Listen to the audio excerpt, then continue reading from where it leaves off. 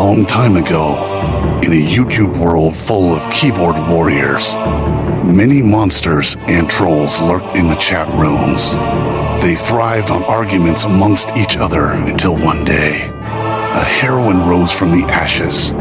She was made from the tears of beta bitches and the sweat of alpha male gym guys. Throughout the centuries, this keyboard warrior princess showed up in many forms. She slayed many demons along the way. By the light of the moon, she led the simp army into battle. Wielding her sword, she fought through the dark forests. With each new era, the monsters evolved.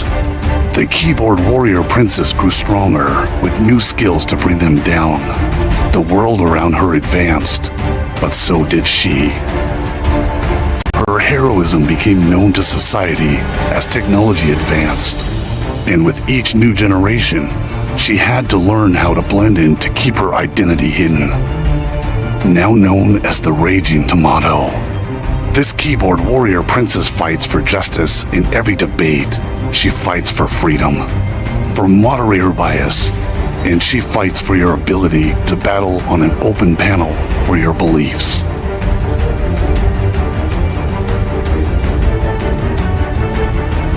She protects the simp troopers from destruction.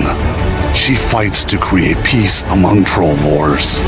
She storms the battle zones without hesitation and leaves the battleground with her pockets full of souls. Are you ready to battle your fellow trolls? Are you ready for a moderator to give you time to talk? Are you ready for justice, peace, and a fair fight? Tune in every Monday night to watch your friends duke out their issues, or join the open panel so that you can fight the good fight and find resolution with your peers.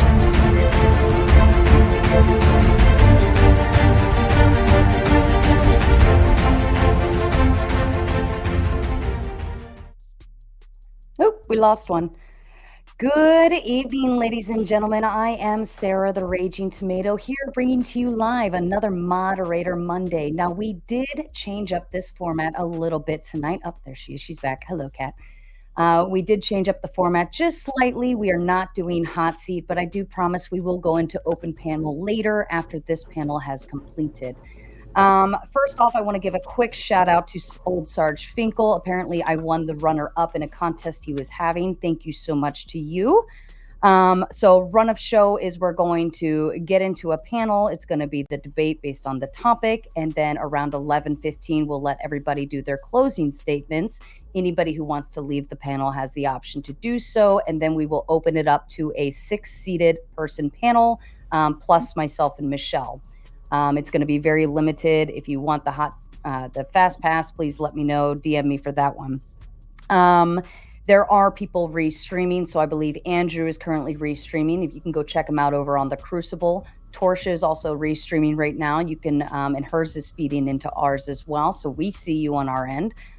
So if you guys want to go over to Torshaa, get a like, subscribe, share as well over there. Hunglo, I don't think you're restreaming or set up that way. Did you want to shout out any specific channel or anything? I think you're a little more anonymous. Oh, you can catch me on YouTube at How to Date American Men. There you go, ladies and gentlemen. And also, Kat, if you did want to set up the restream, you're most welcome to do so. And if she does, folks, please feel free to go over, like, share, subscribe as well. I believe in having a big community, big exposure for everybody. We share all the love going around. So Michelle is a very hard worker. She's the one that comes up with all of these great topics for all of you. Her dono link gets dropped in the chat about every 10 to 15 minutes. Please feel free to jump into there, send some love her way as well. If you want to, submit a comment through her dono link, she can read them out loud as well. We're happy to do so.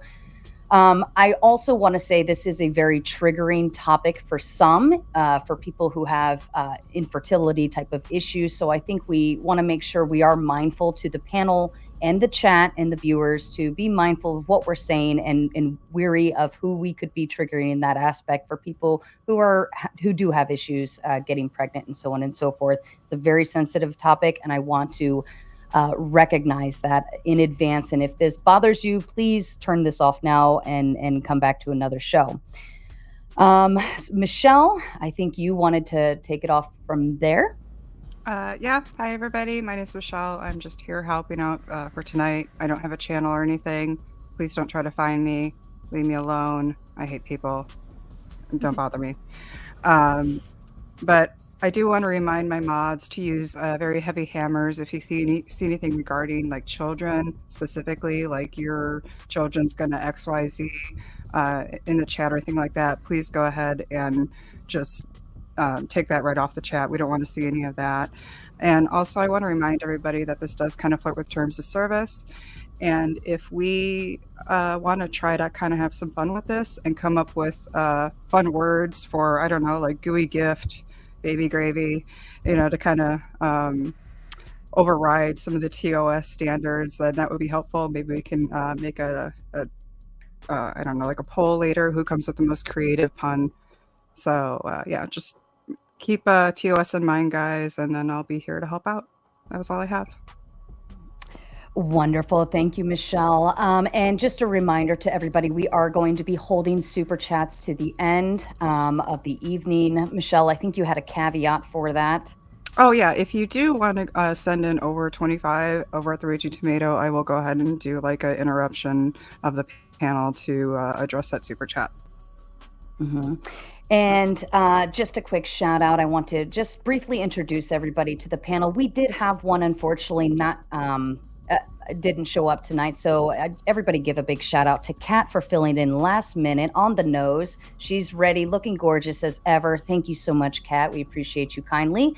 And then Hunglo Wang is actually new to our community. He comes over from the sperm donation arena. So I hope we can kind of intermingle some communities and see more panels coming that way as well. And then Torshaa, you all know, the wonderful, lovely commentator, always having interesting topics, conversations, and she's just absolutely gorgeous to look at. I'm sorry, but she is. And then, of course, Andrew, your wonderful debater of all debaters, or at least the only one that I know of that kicks everybody's butt every panel he goes on. Thank you, Andrew, for coming and joining us this evening. And everybody is gracing their presence on this panel, and I'm really excited to see this happen. So, Michelle, would you like to introduce the topic in and of itself? You're muted, Michelle. I am sorry about that, guys. Yeah, topic we have today is sperm tours. I stumbled on a community on Facebook of men, and Hunglo's post actually caught my eye. He had a really interesting one of all of these requirements that he had for donation. And so I actually kind of wanted to toss it over to Hunglo and have him talk about that a little bit. Can you go over what your requirements are for donation? Yeah, at least once a week I try to throw some creative literature out there just to keep people interested. It's such a, as you all mentioned before, it's such a taboo topic for most people to talk about, especially if they've been referred into the industry by, say, a physician who said, you know, maybe you've got a significant other who can't fulfill your needs and you've got to seek genetic contribution elsewhere. So what we try to do is come at it with an angle of comedy. And frequently, what will happen is some young woman will show up there for the first time ever, and she'll throw out a list of requirements that are just very unrealistic. So at least once a month, I try to give them the opposite perspective as a man and say, okay, you know, the woman's got to be 6 foot tall, 6 figures, 6-pack abs, the kind of stuff the guys hear every day, just so the women can hear the perspective, because sometimes their requirements are just unrealistic, as people say with the 666 rule. Fair enough. Fair enough. Thank you. So I just want to clarify the topic of the evening is regarding sperm donations, but it's DIY style. These men are not going to donate per se at a clinic or anything of that. It is finding, or women finding them on different communities, Facebook posts, so on and so forth, in order to find their donor. So with that being the topic, I want to go ahead and start with kind of an opening statement from everybody. Kat, since you're kind of last to the panel this evening, I'm going to start with Andrew, and that way it gives you some time to gather your thoughts. Did you want me to go ahead and go? Oh, yes, sir. Thank you. If you want to Okay. introduce and Well, my opening statement's super simple. Hunglo Wang, you're a fucking degenerate and a man prostitute, essentially, and you're engaging in prostitution. There's no way you're not engaging in prostitution, and you're leaving behind a bunch of single mothers, oftentimes lesbians. A terrible outcome for your children, which in my book makes you a fucking scumbag, and I can't wait to dive into this debate. Going off of Easy. Andrew's, I was going to say something similar, but I feel like this is just a way for him to feel good about his breeding kink. Like Andrew said, I'm looking forward to absolutely dismantling everything that you say. So, yeah. And Hunglo, to you, opening statement. Now they're making theirs short and sweet. You do have a few minutes if you want to take time. Well, let me begin by giving you a little background. I never There we go. intended to get myself into to any of this. When I was in college, I got a job working for a Chippendale subcontractor up near Washington, D.C. I was in business school, and I was just trying to pay my tuition. So first, our manager sold us off as models. You know, I think we did like the Pride Parade one year, stuff like that. And then it turned into birthday parties, bachelorette parties, and more and more, our clientele was typically lesbian women. And to me, you know, I didn't understand why I was young. I was, 18, 19, 20 years old. But now I can kind of look back on it 20 years ago and say, all right, so that was the market back then. The market today is either the IVF clinics or, a combination of Facebook and various websites like the Known Donor Registry. If you go the IVF route, there's no possibility for the child to ever meet the father. The other routes, it's possible. For some reason, a lot of the women don't prefer that, but if, the child ever wants the option to meet the father, the IVF clinics in the United States don't offer that. I think in maybe Australia that's a possibility, but that's complaint number one amongst donor conceived persons. They get a little older, usually around age 5, the child starts asking about the father. And then by the time they're a teenager and an adult, they really want to know the other half of their background, brothers, sisters, extended family. Not that they even want to know about the father, but they want to know about the family, the medical history. So I suppose in the donor realm, you've got opportunities that do not exist when we're dealing with IVF clinics or the cryo industry. Okay. All right. And Kat, I'll leave it to you. Yeah, I do not believe in sperm donation as an option. I think you should naturally pick who you're going to raise a child with, and they need a father and a mother, and yeah. Okay. I would like to actually go ahead and just leave the floor open if anybody wants to dive in. If not, we can prompt some thoughts. Yeah, I'd like to just kind of dive right into this. So, Mr. Hunglo, how many children do you have total? In the United States, that number is around a dozen. I try not to give Just total. How many do you have total? The rumor I'm getting out of the research firm in Hong Kong is 400. Yeah. So what's the total though? Like roughly the total. I don't have the ability to confirm that number in Asia because I'm dealing with multiple fertility corporations in Asia across multiple countries. Japan, Korea, China, Singapore. I can't give you an exact number. Could it be okay? Can you give me a range? The last information I got out of Hong Kong was they had estimated 400 DNA matches. Okay, so at least 400 is what you assume at this point safely? That's the number they're touting in Asia. They've called me the barbarian. Okay, gotcha. So, quick couple of follow-ups. Do you give a shit about any of these kids at all? Absolutely. I actually got a contact about 2 years ago from a teenage daughter in Japan, and since then I've reached out in an attempt to expand real estate operations in Japan, try to get Redfin and Zillow into the Japanese market. So, maybe I could give my daughter a future in real estate in Hokkaido, managing real estate sales and marketing for U.S. firms like Zillow and Redfin. That was the idea. But I absolutely do care. You do care about them. And how many of these children end up in single mother households?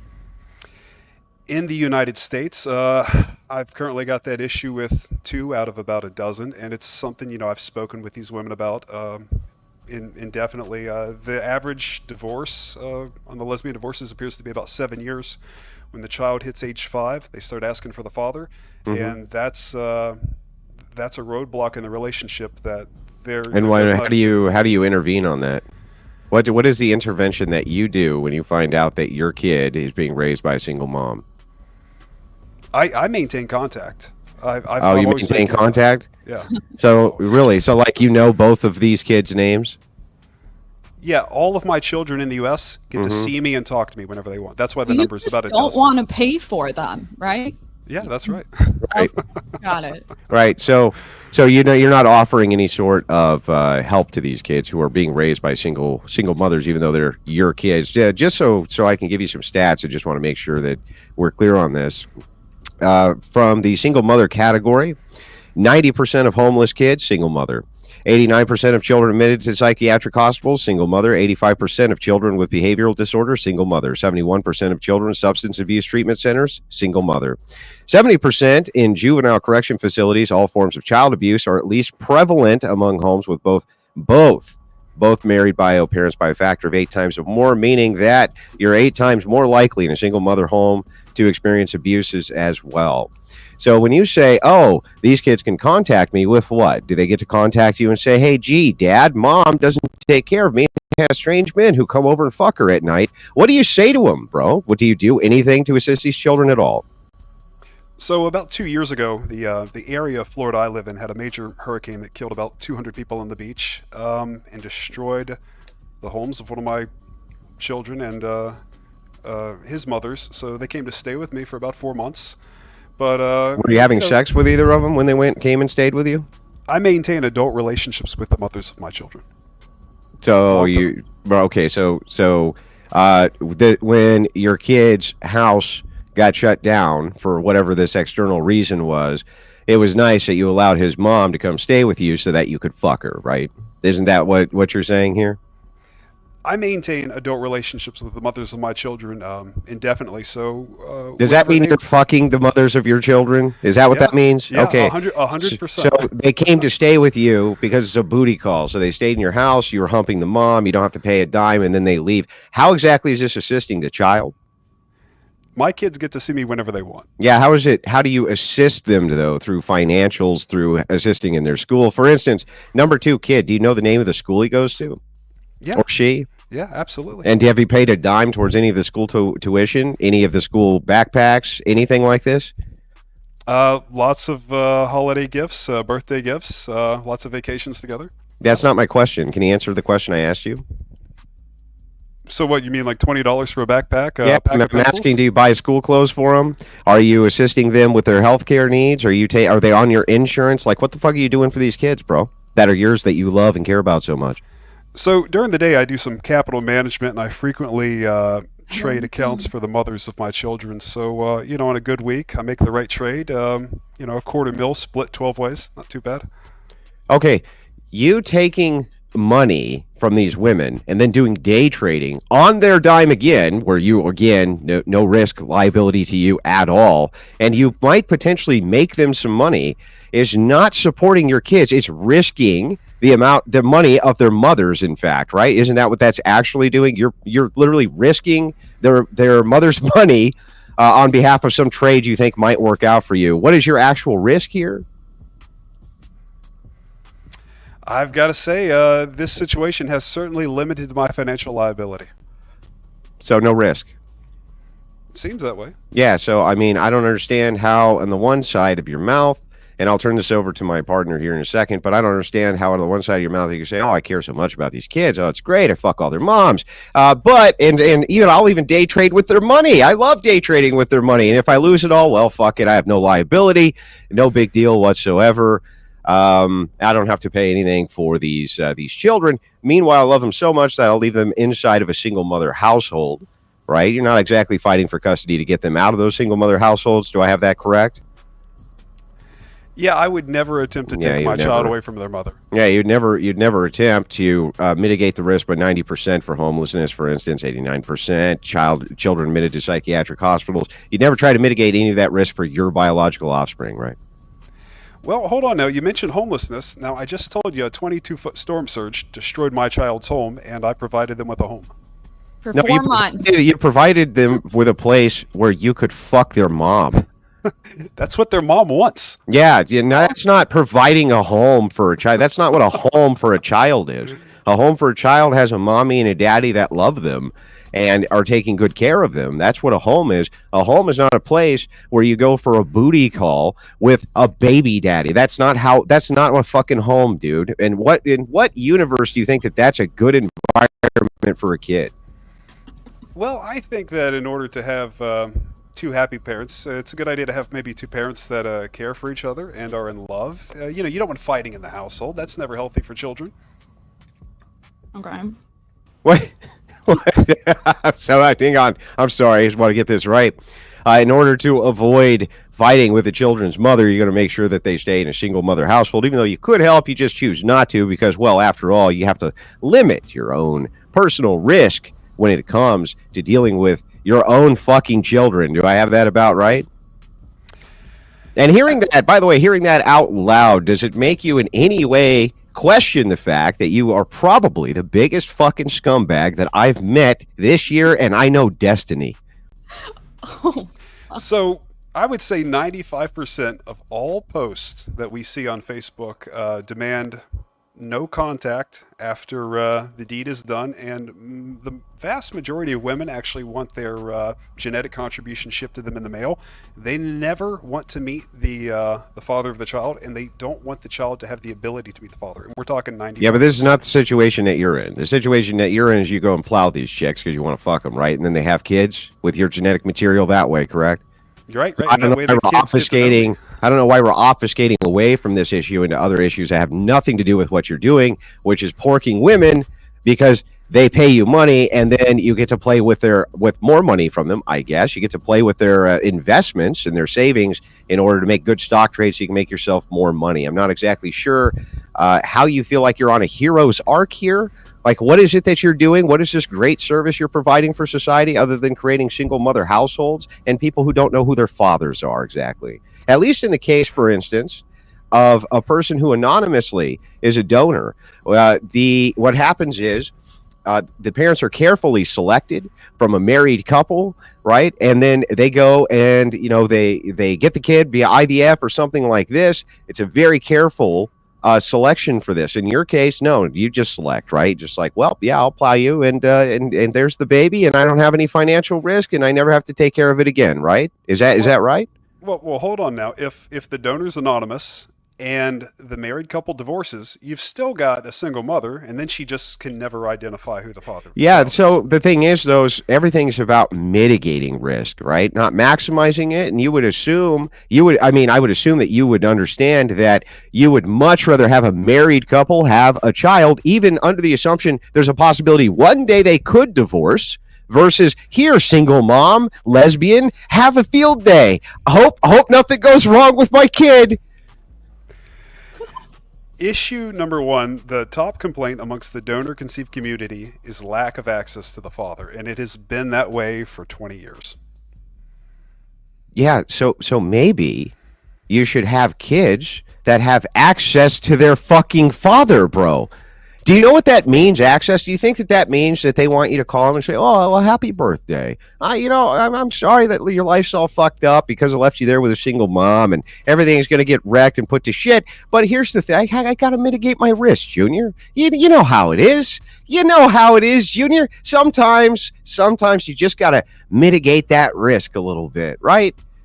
Do you think that that's what do you think that that's what the complaint of not having the access to dad is that they don't call enough on your fucking birthday? Or do you think it's daddy taught me how to do everything in life? He taught me logic, he taught me reason, he taught me how to move through life, he taught me about masculinity, he taught me about everything, and he was right there through all of my ups and downs. He financially did a lot of the heavy lifting to get me in a better position than he was ever. That's what access to dad means, bro. Perhaps one possible solution is we could limit pregnancies to women that are strictly married and deny pregnancies to single women. Good idea. Why would you think that I would be against such a policy, or at least an incentive? So I wouldn't say that you could just, probably legislate that behavior out, but you could offer massive incentives for women who were married and had children. And I think that that would be good for society. And also, there's another component to this called social shame. Works fantastically well in order to keep women married. And if they were in even the single mom arena, for them to remarry and stay married, I think that that's a great idea. Fantastic idea. When can we get policy moving for that, and policy moving away from having degenerates impregnating women across the United States and Southeast fucking Asia, and then going ahead and gambling with mom's life savings? When can we do that? I'm all for it. Didn't Southeast Asia? Sorry. No, I'll put it over to Torshaa from here. She hasn't had a chance to talk much, but no, that's good. I'm just thinking to myself, this is exactly what happens when you put men in charge of conception. They make it perverse and disgusting. And I just, out of curiosity, how does it feel to know that every time you bang a woman, it's out of obligation? That sucks. You've never had like actual genuine desire. Nobody actually wanted to rip your clothes off. Does that bother you? Oh, I've got to say, I've had plenty of women rip my clothes off. Will you take your headphones off and stand up for me? Sure. I won't be able to hear a word you say, but... That's okay. I don't really feel like you're listening anyway. Back up. Spin.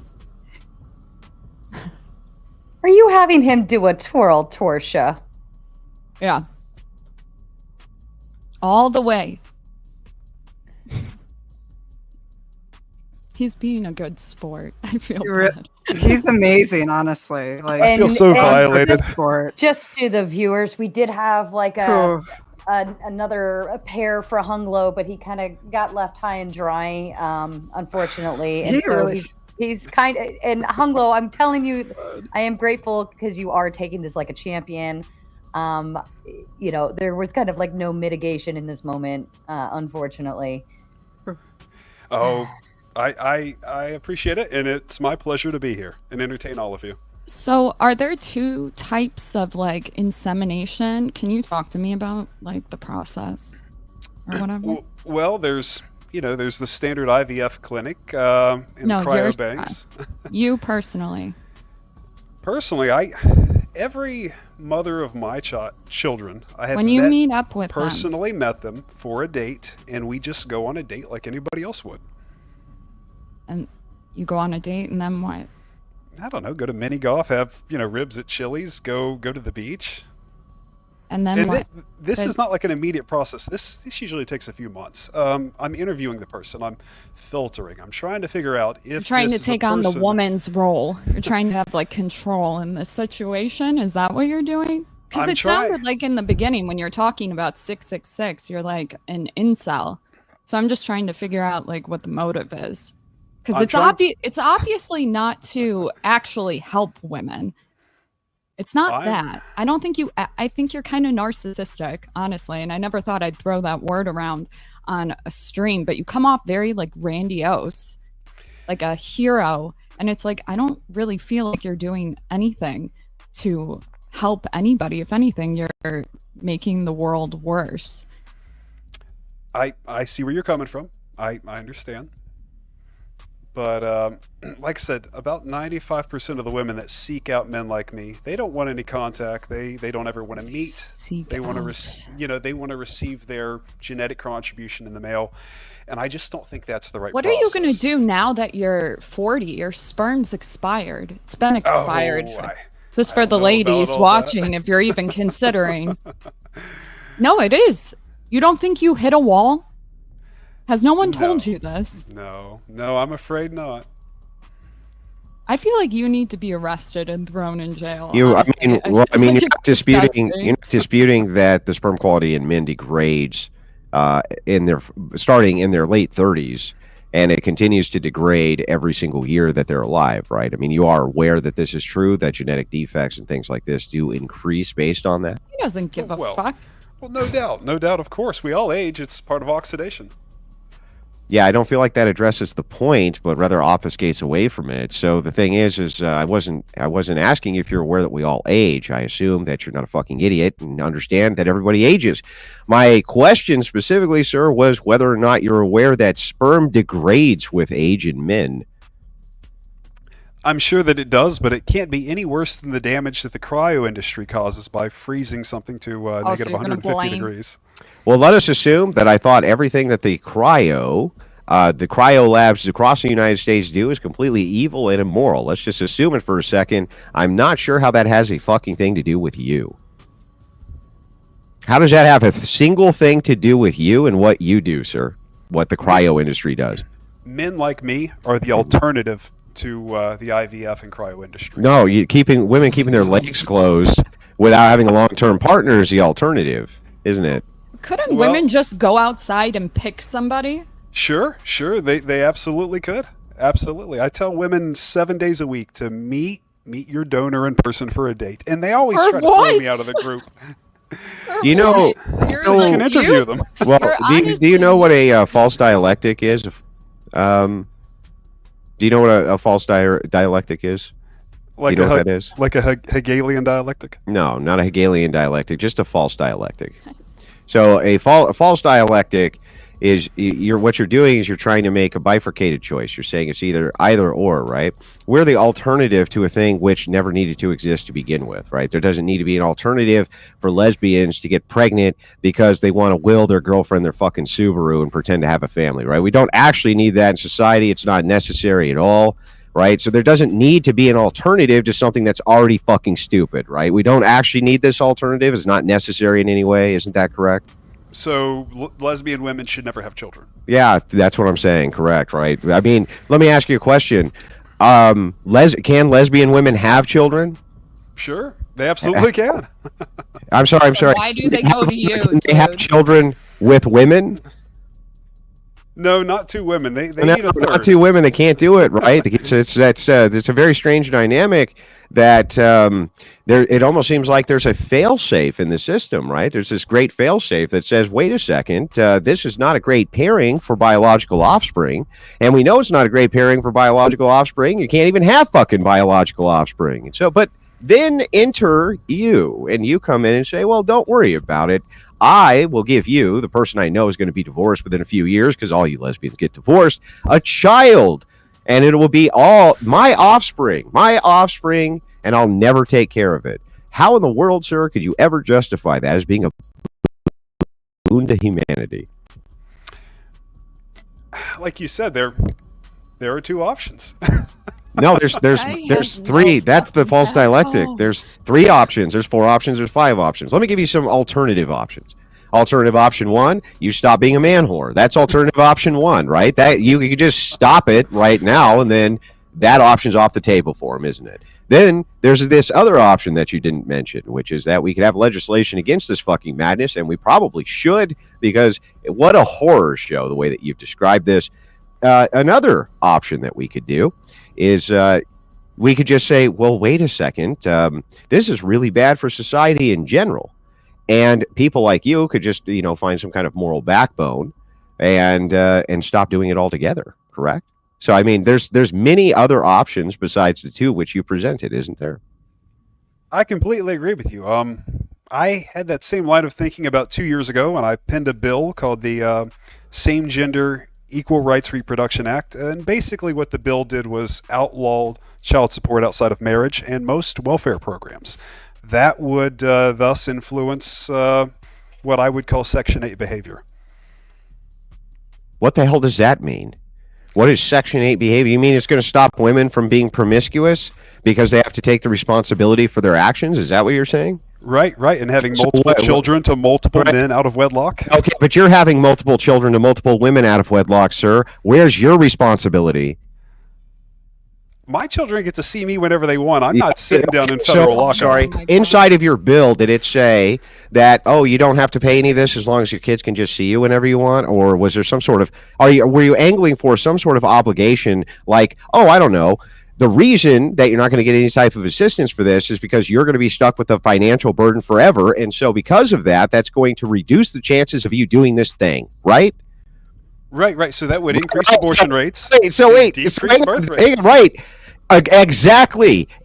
So your position is these women should be taking the full financial burden of the things that they do, right? And this bill is going to assure that they do that, right? It's going to assure, and so that's going to limit the amount of this that happens. Great. So where's that bill for you, fuckhead? Where's that bill for you? That also makes you responsible for the same exact shit that you just drafted a bill to reduce their bad behavior in doing. Where's that bill? Are you going to pin that? Women have full choice over who they sleep with. So do Men you. choose who they Right. marry. So do you. Men choose who they marry. You have full. Yeah, I'm sorry. You have full choice over your own actions as well. But if you pin a bill, and the bill is saying that because now women have to take financial responsibility with no assistance from anybody else, that's going to reduce promiscuous behavior. Shouldn't you be held to the same exact fucking standard? I don't have the ability to abort my children. So I'm sorry. I don't understand. What does that have to do with anything? If you were to get a young lady pregnant tomorrow night, do you have the ability to force an abortion on her? No. What does that have to do with anything?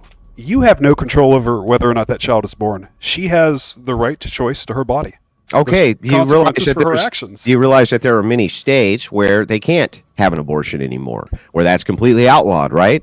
And if you were in said state, are you saying that you would not still have passed such a bill, even though you know it reduces promiscuity in women? Of course you would have, right?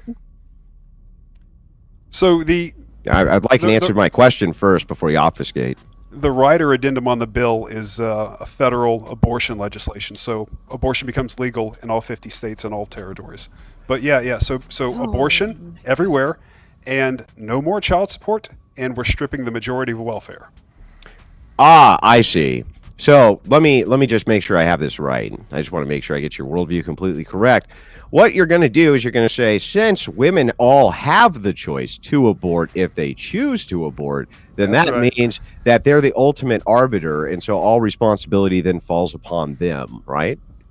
Correct. So women will Ah. once again start choosing marriage over Mhm. one night stands at the club, I'm sorry. Why would they start choosing marriage? because they there will can be no fall child into support sex- outside of marriage. Well, they can just have an abortion, dunce. What are you talking about? Right. So once the child's Lead to aborted, marriage. Why would it lead to marriage if you could have all of the sex that you wanted with none of the consequence? That defeats the whole purpose of what you're saying. because if you're a woman and you want to have a child, you're going to want financial security. You're going to get married. Yeah, the best way to do that is to have an abortion, especially if you're saying there's no moral qualms. You want it legal in all 50 states. How is that going to encourage marriage to tell women to just go ahead and abort their kids? If you want children, you will get married. Dude. Okay, dude, listen, wait. What the fuck? What? This, You hate women. You actually hate. I think you're in the closet. I think we have literally this dude that's actually gay, because all the shit you're saying about women, get rid of this, get rid of that, you actually hate them. It's crazy. Well, let me take a moment just to intervene for just a sec. I just want to say there's over 4,000 of you guys watching between all of the different channels. I'm watching it. It's really cool. If the viewers want to hit a like, subscribe, share, do she that means from my part. It's channel, by the easy. way. Huh? She means from my channel. Yeah, that I'm gonna say 99% of them are coming from his. But I just want to say to all of you out there, all the viewers, please be sure to like, subscribe, share, do that part. We all love you. We're glad that you're here. Thank you. Back to you, Torshaa. Nothing. Yeah, I'd like to continue with my line of inquiry because this is incoherent madness. I have no idea what the hell you're talking about. If the goal here is to promote marriage, do you realize that the number one indicator for marriage is going to be that the act of sexual intercourse leads to pregnancy, right? The unavoidable pregnancy.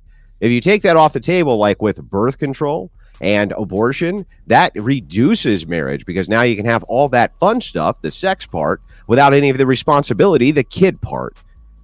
So how in the world are you and your policies leading towards marriage, sir? You're doing the opposite. We have a system right now where a woman can have multiple children to multiple men, and the state will support her. They'll give her Section 8 housing, food stamps. Maybe she can get child support out of 2 or 3 of the men. Maybe a few are in lockup and the state pays. I think that's the wrong motivation. We need to stop sponsoring this kind of degenerate behavior. You're the degenerate. What do you mean? You're the degenerate. You're the behavior you're engaged in is degenerate behavior.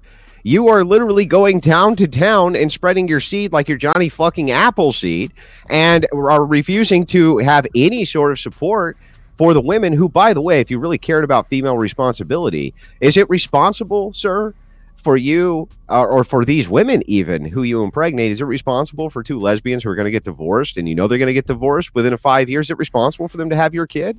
Is that a responsible thing to do? I think that's something that needs to be penned into the legislation. If you want to marry her and you want to tell her that you will support her after the pregnancy, you need to be held accountable for that. Yeah, that's not my question. So I'm gonna reiterate my question because you sidestepped it. And so here's the question again. When perhaps instead of sidestepping it, you'll directly answer it.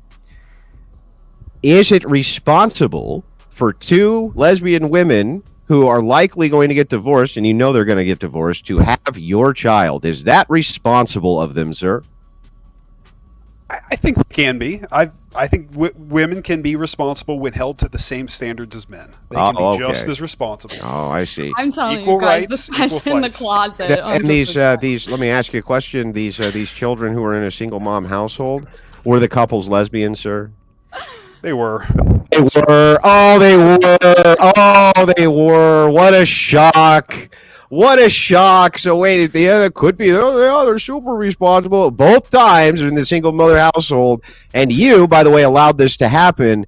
How in the world can you try to pin that other people need to be taking care of the fucking mess that you participated in making? And you knowingly participated in making it. It's just fucking wild to me, man. I don't think our tax dollars should be supporting those single mothers and those children without their father. You mean who wouldn't exist without you? Well, who's right? gonna fucking pay for them if you're not gonna do it? It's crazy to me that, like, oh my god. Sorry, I'm triggered. Go ahead. I think if we change the legislation, we can alter the behavior. I think the legislation is dictating the behavior right now. That's the issue. Do you think you can be stopped? Do you think... Or With the correct legislation. Really? So you think there needs to be laws against what you're doing? I think there need to be laws that hold people financially accountable for their actions. So when a woman like chooses to have a child, Ladies, listen up. even people like me. But if we change the laws, women will start getting married when they decide they want to have children. And if we make abortion legal everywhere, if women don't want to have children, they won't. Well, they won't have any. Let me go ahead and destroy this latest absurd argument by just going over some basic stats with you that I'm sure you can agree on. Can you tell me, sir, since you have the How to Date American Men handle there, I'm sure you've looked into dating statistics and marriage statistics, haven't you? I have. Yep. What's the average age for for a woman getting married right now?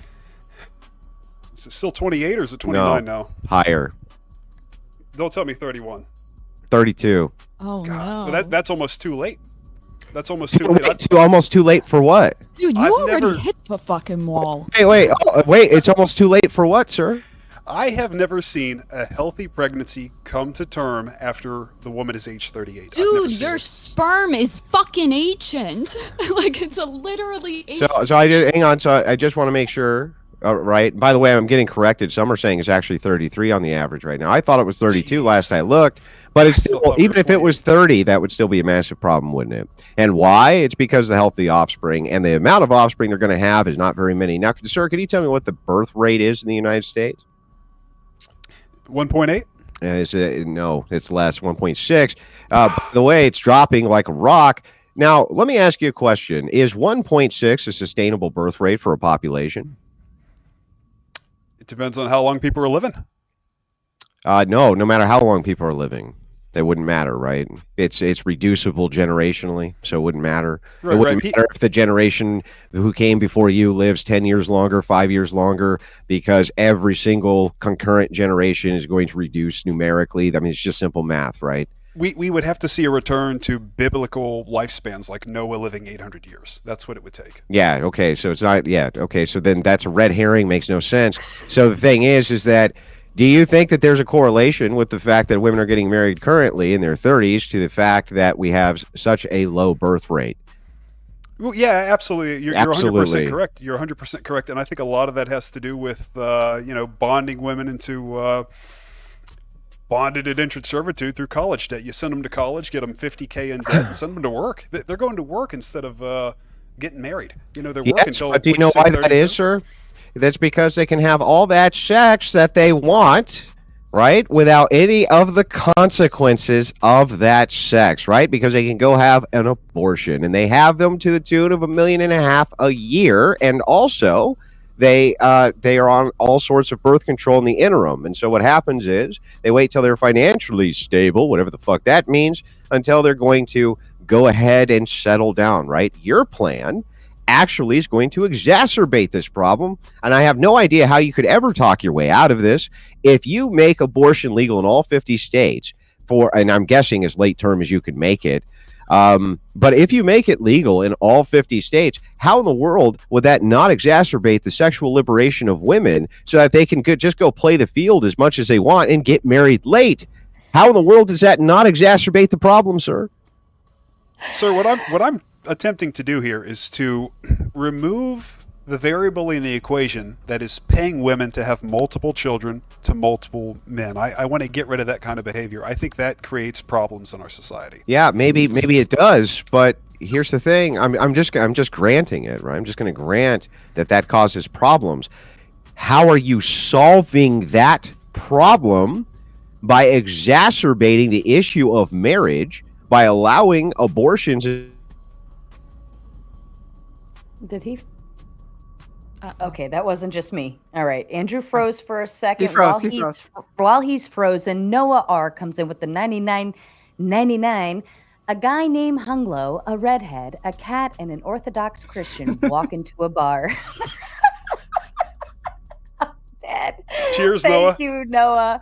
Thank you, Noah, for bringing some entertainment to this evening. We needed that. Yeah. Yeah, that's Wow. perfect. We appreciate you. Oh, Andrew, you're back. Yay, you're not frozen anymore.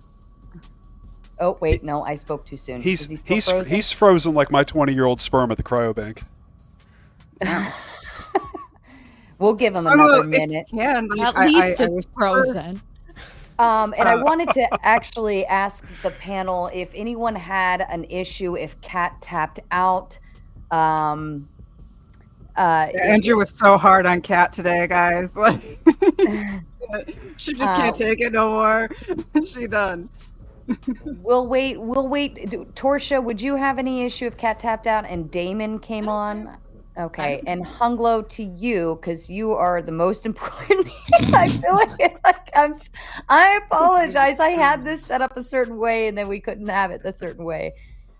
This unfortunately happens sometimes. Andrew will be back momentarily, and Kat, as long as Andrew's good with, I at least want to make sure the panel agrees, because I don't want to. It's the panel, and they have the right. And while we're doing that and waiting for him to click back in, Jeremiah Cook comes in with the $10 to the Riddler. Oh God, to the I can't. To the Riddler strippergram. Every time you offer potential legislation, it is in response to harm that you have already done. Are you admitting that this legislation would kill your business? Oh, interesting. That is a good question. Well, my industry is on a crossroads right now. The Republican candidate has stated that he's going to mandate that all insurance companies be required to cover all IVF costs moving forward. So essentially what you're doing is you're writing them a blank check and saying, charge whatever you want, the insurance will pay for it. So either we're going to have a massive change before that happens, or things are going to get out of hand next year if the Republicans get power. But yeah, excellent question. We're going to have change either way. I just want to push things in the right direction. I think if you can provide the incentive for marriage, people will get married and there will be two parents in the household. You know, I understand you can't force two women to bring Jack Tipper in the house and, have this love triangle like Three's Company. But maybe allowing for contact with the donor father so the child can meet that need as they age, because that's really issue number one. But nobody is going to have the ability to stop two lesbian women from having a child. You know, eventually they're just going to go on a date or have a one-night stand or hire a Chippendale to come over to their bachelorette party. And that's kind of what's been going on for a long time now. Yeah, but that's better than you, or like even just a sperm donor that has multiple families. It's better if they just go pick some Joe off the street. I was the Joe. I was the Chippendale. So well, not anymore, because you have over 800 families, or did you say 400? Whoa. I try to keep it to a dozen here in the U.S. Now, what goes on in Asia, I don't have any control over. Right. So, like, I don't know. You said in the beginning of the stream, I don't know if you want to say it on camera. Like way before we started. So how did this happen? There were certain interested parties. No, how many in Asia supposedly? I think when Andrew was questioning you on it, you were saying like right. The research firm out of Hong Kong alleges I've got 400 DNA matches between Singapore, Japan, Korea, and China. That's really bad. In terms of like, do you know what half siblings are? Like, I do. Doesn't that bother you? You're like promoting incest. Andrew, did you want to check your audio or anything? Make sure you're... Yeah, testing. It should be okay. Perfect. Thank you. It's been a lot for me to think about over the last decade. Hasn't stopped you. This isn't the first time this has happened. Europeans have been sailing into Japan. Stop blaming it on other people. 400 years You don't now. have to blame it on other people. We're grown men. Come on. They'll get what they want, and they will go to any lengths to do it, even if they have to buy hotels in the United States and Europe. That made no sense. Like, the backers, the capital that backed the fertility industry in Asia at that time, purchased corporations like RCI and bought massive hotel interest in the U.S. They should all be outlawed. If you can't have kids, sucks. It's just my hot take. Andrew, now that you're back, I wanted to confirm with you. We wanted to double check with the panel. Kat wants to go ahead and tap out and bring on Damon. I don't know if you're familiar with Damon or have any quarrels with him being on panel. But she wanted to. Okay, I think you'll be fine. Kat, do you want to send the link to Damon, and then he can just swap out when you're ready?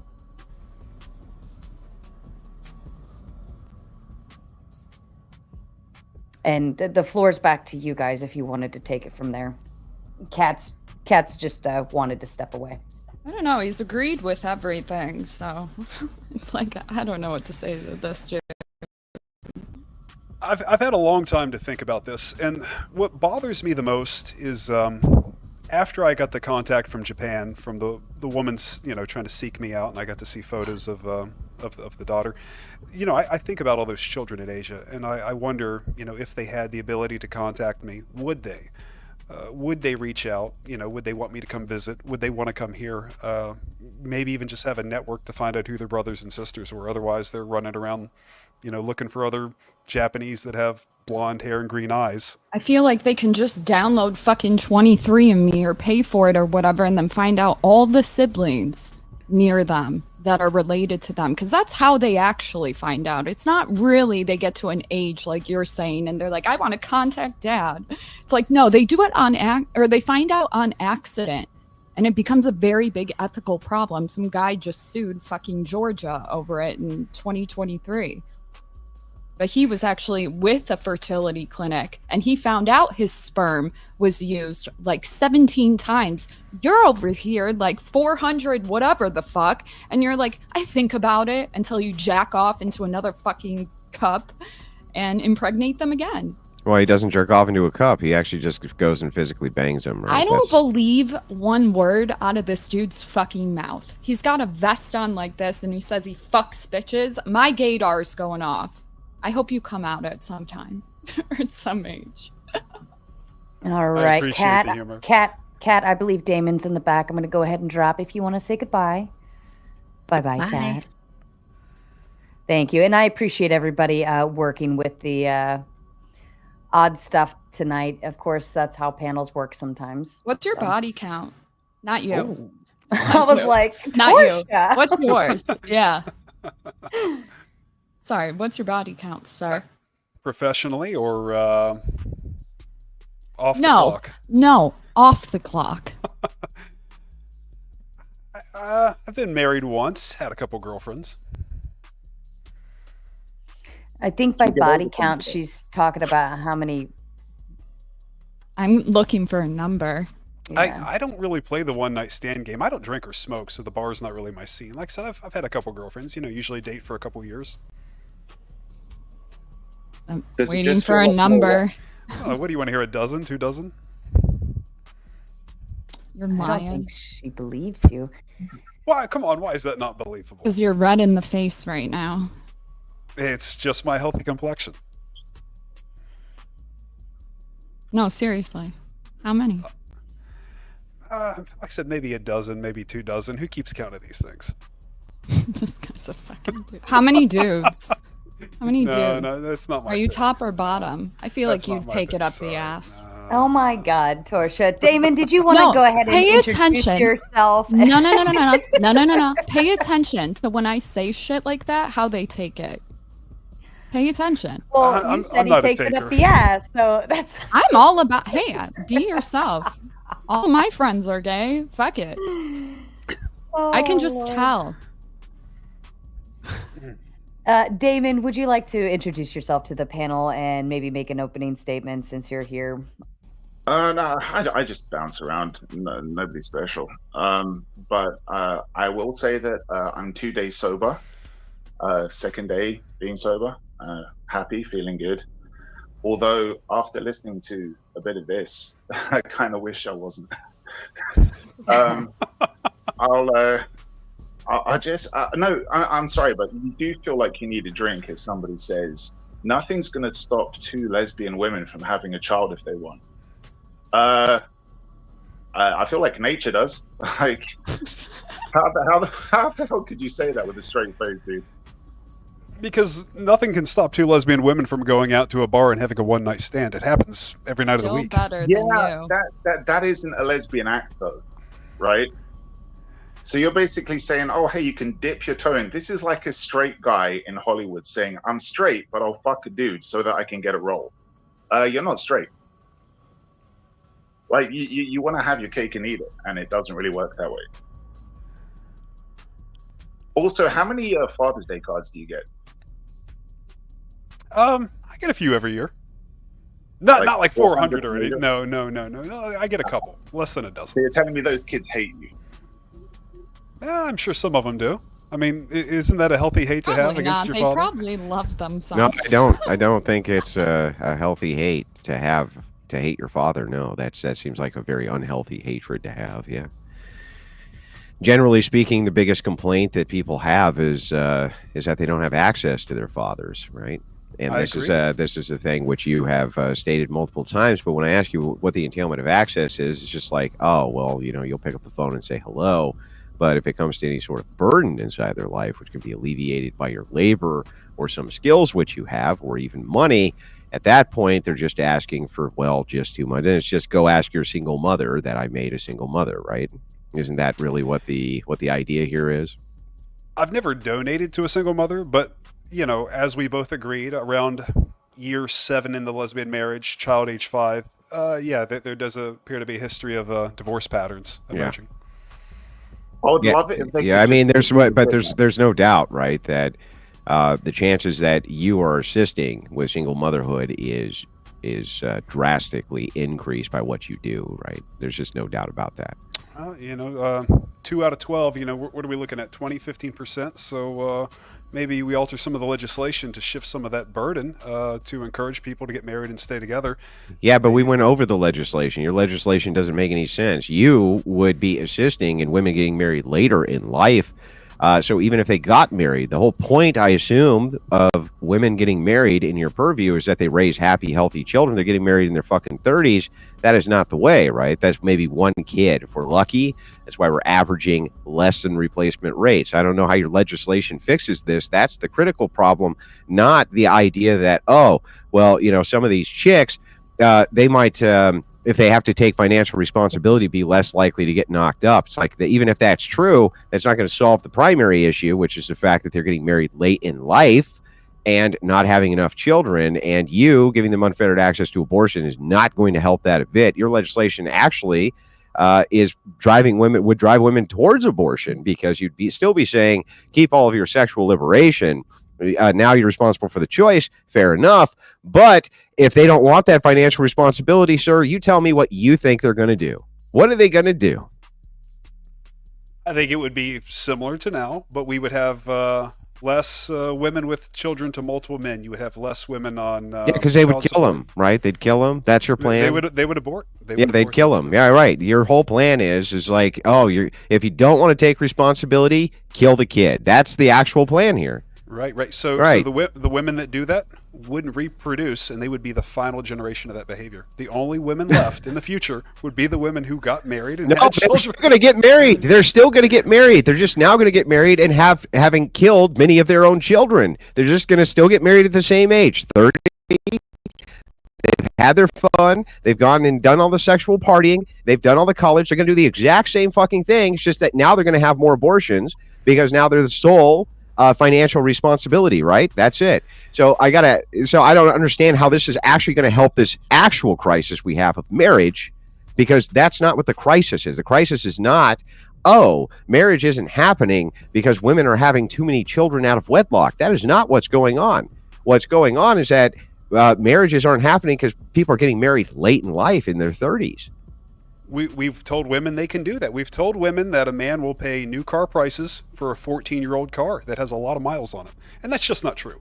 Men who pay full price, new car prices. You're totally switching the goalposts. Listen, even if I grant what you're saying is true, there's probably some agreement here, right? When it comes to the fact that, yes, there's tons of entitled bitches all over the place who think that they deserve to have all sorts of things they don't deserve to have. They've been run through by everything on planet Earth. Totally agree with you on all of this. I'm not sure how just saying, okay, 50 states, all of them now have unfettered access to abortion. Women can still continue with the sexual promiscuity. They can now just eliminate it because all the responsibility will be on their shoulders. Dad no longer has to do anything, in other words, to be physically responsible for their kid. How does that solve for marriage? That's my question here. How's that helping marriage?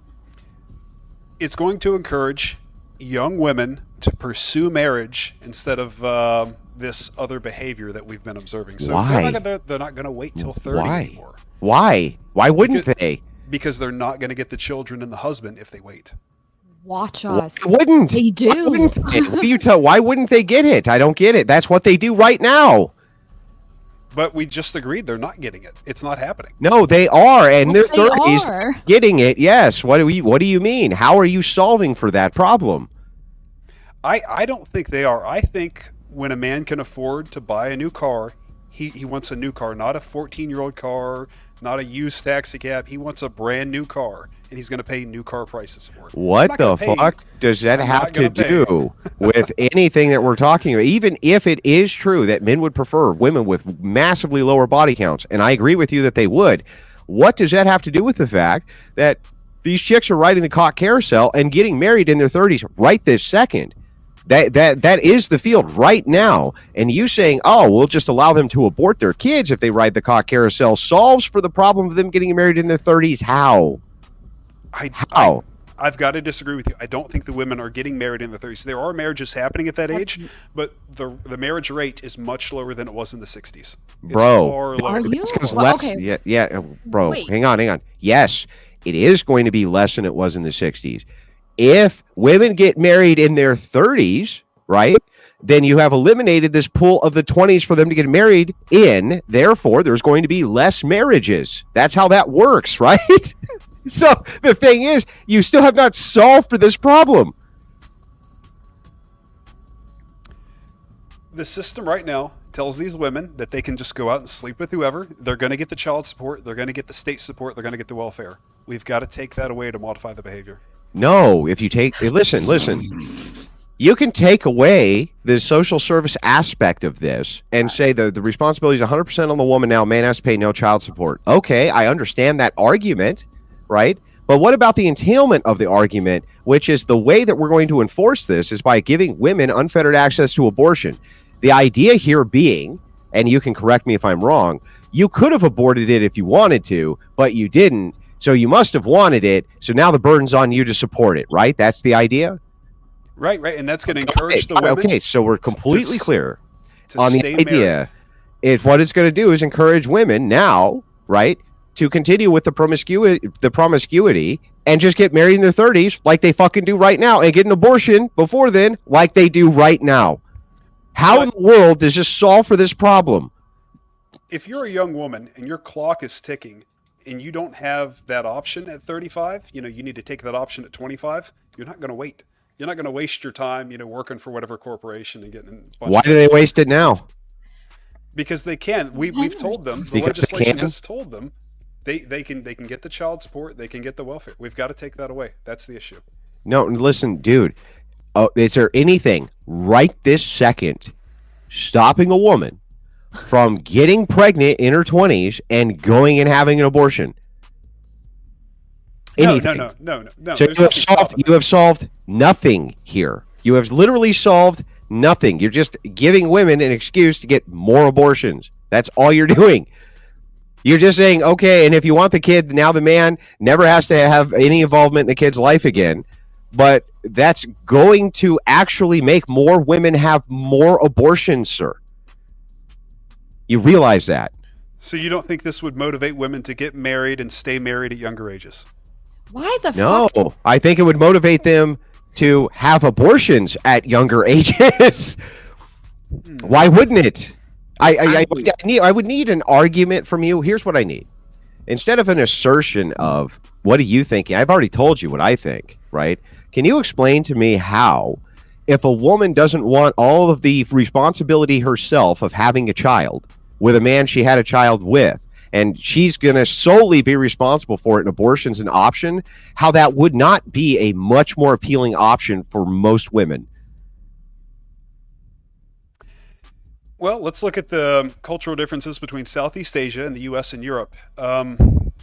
Typically a lot of the women over there, they're married before 25. They've got a cultural stigma. They're told that by the time they hit 28, dude, that's where most of your kids are. What are you talking about? That's exactly right. So I've had a lot of exposure to this. I've been through the divorce system. I've been married. I've been divorced. I'm sorry, did you pin up this legislation in Southeast Asia, or did you pin it up in the United States? No, they've had this as part of their culture for hundreds. Yeah, right. So where's this legislation tailored to? The culture of the United States? Yeah.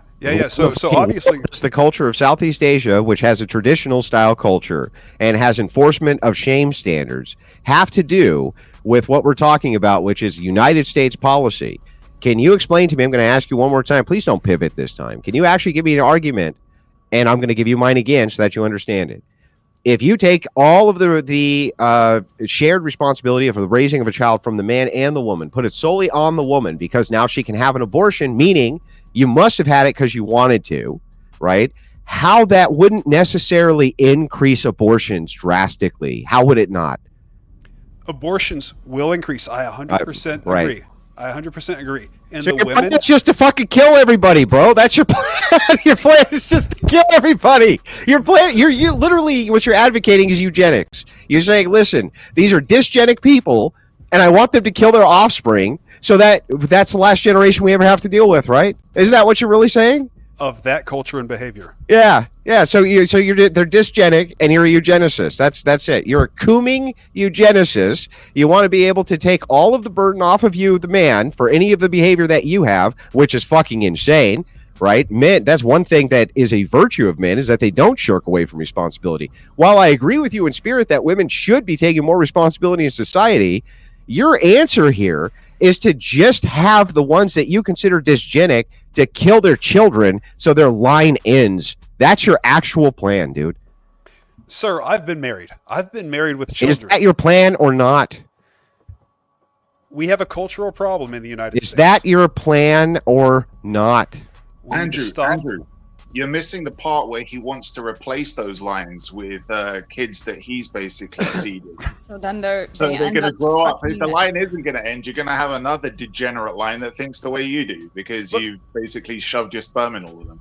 But that's why Islam is so successful, right? It's grown in like 1,200 years. It's only grown in Africa. It's not successful in the United States at all. In fact, if you look at the numbers on Islam inside of the United States, for every person that joins, another person leaves. It's not successful in the West. It's never been successful in the West. It's not compatible with Western cultures. The only place Islam is growing is in select places in Africa. By the way, same as Christianity, just so you know.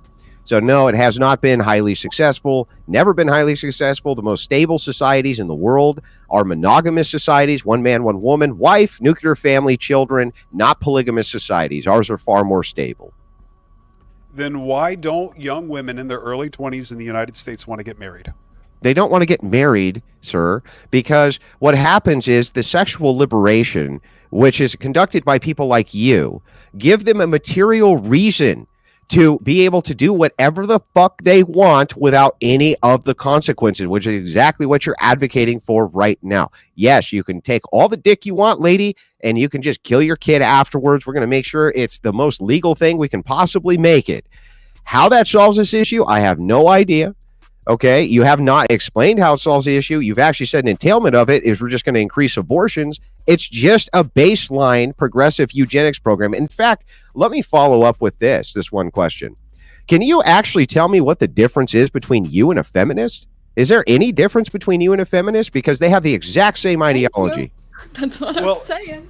Everything that I have been preaching is for lesbian women's rights, is it not? I mean, I'm the ideal feminist. I'm out here trying to pass legislation. Dude, you have not said feminist pro women right now. It sounds like you want to fucking be one, which is So you are a feminist? You would agree with me? I would agree that the legislation I've proposed would benefit lesbian feminists. Greatly so. They would have the ability to kill any children they want. But yeah, that's not my question. My question is, what is the difference between your ideology and a feminist ideology? Are you a feminist? Are you a male feminist? I suppose I would be if there were equal rights, wouldn't I? If yeah. they had equal responsibility, an egalitarian, that would be feminism. Yeah, if you're an egalitarian, but you have to understand that women have always wanted the reproductive system to be completely within their hands. They've always wanted that to be the case, and you're literally giving it to them. That's how it started out in Soviet Russia, that sexual liberation was based on the idea of feminists in Russia saying we need to have complete and total access to our bodily autonomy so that we can seize control of whatever our woman's destiny is and shrug off the evil patriarchy, or communism wouldn't work. That was what they did there.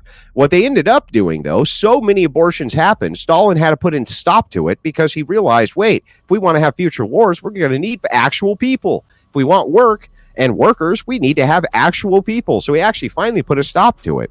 Though the feminists there wanted that more than anything. Feminists have always wanted reproductive rights and all of the responsibility in their hand so that fathers can be pushed completely out.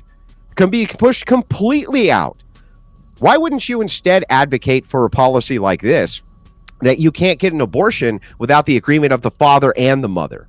Why wouldn't you advocate for that instead of this cockamamie bullshit where, oh, I get to shirk all responsibility. She has responsibility. If she doesn't like it, just kill the kid. How's that responsibility on either part? The reason I couldn't go with that is because you could never force that woman to live with that man. You couldn't force the marriage on them, because I've been married and divorced. I went through the process. Why would that be forcing a marriage, sir? If the man can block the abortion, then the woman is going to force the financial support from the man, and he's literally going to pay her to sleep with other men, and that's the issue here. No man should be paying a woman to sleep with other men. Wait, let's back up, because I want to make sure I get the position correct. Can you explain to me again why it is that you wouldn't just move legislation towards two-party consent of the father and the mother versus the mother only. Why would that not be true egalitarianism? If we did that, and I agreed to it, we would have to do the same thing for the support. The father would have to agree to the support. Yeah, what's the problem with that? Wouldn't the actual I don't understand the issue. If the man is saying, I want to keep my kid, you can't kill my kid without my consent, then he's saying that he's willing to take on that responsibility. What is the problem with that? I think the issue arises when my wife decides that she wants a divorce and she wants me to pay for her to sleep with other men. That's the issue. Yeah, but you can have divorce reform law that gets rid of a lot of this, just called at-fault divorce law instead of no-fault. You can just have at-fault divorce law. And why do you think that would be harder to pass than this idea of men just no longer have any responsibility because you can have an abortion? That'll never get passed, and you know it, ever anywhere. Show me a single place you think that legislation like that could ever pass in the United States, any place. Have you even gotten a sponsor for this bill? No, I haven't been able to get a sponsor. No. I haven't, and I don't think I will for about 7 years. The United States has never. Right, and I'll tell you exactly why I think it's going to take 7 years. So we have 5 years of domestic oil reserves left. We import 7 million barrels a day, which is 30% of our capacity. So we're able to extend 5 years out to 7. So in 2031, we're going to run out of oil. So the population is going to have to decline. It's not going to be optional. That made no fucking sense. You think we're gonna run out of oil? We are right now. I'm sorry. Do you think that oil is made out of dinosaur fossils? Is that what you actually think? It's made out of algae on the bottom of the ocean. Yeah, and do you think we're going to run out? Because what I've looked at from the domestic oil charts is that we're all set for the next 300 years. We're set just in the United States with the growing population, just in our oil reserve for 97 years, sir. We're burning 7 billion barrels a day in this country, and we have 35. So what 35 divided by No. Hang on. That is incorrect. What you're citing there is the import versus export of oil in the United States for the amount that's burning. But if you look at our reserve, we are set with a 90-year reserve of oil inside the United States. Also, we have barely tapped into our oil reserves here, barely even tapped into them. We barely drill here. Why do we need to when we can get it from Russia and from the Arabs for pennies on the dollar in comparison to the domestic labor we'd have to use to pull it out of the ground? We are not in any shortage of oil anytime soon. Not in the next 7 years, not in the next 70 years. We're not going to have a shortage of oil. If Russia had 80 billion barrels and we had 35 billion, would you march a NATO army into Kursk, Russia? No. We did about a month ago. No, we didn't. It's not a war for oil, dude. Oh my God! Listen, this is a conspiracy theory. You think that the Ukraine and Russia are fighting a war over oil? Sir, I own oil assets in Latin America. I have 1 billion barrels left in Colombia. I need to get into Venezuela where they have 303 billion barrels. If I don't get access to that oil, the U.S. will run dry by 2031. Yeah, no, the U.S. is not going to run dry by 2031. Even if we did, why are you having so many fucking kids then? Like, is it, holy fuck, I cannot believe we've gone through overpopulation under the birth rate. Like, dude, this dude's delusional. Just a couple of questions, though, based off of some of the points that you were making earlier, Torshaa, and also Andrew's points. But the main thing that I wanted to ask was, what would happen if somebody just put some legislation forwards to say, recognizing the issue that you, Hunglo, made about 5-year-old kids, when the child hits 5 years old with a lesbian parent, that relationship is likely to end in divorce.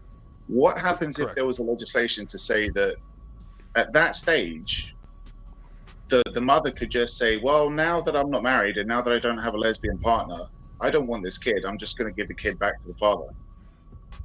So what happens if like 400 kids make their way back to you, let's say?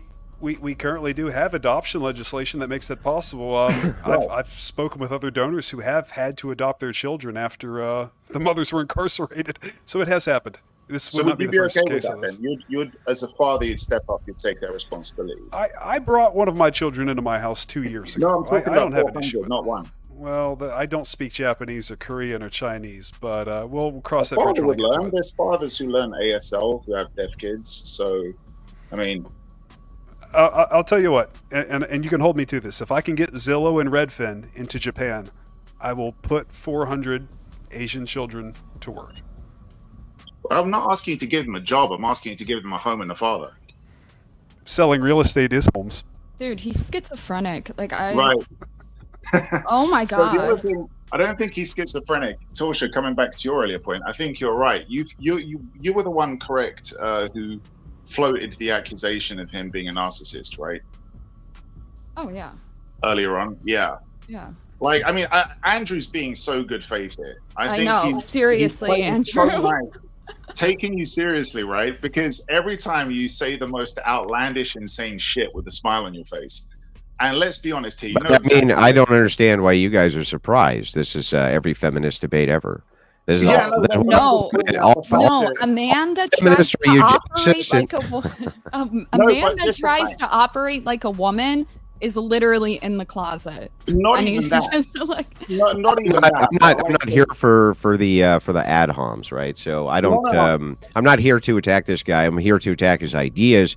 And so the thing is, though, is that I'd like to get back to the Andrew, I'm saying, when I was saying that you're being good faith, I'm not talking about by not attacking the man. I'm talking about the fact that you're taking his answers seriously. Yeah. And his answers are very obviously not serious. Every time he says something, he's got this shit-eating grin on his face, and he's just sitting there like, you know exactly, this is typical narcissist behavior, the ultimate narcissist fantasy of being immortal, right? Living forever. And you see that with your children. This is why you want to seed Asia with 400 kids. And you're smiling right now when I'm telling you that. You know that you just want to basically have shit tons of kids out there carrying on some kind of imaginary legacy of yours. Like, that's the only reason you're doing it. Sir, you don't want to be a father. You want to be a father on your terms. You want to have a kid and you want, they can write to me and I can give them a job. It's like, but you're not going to do all the things that fatherhood actually entails. And I don't even think you're equipped for it. Sir, my dealings with the cryo industry of Asia happened 18, 17 years ago, and I didn't even find out those kind of numbers until 2012. So I wasn't directly responsible for any of that, but I did participate in that industry, and these are the consequences of it. I wasn't aware of it at the time. I have maybe a dozen children in the United States, which is still probably way too many, but here we are. So out of interest though, sorry, just because I know how Andrew feels about stuff like this, but do you think that life begins at conception or at birth? Oh, I would say conception, 100%. Okay, so you do know then that with most IVF, like especially if it's like, fertilizing the egg and freezing the zygote at that stage, like, you know that if you're looking at this ethically, because that was in the title here, the ethics of all of this, when it comes to that kind of procedure, you end up killing way more of the embryos than actually come into this world, right? So if you've got 400 kids, there's probably hypothetically, let's say, around about 6,000 that are dead. Not 6,000, sorry, over 600 that are dead. Frozen. What has happened with the cryo frozen, industry in the IVF industry has been terrible, and it has probably killed a countless number of potential humans on this planet. I don't necessarily agree with what they've done. Humans, because you're actually making several zygotes. You're fertilizing several eggs. And then the doctor's going to come along and play some creepy, fucked up pseudo god by looking at those embryos and judging which are most viable before he implants it into the womb. So when he picks the one that he thinks is most viable to mature and come into this world, he decides that the others are all going to be destroyed. And if you believe that life begins at conception, those are human lives that are getting destroyed, because they're deemed to not be viable enough. If you could shut that industry down tomorrow, would you? Yeah. Of course I fucking would. We agree. Okay, so why are you taking part in it and why are you defending it here? It was something that happened almost 20 years ago. Yeah, but why are you still defending it 20 years later? Defending the existence of those children? No, defending the practice. I don't think he really is defending. I have not been a friend to the IVF industry for a very long time. We parted on bad ways. Yeah, I don't see why. Like, I don't actually understand the there's no contradiction here, right? So yeah, the life begins at conception. Yeah, they're all dying, blah blah blah blah. Your fucking plan does the exact same thing. Like your plan is like, let's just have unfettered, merciless destruction of human life at the woman's whim, so that men have no more fiscal responsibility towards their own children. That, like, you how is your plan not equally monstrous to that? I don't get it. I think the children should have access to the father. And I've always said this. Yeah, that's nice, man. But I mean, ultimately, what the plan that you are rolling out is going to drastically reduce the amount of children who will ever need a father, because they're going to kill them, bro. Or they will never be born. Yeah, because they're going to kill them. That's how you don't get born. What they do is they kill them. That's why they're not born. That's how that works. They kill them. You said life begins at conception. I'm sorry, if you take away something which is alive, what have you done to it? I think we've had over-the-counter birth control for 12 months now in the U.S. That's a new thing, right? We can all agree on this. Over-the-counter, no prescription birth control. Yeah, and we all agree that that's also murder. Yeah, it's bad. It stops conception. It stops pregnancy. The people who don't want to have the children, that are going to mistreat them, they're not. Sorry, I misspoke. I thought you were talking about the whole Plan B thing. Yeah. Sorry. No. But here's the thing. But here's the thing. What in the world does that do again to fix this actual? Because your cope here for this, with this wild and zany plan of yours, is that it's going to incentivize women to get married. That is the circle that you have not given us yet. You have not demonstrated how this is going to incentivize women to get married, if now they can just have all of the kind of their cake and eat it too, abort their kids and still get married in their 30s. Why exactly does this solve this problem, or even help or assist with it? I don't actually understand that. We're going to have to see that cultural shift over the next decade, where the women are told, hey, these guys aren't going to marry you in your 30s. Your chances now before age 25. Yeah, but how does your plan address that? We're going to have a cultural shift in this country. Yeah, how does your plan address that? We're going to stop supporting fatherless behavior. We're not going to sponsor it anymore. Yeah, but okay, I understand that you're not going to give women any more money from the state if they have a child out of wedlock. Totally understand that, and the man has no responsibility. I get it, right? But I still don't understand, even if we do that, how, by your own logic, you said the entailment of this is going to increase abortion. Why can't they just have abortions and then still get married in their 30s like they're fucking doing right now? Men are going to have to stop marrying those women. Yeah, but how does your plan address that? Maybe we can come up with a financial incentive to convince men not to marry women over age 30. Do you know what would be the best? So hang on. No. Nobody talk. This is a total cop-out. Can you please tell me how your plan addresses that, sir? I understand that, we could do this, we could do that. How does your plan address this actual problem? How? So how do we prevent women from getting married in their 30s, and how do we disencourage men from marrying women in their 30s? You give people massive incentives to get married when they're young. That's how you do that. And that's what other countries have done, which have had success, like Hungary and many others. They've given mass tax exemptions to married families have more than 3 children. They give huge bonuses to people who serve in the military with families. They do all sorts of things to increase. You use positive reinforcement in order to have younger and younger people get married. Another thing is you could reduce the amount of women in the workforce, and that would increase men's wages. That would be extremely helpful. All of those things could be helpful to this problem, but how does your fucking plan address any of that? That's my question for the 400th time. You can just say, Andrew, it doesn't, so I can stop asking it. No, Andrew, I'm pretty sure if we quit paying women to act the way they've been acting for the past 20 years, they will change their behavior. I'm 100% sure on this. Why won't they just have the abortions and still get married in their 30s like they do right now? I don't understand that. Because we're paying women in their 20s to have children to multiple men. Okay, just so you understand, that is not the rule.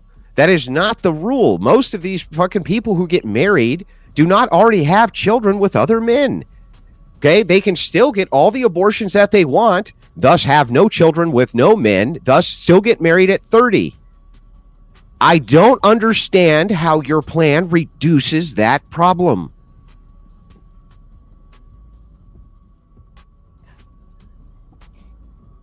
I honestly don't have a follow-up. Okay. I don't know how else to explain this. All right. Well, I'll leave the debate there. I just don't think this guy had a plan. I don't think that's why he came here. I think he was going to justify his position, how he's helping women supposedly, but all I've heard him say is talking shit about women and how they're hoes. So Somebody actually asked a great question over here. Don want to ask, who will get your capital after you pass on? So between all of the children that you have, would you have that, like the ones that you're aware of and interact with, are they part of like the package deal if something were to happen to you? Excellent question. So only children here in the U.S. are included in any kind of inheritance will. So, if I don't have contact with you and you're in Korea or China, I don't have any way to will you anything. I have no contact. So that's kind of the issue with the cryo industry. Who gets the farm when dad dies, right? So, yeah, obviously there's an issue with the cryo aspect there. But to follow up with Torshaa,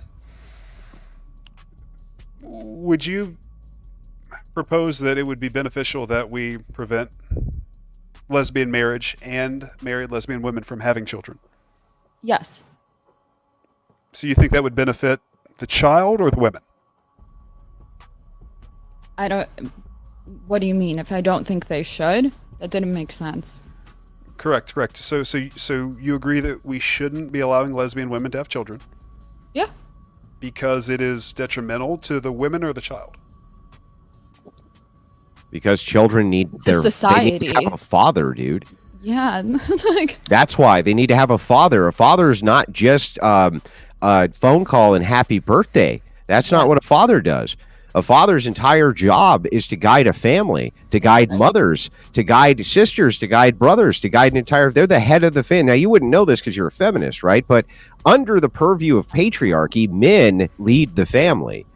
The family unit. It's not this idea that like you can just interchange a man with a woman and get the same results. Fucking insane.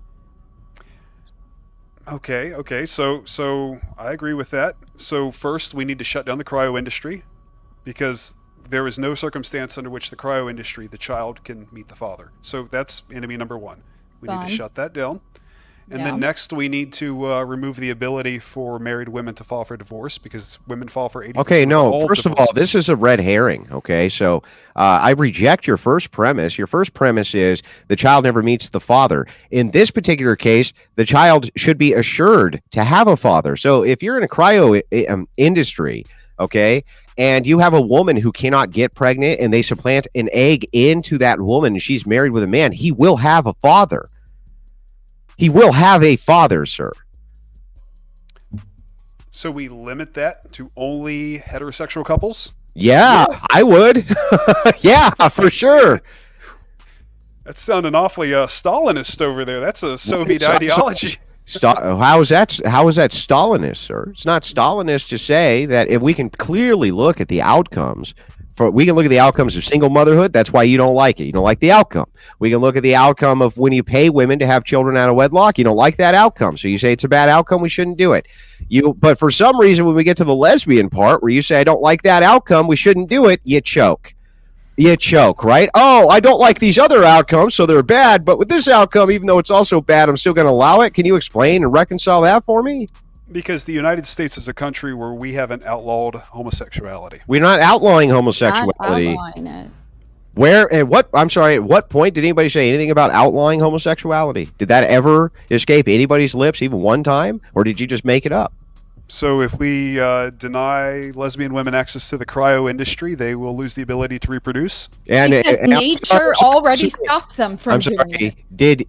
They wouldn't lose their ability to reproduce because they could just call you and you'd go fuck them, right? Like you did with multiple other lesbian couples, they would just call you on the phone, and then what is it? You would just show up at their house, dick them down, give them a child, right? So then they would have long-term access and contact to me as the father.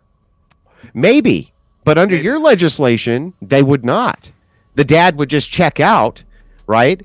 And the kid would have no father. And by the way, now you have created a brand new generation of children with no fathers. Also, what's stopping them from breeding? The children. Yeah. So under your plan, under your big-brained plan, right, where you say, okay, now men are not financially responsible and they're in no way obligated after they impregnate a woman to be in their life ever, right? You are saying that men can just check out of that father role. So the kid that's raised now in this single mother household where all of the financial burden is put on her, right? Dad has nothing to do with any of this. They're still going to be raised, right, into adulthood. What is stopping them from doing the exact same thing? You haven't even created the genetic dead ends that you want with your eugenics program. You've just created a bunch of dysgenics. The same things that you consider dysgenic, you have now just created more of those things. How is this a good plan? Those women are encouraged to pursue marriage before they take that action. By who? Blaming the women. By who? By the state removing support for that kind of behavior. But the state's not giving them an ought that you must get married before you have a child. They can still just go have a fucking child. It's just that the man can tap out. You say and make the claim that a fatherless household is bad, and yet under your plan, you would be creating tons of them. In fact, you would be creating the maximum amount, and that is if the mom didn't decide to kill the kid, right? Which you would make sure they had unfettered access to do that too.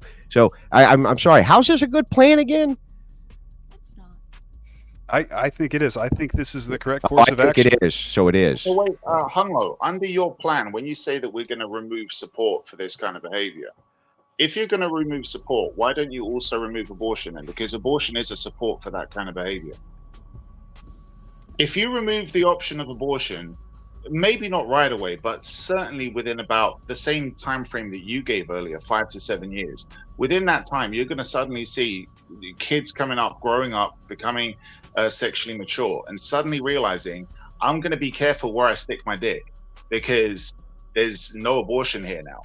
And also, you don't get government handouts. So if I make this child, I'm going to have to pay for it. And there's zero abortion option. You're also going to have women being less promiscuous because they know that birth control isn't 100% effective and they might have to carry a baby to term. So if you get rid of abortion, you're going to see the next generation being a lot more responsible in that respect. And even if you want to be this kind of patron saint of lesbians having kids, you could even argue that in that case, they can at least give up the kid for adoption and maybe a gay couple will be able to adopt that kid, which I disagree with personally, man. I think you said earlier on homelessness is a problem and homeless kids and like blah, blah. I'd rather a kid grow up homeless than a gay parent with them in a gay household because I think that's not good for anybody. It's not good for the parent. It's not good for the child. But that's me. You can call me extreme in that respect. But if you take abortion off the table, number one, you're not killing millions of kids a year. Number two, you're going to have people being more responsible because they realize that that's not an out for them anymore. If we remove abortion, can we all agree that children will be born to women who don't want to take care of them? At first, like I said, it's going to take time for people to realize. Yeah, actually, I think that the opposite is true, right? So I think that what'll happen is if you remove abortion, that is the ultimate way women have to take responsibility for their children, have to at that point, because they don't have the option to eliminate it. And here I'm going to demonstrate this for you logically, and we'll see if I can get you to come around to my way of thinking. Would you agree with me that in 1930, 1940, 1950, 1960, right, even coming into the early 1960s, that the rate of single motherhood in the United States was ridiculously low? It was far lower than it is today. Okay, now hang on. Let me see if I can predict your cope. Your cope about this is going to be that the culture was different, and that is why, right? We didn't have women in the workplace. Right, okay. I don't understand how that would stop them from becoming single mothers. They're still going on dates, they're still getting courted, right? Your cope is that the culture is different, right? Yeah, if women aren't working, they are financially dependent on husbands, so they stay married to them. So here's what actually happens, right? What actually happened is this. There was no abortion and there was no birth control. So the consequence was that if they had sex out of marriage, right, they were some of the few who got pregnant. They were socially shamed. And the act of the sexual intercourse itself would lead to that. Chances were really high if you screwed a man before you were married to him, you would get pregnant. So the ultimate consequence for the woman was removing the idea of birth control from them. That is why the rate was so low for single motherhood. And I would love for you to refute that with a logical argument or with any stats whatsoever. We would have to take women out of the workplace to make Why? them financially dependent on men. No, you wouldn't. Why would that have anything to do with the fact that if you did the same exact thing right now and outlawed all birth control and all abortions, wouldn't that mean that women then would have the ultimate responsibility? Because almost every time they had sex, then they would get pregnant, right? The possibility was really high for that. Wouldn't that necessarily facilitate a massive decrease in promiscuity like we saw in the 30s, 40s, and 50s? You would think so, but yeah, you would think so because it did. You would think so because it did. And so your plan does the opposite. Your plan does this. Your plan, not only does it allow them to have that ultimate way out, but it also guarantees that men can check out, have no father in the home, and these new, what you consider dysgenic individuals, why is it under your plan these women can't just continue to sleep with men, get pregnant, have the kids, and then the dad just isn't involved in their life? That could totally happen under your plan, right? So no birth control. The woman still has a job. She can sleep with as many men as she wants and have all these multiple children, all these multiple different men. Yeah, but do you think that a woman, right, because they can do that right now, they can do it right this second, if there was a guarantor that the chances of the act of sex would lead to the act of reproduction, wouldn't you see the promiscuity rate decrease necessarily, just like you saw when they did not have access to these things? And that is why, because it was almost a guarantee that there would be a baby as a result of the sex, or at least a really high degree of chance that there would be, whereas that is not present now.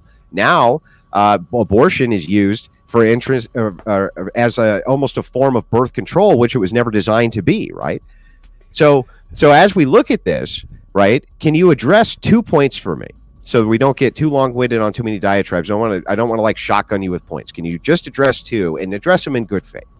One, here's my first question. Isn't it true under your plan there's actually nothing stopping from women from fucking men and just having the baby and just taking care of the baby absent the man because the man just checks out? Is there anything actually stopping that from happening? That would happen, and it happens today. Yeah, okay. So there's nothing stopping that. There's no all you're trying to offer is like a counter incentive to say, okay, now the financial burden's 100% on you. But the thing is like, couldn't you see emotional hostage taking with that as well? Like a man checks out and then later wants his rights to go see his kid, and they're like, nope, can't have it. Fuck off. You can go to hell, which also happens right now. I don't understand exactly how you don't just create a kind of brand new dysgenic monster.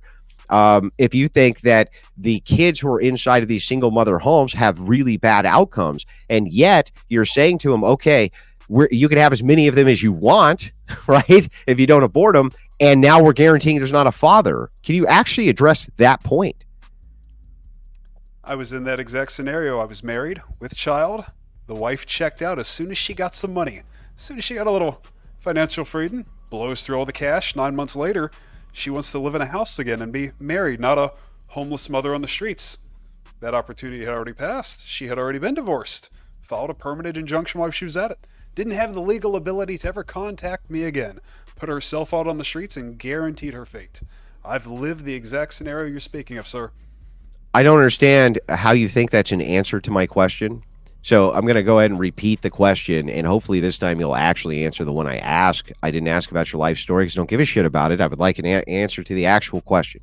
So the question is, how is it that you're not actually guaranteeing that there's going to be probably millions, if we were to pass this wide scale, millions of men who impregnate women and then check out of the process, The burden's 100% on them, and now you have guaranteed a fatherless home for millions of children. How is that not true under this plan? And when you say that this curtails the behavior, can you answer to the part two as well, which is how could it if now this next generation can just grow up and do the same fucking thing?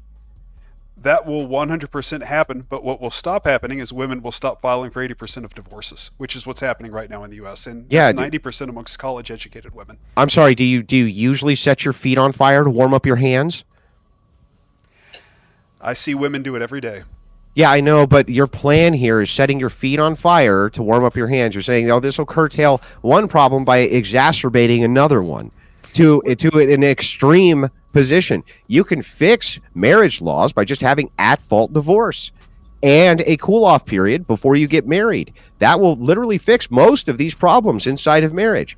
So the thing is like you can read the great work of James Sexton, for instance, divorce attorney out of New York, very well celebrated author. I know him very well. He's gone into this in great detail for how to fix divorce laws. Had nothing to do with increasing abortion and creating single father or single mother homes where the dads aren't present, because that's insane, right? That's insane. Why would you do that? 80% of divorcee women are choosing to become single mothers. They don't want to be married. They don't want the father and the husband present. That's their choice. That's our stat here in the U.S. Yeah, but the thing is that you can give them a punitive selection a different way. I don't understand why you would find it to be necessary. I agree with you that there's lots of women who go, look, I want to get a divorce and I'm willing to, 20 years into the marriage, be a single mom. I understand you're trying to address that problem, but I don't see how creating a new generation of fatherless children addresses that. It's like saying, I want to solve this fire by burning everything down. It makes no sense, right? It's like, this house could really set fire, so we better burn it down. It's just, what are you talking about? Sir, my wife had a financial incentive to file for divorce. That incentive needs to be taken away. You can take that away. How does this take that away? We're going to take away the financial incentives that women are receiving to file for divorce. I'm sorry. No, that's not what you said your bill said. You said that your bill says men can walk away from the responsibility of fatherhood, right? No child support outside of marriage. So that would be only within marriage. Only within marriage. I'm sorry. So then if your wife had gotten a divorce with you, she still would have gotten child support under your own plan? Correct. So you're addressing your big brain plan to solve the problem of the very situation you were in is to guarantee that if any other man was in the exact same situation, they'd have the exact same outcome of having to pay child support just like you did. Boy, you really thought this one through, didn't you? But if he wasn't married, then women would not be encouraged to have children with men they weren't married to. So that was kind of the idea, which was kind of the other end of my situation. We've already gone through all of that, and it makes no sense. And I've defeated every single one of these points. I mean, catastrophically crippled these points. But on top of this, kind of the nice cherry on the cake of this kind of baked in ridiculous ice cream, this Baskin Robbins of horrific ideas, is that the very plan which you want to produce would not have saved you from the very situation you're seething about. And that, for me, sir, is my victory lap of the day. And I'm going to end the debate there. Congratulations. I hope that legislation would help all the other men who weren't married. But yeah, maybe we can do something to take away the incentive for women to file for divorce. 80, 90%, those divorce rates are mighty high. So wait, sorry, Hunglo, you're admitting that your own policy would basically, again, dissuade people from getting married? It would dissuade women from having children to men they weren't married to. Well, it would dissuade men from getting married who are afraid of making a baby they didn't want and paying child support. Yeah, but would you marry a woman if you didn't intend on having children with her? No, but I'm saying there's a lot of other idiots out there that will find themselves in that position. That I just want to fuck around and I don't want to worry about having to pay child support, so I'm not going to put a ring on this finger. Right. So the legislation would protect those men and then dissuade those women from sleeping with men they weren't married to. So, yeah, I think you don't want to be protecting those kinds of men. Right. But we need to alter the behavior of the women that are allowing that. A woman controls who she sleeps with. A man controls who he marries. Can I point out that you, if this legislation was passed, you as a person who professionally impregnates women, or at least semi-professionally impregnates women, I don't know exactly what you do, for a job, and I don't care, right? But I assume it's like at least very much a hobby of yours. It's also quite convenient that baked into this plan to fix society of yours, that the major beneficiary of which I can see is you. What? I mean, isn't that quite convenient that it just so happens that society's interests happen to be aligned with this very thing that you want to do, which would assure that you were never sued or had to take any accountability whatsoever for this little thing that you like to do on the side, which is impregnate women. Isn't that awful convenient? That all of society, fixing society's big issue here, also happens to just coincide with this small little side practice you like to do of knocking women up. It seems very convenient, right? I find it very coincidental that I might be the solution to the problem as the product of my environment. Yes, it is quite. It's so coincidental. It's almost like this idea was tailored specifically to limit your liability even further. That's what I mean. I'm sure that you could make a counter case that no, actually, we want to give all of these women unfettered abortion rights and men the ability to check out so that they can create the next generation of fatherless humans. Because you think somehow in your crazy mind that that's going to fix society. Or it could just be a simple answer of you have some liability out there because you have bastard children who may come after you later for some kind of support. And right now the laws support that they can, and you want to curtail that. Which one do you think makes more sense to the viewer? Oh, I completely agree. In fact, if a young woman had just graduated college and she wanted to ensure that she had a financial safety net, she might even be encouraged to marry a man who was financially successful, just to guarantee that she had a husband to provide for her and her child. So she might not engage in that promiscuous behavior until age 35. I cannot believe that we've talked about this fucking hypothetical situation for the last fucking hour, and you've gotten away from answering to your own behavior that you do currently. It's just, this has been the ultimate gaslight deflect. I'm just like, what are you going to change today? Are you going to change anything? No. If you want American men I'm going to chop your dick off and call it a fucking to marry women instead of going out and having these one night stands. Castrate him. Disavow. Young women have to stop giving it away for free. They've got to start saving themselves for marriage. And guys will marry young women. But the thing is, like, you took it upon your own self to get your seed across when originally it was women's choice who they open their legs to or whatever. You have curated a situation that makes women come to you. It's like the ultimate fucking genius thing for an incel, not gonna lie. Great for you, whatever. But you've set it up to a point where, like, you can get your genes across without even thinking about the implications from that. And then we've still blamed women this whole fucking time. You haven't taken responsibility for anything. So I'm just like, I'd be curious if you're going to change anything today, after today. I don't think so. I just put myself out there. Hang on, my chat called you Torshaa Bobbitt. They called you Torshaa Bobbitt. What's a Bobbitt? You don't know who Lorena Bobbitt is? You'll find out later tonight. You have to reference somebody younger, like that woman who also cut the head off. Just the tip. My question is, would you say these women are in some sense being taken advantage of? Yes. Well, let me finish my thought here. Like by way of, they desperately want a baby, right? Maybe they're kind of aging out, as we could say, and getting to a point where they just really, really, really want a baby. And in some instances I'm not referring necessarily to you, Hunglo, but I'm saying any man in that predicament could say, well, I'll give you one. And you could tell them anything they wanted to hear. They'd do anything just to have a baby. Excellent question. I'd really be curious in terms of the concept of that.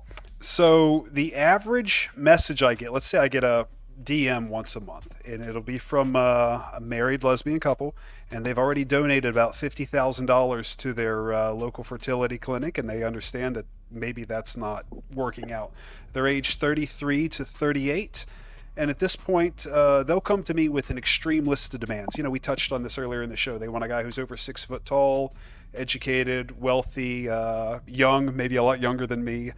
But they have these extreme demands, and you kind of tell them, like, maybe just date a guy in your local area, and they'll be like, oh, no, we can't date a guy in this area. We've got to travel across the country or travel to another country, fly to Europe or whatever. But they get these really strange ideas after their interaction with the IVF clinics. And the IVF clinics, they'll go in there and they'll try for 18 months straight. They'll go see their IVF doctor for once a month, a year and a half, and they'll lose 20, 30, 40, 50 grand. Then they'll say, all right, let's try meeting a man in person. But the vast majority of them don't actually want to meet the man. They want you to somehow ship them a baby in the mail, which I say, the DHL doesn't work like that. A stork isn't going to come by the house and drop off a baby. You've got to go meet this man in person, go on a date with them, get to know them, make sure that this is the route you want to go, because, all of us were probably conceived by, heterosexual parents. There was a father and a mother.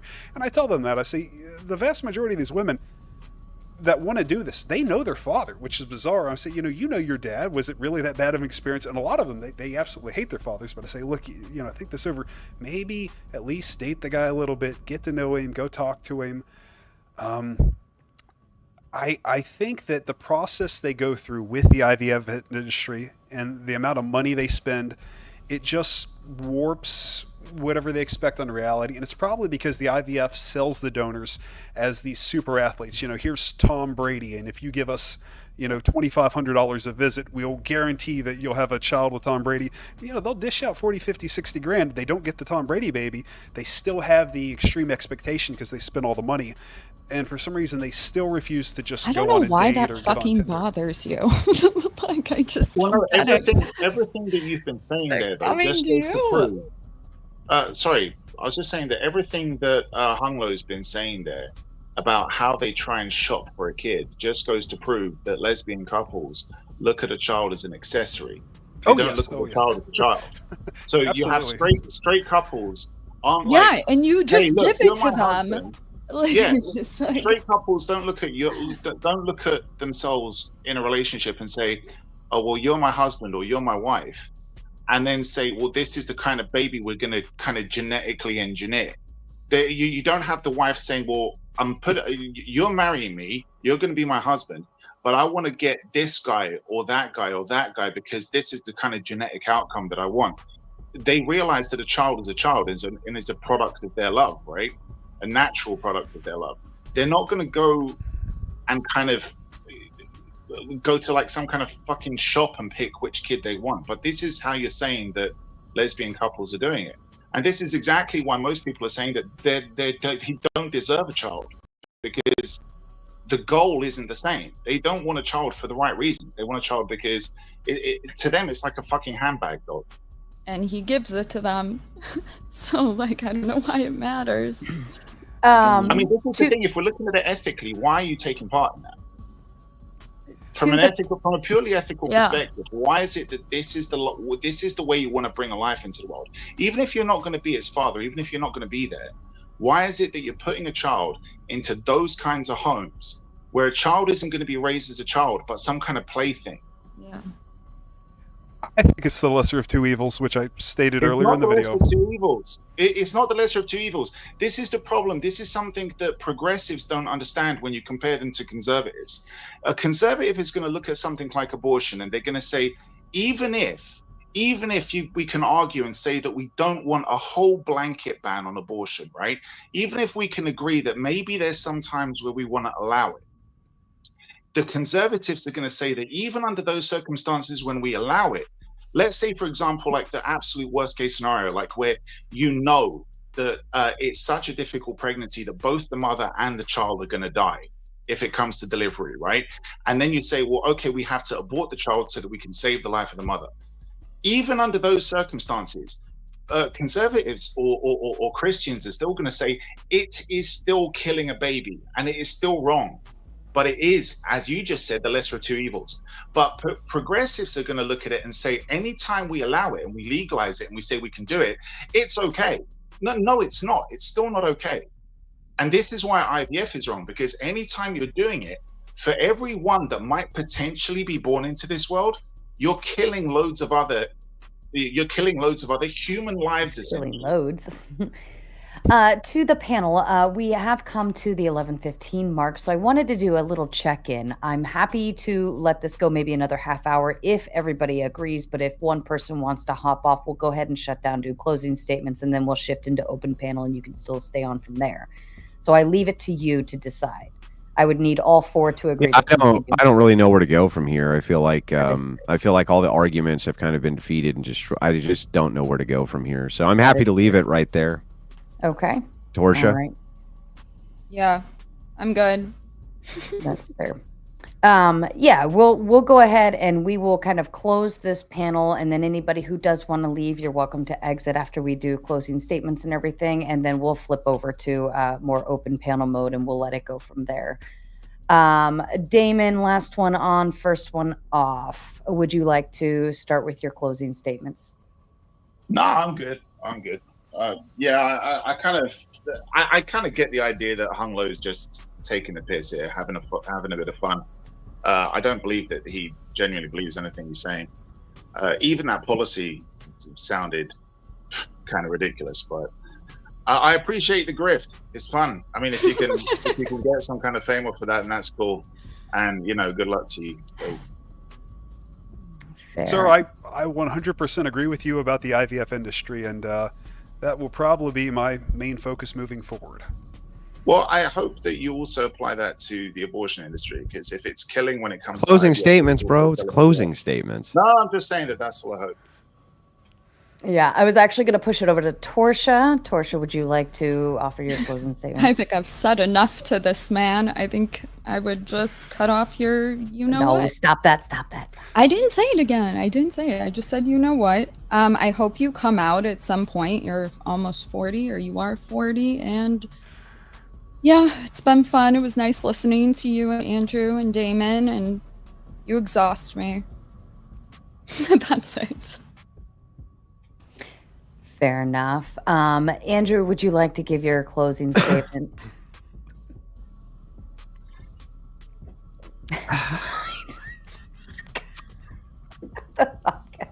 To you, Andrew. Hang on. Oh. Now I'm ready to give my closing statement. Okay, so just kind of going through this point by point. None of this makes any sense. It's totally incoherent, especially as we got into the particulars of Mr. Hunglo's plan over here. I don't think that Hunglo is a troll. I think that he absolutely believes the things that he's saying. I think that he's a male prostitute and he's trying to limit his liability. So he's moving in legislation, which, as you saw him concede, greatly benefits him. It just so happens that for reasons nobody can really understand, he came up with a eugenics program as part of this in order to solve the issue of what he considers these dysgenic people in society, even though the entailment of his plan is that it's just going to create more of them. And the one buffer that would stop that, male responsibility and a man in the home taking care of this so that this no longer happens, that's completely rejected. And instead, we just have generation after generation of these same, what he considers dysgenic people being raised up. Makes no sense. It's bizarre. On top of all of that, he also, as an entailment of his plan, has admitted that it would greatly increase abortion. The reason he thinks greatly increasing abortion is good is because, let's circle back, this is going to stop the undesirables. By the way, this is the most feminist shit I've ever heard, but it's going to stop the undesirables. This is some Margaret Sanger shit, right? It's going to stop the undesirables from getting born. and that's why the entailment here is good. However, of course, going full circle back to the beginning of the argument, there's no fathers anymore, so now we just are going to repeat this insane cycle. So for every one of these supposed dysgenics that gets aborted, another one is born. Now the father's out of the home, that person gets raised up, and it just goes like this and this and this and this and this. He claims that it was culture that kept women from not being promiscuous in the 30s, 40s, 50s, 60s, and in the 1800s, et cetera, et cetera. It wasn't. It was because there was an entailment that if you had sex, you were probably going to have a kid, and that was a big, big, big, big, big problem. And it still is, by the way, right? If you're in your early 20s, like let's say 19, 20 years old, you have your first kid out of wedlock, it's going to greatly affect your life going forward. And so women tend to avoid that. And the way that they do that is with birth control, specifically abortion. You got it nailed right on the head, right? And so the thing is that, again, under this guy's plan, instead of reducing promiscuity, he would actually be encouraging it, because he wants all 50 states to move into maximum birth control and have unfettered access to abortion. The plan is fucking insane. Every single point and principle we went over, he got blown out. He could never explain why it was at all that men should not just be able to say to women, okay, you can't abort my child without my say. Instead, somehow he puts all of the choice still in women's hands, which is actually the opposite of what he wants. He says, I want them to take responsibility. It's like, okay, well then I want them to also take responsibility and men to take their responsibility too. I don't think that women should be able to kill a man's child out of turn because you think it's going to teach them a lesson. Oh, we're going to teach you a lesson, bitch. That'll teach you, bitch. We're going to teach you a lesson, whore. No, it's not the way it works. I don't want women, even if I knocked them up, because I was a scumbag, I don't want them to be able to kill your fucking kid. Don't want them to be able to do it. I think that that's giving them an enormous amount of power. You feminist lunatic, don't do it. Bad idea. You need to rethink your entire ideology because it's insane. And with that, I'm going to take my W. And I'm sure after this, when I do my after hours, I'll take a bunch of L's from chat. But for right now, I'm taking my W and I'm taking it home. And Hunglo, since you were a little outnumbered, I decided to give you the final closing statement for you. Go ahead. I like to think that whenever we make these kind of decisions, we try to plan ahead long term and see things beyond our own lifespans. And somewhere I can agree with Andrew's argument, Torsha's and Damon's, but I know every day at the end of the day that when things take a turn for the worst, whether it be 500 years from now, 1,000 years from now, 5,000 years from now, that my children will be there and they will vastly outnumber the children of Andrew, Torshaa, and Damon. So whatever the future will be, it will be me. Fair enough. Have you ever heard, hang on, just real quick, I would like to just point something out. Have you ever heard of the theory of survival of the fittest? I live it every day. Yeah, my kids are going to make it, sir. I'm not so sure the people with your genetic material, if they think like you do, are going to. Sometimes all it takes is one really, really tough, resilient mental bastard in order to just make a couple of offspring go off to do great things. And sometimes you can have 600 Genghis Khan-like kids. And that's exactly what he did, and nobody fucking remembers a one of them. Just wanted to point that out. Especially if they have lesbian parents. Fair enough. I wanted to only limit it to just asking actual questions that came in as super chats, just for purposes of everybody's time. But Jeremiah Cook comes in with the $10, and he says, to the Riddler strippergram, every time you offered potential legislation, it is in response to harm that you have already done. Are you admitting that this legislation would kill your business? Oh, I don't do any of this as a business. It's really just turned into a hobby at this point. I actually just like dating and I like kids, but it would destroy the cryo industry and thus the ability for Asia to produce 400 more of me. So that would shut down real quick. I think you're full of shit here, and I can demonstrate it.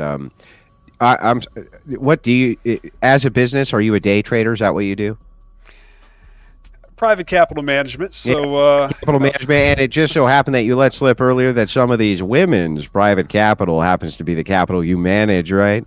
That could be the case. Well, it seems like it's quite the business then that you knock them up, and then they have to always deal with you because if they want to talk to daddy, right? And call you up, why they have to deal with you for the rest of their life, and you just happen to manage their capital. It sure sounds like it's a business, sir, even though you may not charge them for the seed. It seems like managing their capital makes you a lot of money, doesn't it? Well, I think we reap what we sow, and if I can manage assets correctly, maybe I can leave the world with a dozen trust fund babies in my name. It's not because, you're doing like the Nigerian prince thing where you make a woman kind of fall in love with you, and then once they have your kid, they're actually attached to you for life, and then you kind of look at their prospects and their futures and how much money they actually have and what their prospects are to have more money, and then you kind of do an analysis going forward so that you can make more money, and you give them an anchor point so they always have to deal with you. That's not it. It's actually, you just want to really make the golden children who you really refuse to be financially responsible for. You just want to make them because it's a hobby. There's no financial vested interest, even though you happen to manage their mother's money. Really? Really? Would you say that a fiduciary is not financially responsible for every member of the trust? Yeah, that's correct. Dude is broke. That would be the position I'm in. Yeah, but do you understand, too, that you can have people who have fiduciary responsibilities inside of a trust, and they could be committing fraud if they are utilizing certain aspects or agents of that trust in an inappropriate way? You do realize that, right? Absolutely. Absolutely, and that would be fraud, right? Financial fraud as a fiduciary? That would be financial fraud. Yes, even then, yes, of course it could be. No, there are no SEC laws against trading assets within a single family. That's not what I said. You just moved the goalpost big time. I asked you if you could have fiduciary responsibilities inside of an agency and be committing financial fraud if you were utilizing assets improperly, right? In this case, you're creating emotional attachments for these women and then managing their money, right? Isn't that what you're actually doing here? Well, anyone could commit fraud. There doesn't have to be any family relation attached to it. Okay. All right, bro. That just seems awful convenient. That's all.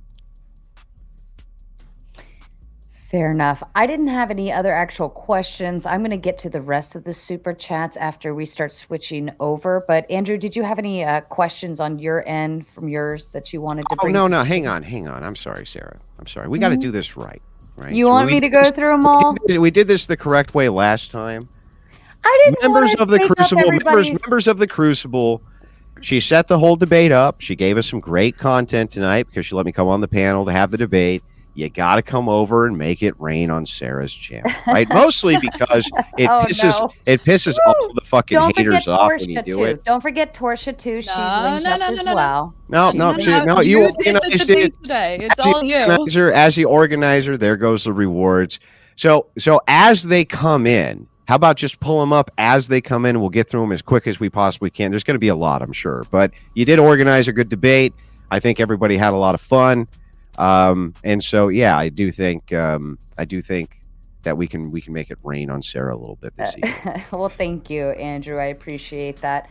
Yeah, no, absolutely. This was actually much calmer than I anticipated, and I have to send a big recognition to the panel because you guys were able to actually get through this topic, and I wasn't sure how it was going to go. It was kind of like, is this going to be crazy? Is it going to be off the charts? Is it going to be like just, but the stoicism across the board was huge applause for everybody on panel. This was great. I'm glad we were able to get through this without like turning into total weirdos. Yeah, it was good. Hunglo, you did amazing. Like, I know you do not do this. Like, I started talking to you like 2 weeks ago to set this up, and he has been so helpful and so awesome throughout this entire thing and setting it up. I appreciate him so much, and you were such a great sport. Thank you. Oh, thank you. Thank you very much. Everyone was very restrained. This topic is a very touchy subject for a lot of people, particularly for those that are experiencing fertility issues. So it's very touchy. And actually, Don Juan, I'm going to say this one because this is actually becoming a staple over here on this channel. Don Juan comes in with the $1.99. He says, Wang, you need to read Aquinas, my dude. Thank you, Don Juan. Everybody needs to read Aquinas according to Don Juan. It's on the list. It's on the list. But yeah, no, I was really kind of unsure about how this was. I don't know. It just seemed like it could have gotten out of hand and crazy, but it didn't, and I'm really proud of that for you guys. And it actually turned into a really constructive, productive conversation. So I hope you all enjoyed, and I'm appreciative that everybody was able to show up. And thank you, Damon, for popping in for Kat, and thank you, Kat, for popping in for Zara. And, you know, shout out to everybody for doing their part. I love it when they say it's good. They get comical. I will say, Andrew's chat is always lit. Yeah, they're always, always cracks me up. He's got like almost 4,000 over there watching. So I hope you're all doing the love on everybody's channels and hitting the like button. I think we peaked tonight's debate at 5.5, so not bad. It was, yeah, I have it pulled up on my end, and it was definitely rising very quickly. It's very impressive. I'm proud of you for you, Andrew, because you've done a lot of great things with your channel. It's amazing to see how well it keeps getting and better every time. So Andrew forced me to donate. Yes. Watch out for those forced donations. Pretty awful, but I do tend to support platforms which will allow me to come in and engage with people of opposite ideologies. I appreciate it very much. And so I do tend to support platforms that do that, even though I disagree with this man intensely. I think that when our messages are matched and people can see the distinct contrast in ideology, that they will move towards mine. And so I'm always thankful that conversations like this can happen. Oh, do you have a coom tune for us tonight?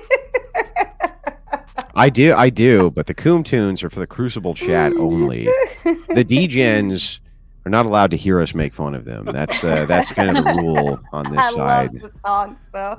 They crack me up. Michelle has a favorite one. Do you remember which one it was, Michelle? We like. Oh, it's the Destiny one. It's a Coom Boom Baby. Yeah.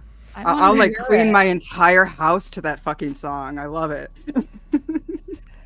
I'm a good writer. What can I say? Yeah, I love it. It's a great song. Hunglo, so this is the first like actual debate you've done. Yeah, I've made a few appearances here and there. There was some discussion about me appearing on a show with another popular donor named Kyle Gordy. But if you all would be up for continuing this debate at a later time and date, we may be able to invite around 100,000 angry lesbian women on here that would agree with you all about how much they hate me. Because I hear it every day. Yeah, oh yeah, I've got to be the most hated person in the entire community simply for telling women, hey, meet your donor for a date before they do. We get about 3 complaints a week from women that send money to like foreign con artists. They'll send them like $300, $600. They think they're going to get a baby in the mail. They never get any package in the mail, but they keep sending money to these foreign guys using like they'll get photos of like European models and like football players in Europe and Germany and Italy, and they'll be like, oh yeah, that's the I want to have the baby with that guy, and they'll send the money. And I keep telling these women every day, like, look, just go to Chili's, get 2 for $20, sit down, have a date, get to know this guy, talk to him, date him for a little bit. And there's this like lesbian power dynamic where the dominant doesn't want the submissive meeting the man or interacting with him or speaking to him in any way, shape, or form because she's afraid she's going to lose her submissive to the man. And I tell him, I'm like, that's the guy's not going to transform into a woman. That's probably not going to happen.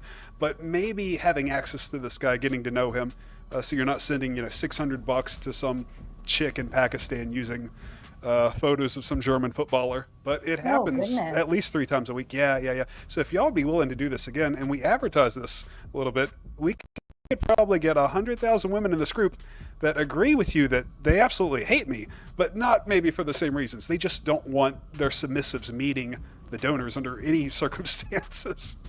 Wow. It's almost like crazy how many different branches you can go off into in terms of this discussion. Yeah. The longer you're in it, you see the strangest things. The majority of the women that show up, they've already went the IVF route. They've wasted a lot of money on what's essentially frozen dead genetic product because they'll freeze this stuff for 10, 20 years. And then you mentioned the different aspects. The other aspect that really troubles me with the industry as a whole is even if they set up a limitation of, say, 36 pregnancies off of a single donor, here's the thing. When a recipient gets pregnant through an IVF clinic, she doesn't have to report the pregnancy. So a single fertility clinic could have hundreds. They only get 36 confirmations because they don't know whether or not the pregnancy occurred. So let's say they get 36 reported in, they take the rest of the samples and then sell them to Japan, sell them to Australia, sell them to Europe. So a single man can have hundreds and hundreds and hundreds of children. Never know, never have an idea. Wow. Serious ethical issues. The pot calling the kettle black. Oh, I'm by far the worst, but maybe not for the reasons everyone else thinks. These women they don't want men meeting the mothers of the children under any circumstances. They don't want there to be any contact at all, and they don't see the long-term consequences. Like I tell these women at least once a week, I say, look, this is a group for men that have a whole bunch of kids to have discussions with women that don't have any kids. And, they kind of tell them, like, look, when the kid turns 5, they're going to say, hey, I want to meet the father. And it's not going to go away at, 6 or 7. Like, it's going to go on. Even in their 20s and 30s, they're still going to try to seek out the father. And they'll go to any length to find them. Even if, say, my daughter's in Japan and she doesn't speak English, she will go across the world to find you. Wow. Oh, I can't believe how many spirals that goes down. Shout out to the Crucible crew. Thank you for your generosity. Holy shit. Yeah, and I'm always happy to host just about anybody and everybody. So that's what makes. Hang on, you got to read that one, Sarah. Oh, sorry. Let's get there. This was my last $20 to afford Debate University. You did this to yourself, Andrew. Cost myself hundreds of dollars in order to get a 20 on this channel, Sarah.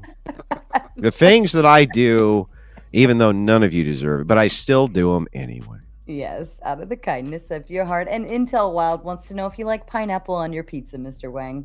No, sir. That would be a violation of Italian law. We found an agreement there. I do not like that we have anything in common, sir. It happens from time to time. I would love that we continue this discussion. Like I said, there will be 100,000 angry lesbians agreeing with whatever you all say, as long as they can get rid of me. Oh, wow. Lesbians agreeing with Andrew. I'm not sure if that's ever happened before. I think they're going to get fed to Andrew is what's going to happen. I think hell just froze over and the world is ending. All right. Andrew, were there any other, I know you had super chats if somebody had questions on your end. I mean, they're going to keep coming for you, just so you know. Oh God, it'll never stop. Yeah. Not the lesbians. I'm saying the super chats are going to just kind of keep rolling in. You can just let them roll in for like 10 minutes if you want to, and just kind of read them off. Yeah, no problem. I didn't know if you had any, because I know you have higher ones on yours. But my super chats are those are for me to read. That's why you don't get those are my super chats for me and my audience. So you don't get those. Those are. I didn't know if there was anything you specifically wanted to read, Andrew. All they're doing is saying Torsha's hot over and over in the chat. Bunch of simps, bunch of fucking simps in this fucking chat, in the Crucible chat. You just start timing these fucking simps out. Oh, this is nice. Thank you kindly from the Crucible crew, and to the poor gentleman who was ideologically blushing this evening. Some actual arguments might have served you well, sir. Thank you for your candor, though. Thank you. That's the first time I've been called young in a decade. Oh, goodness. All right. And let's see. Okay. Andrew, I'll leave it to you if you had any that you wanted to read. I know sometimes you do, sometimes you don't. Well, let's see.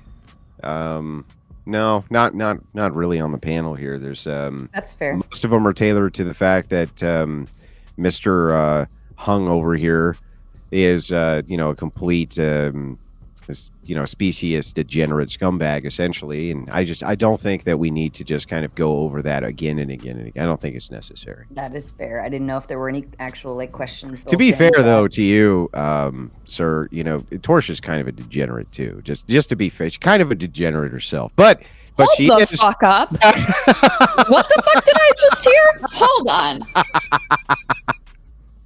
No, I am not. I'm kidding. I'm kidding. I'm not a fucking degenerate. Torshaa, relax, Torshaa. Listen, but Torshaa, if you were a degenerate, it's because you always were a degenerate. I'm not having kids. But if you were a degenerate, it's because whoa. you were always going to be a degenerate, Torshaa. Hold on now. Are we? Hold on. Why would Torshaa be a degenerate for having children? She's not. But Not. we're just like I'm just it's banter. doing the It's banter. thing. It's just banter. There's this video she made. It's a whole thing. It's a whole thing. The Okay, video she made that I critiqued once, and Andrew's it's a whole too thing. stupid to get it. That's true. That's true. I am too stupid to get it. That's true. Well, I just love that Hunglo came in there to defend Torshaa after she wants to cut. I don't his need water. defending. well, Wait, it's Damon. What kind of fucking white knight shit is this, man? What are you coming in a white knight for Torshaa now? What the fuck? hold on now. I'm on this wonderful, lovely debate with this panel of intelligent, articulate, beautiful young people, and I think every one of us should get the opportunity to be a parent at least once in our life. It's a very Nobody important. deserves When you anything actually in this do life. that, sir? When you gonna actually do that? Like soon? Is it Me? happen soon? Is it that you actually Me? do the whole parenting thing? Not you, Torshaa. I'm asking him. I'm mentally Oh, ill. I was actually a stay-at-home father by day, officer by night. So no, I did that. I did that as I was married. That was a real thing. That Yeah. happened. What about all the rest of the Well, like I said, me. I didn't handle the divorce well, and sometimes you end up Yeah, I can turn into tell. the villain. You pretty incessantly talk about it, man. She really did a number on you, huh? You live long enough, you find yourself to be the villain. That's a Batman quote. You shouldn't do a Batman quote. It's a bad quote, right? It's too easy. You should have done a more nuanced, like a Socratic quote next time. Don't just go right for the Batman quote. So I heard you made your way to Mel Pandora's panel recently. And a crispy treat had made a comment earlier saying, "Does Andrew want to come hang over on Mel's stream with us again?" I'm guessing that's a big fat no. She was being a little smartass. Oh boy, there we go. Lucas comes in with the $10 and says, $1 to Sarah for every kid this degen fathered. I'll kick it off. Talking a lot of money here. Oh boy. I will say though, Hunglo, I'm very impressed with your ability to take the type of questioning and commentary and You should see the line of questioning I've got to entertain from all these children. They have serious questions. Like, they want to know. Like, you'll get a pent up, 10, 15 years worth of questions. You better be on boy. point. That's when it gets serious. This is like the easy seat. It's your Where own are you, kids Daddy? when you're on the Oh, hot really? Wow. seat. Sorry, Damon, I missed you. What was that? Sorry, it was a joke. I just said, Oh. "Where are you, Daddy?" Yeah, right. Yeah. Oh boy. Yeah. I gotta say that the most common excuse that like the mothers will give, they'll be like, "Oh, your dad, he's working in Europe, or he's over on the oil rigs down in Colombia." They'll say something like that. When they get a little older, they realize like my mom sleeps with my aunt, like my mom and my aunt are. But when they're little kids, they don't understand that's what's going on. So it's fun, but it's so different from a traditional heterosexual marriage. So you got to kind of play into it. And I think a lot of people, they kind of look back on their childhood and they think, okay, how could that have been different? What would my childhood have been like if I had been in a non-traditional, non-conventional scenario? So fortunately, we get to live here in the United States where we have freedoms to be who we want to be and express ourselves as the people we want to be. We're not in a communist regime like China or Soviet Russia where those things are outlawed and strictly punished. So I think we have a good system. We've just got to tweak it a little bit to maybe incentivize people to do things that are in their best interest long term. Maybe we're the middle generation. The middle generation, somewhere in the middle.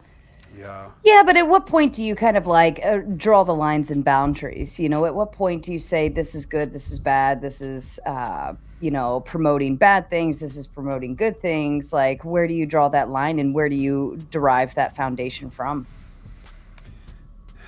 I've got to say, when the cryo industry, takes a single man and gives him 800, 900, 1,000 children, I think that's excessive. I think maybe there should be an international limit. Even if you've got like a national limit of, say 36 in a single country, that limitation does not extend beyond the borders of the United States. So obviously, there needs to be some kind of international regulation, because there's nothing right now. It's the Wild West. You've got literal Genghis Khans walking this planet. Somebody comes to you and they say, hey, we think you've got more children than 99.999% of any human that ever walked the earth. You're in the top 10 of all humans that ever existed. That's serious. People start calling you Genghis Khan. They call you the barbarian. What are the long-term ramifications of that? And those circumstances only exist because of the cryo industry. So obviously there needs to be something put in place so they can't continue this kind of behavior, because it will continue. You'll have like a Tom Brady that has like 1,000 children. It will happen. Can I just ask though? I mean, you're saying that this like it's a bad thing and like it needs to be controlled, but earlier on when you were responding to Andrew, you kind of admitted that you're proud of it. I have regrets about my former business relationship with the cryo industry. I'm proud to be as successful as I have been, and I'm at a unique point and place in human genetic history. Only a few men have ever stood here, but I can see there could be some long-term consequences to my actions. There's a large portion of Mongolians and Chinese that are distantly related because of what happened with Genghis Khan. So are we looking at the same thing 500 years from now in Asia? This actually cracked me up. Daedalus, I think, comes up with the $10. When using the crucible, apply generously to repel degeneracy. Side effects may cause cucks to spurg. Well, that's what supports the cryo industry, isn't it? They'd love that. Oh, Lord. That's funny. That's a good one. All right. Well, I'll leave it to you guys. If anybody, we can still continue chilling. If anybody, I'm going to dip out this evening. Thank you guys for having me. Torshaa, it was fun to debate partner up with you. We've done it another time as well. It was fun then as well. I think it was against a Destiny DGen panel that time, but I'm sure it'll happen again. And thanks for your time. I appreciate it.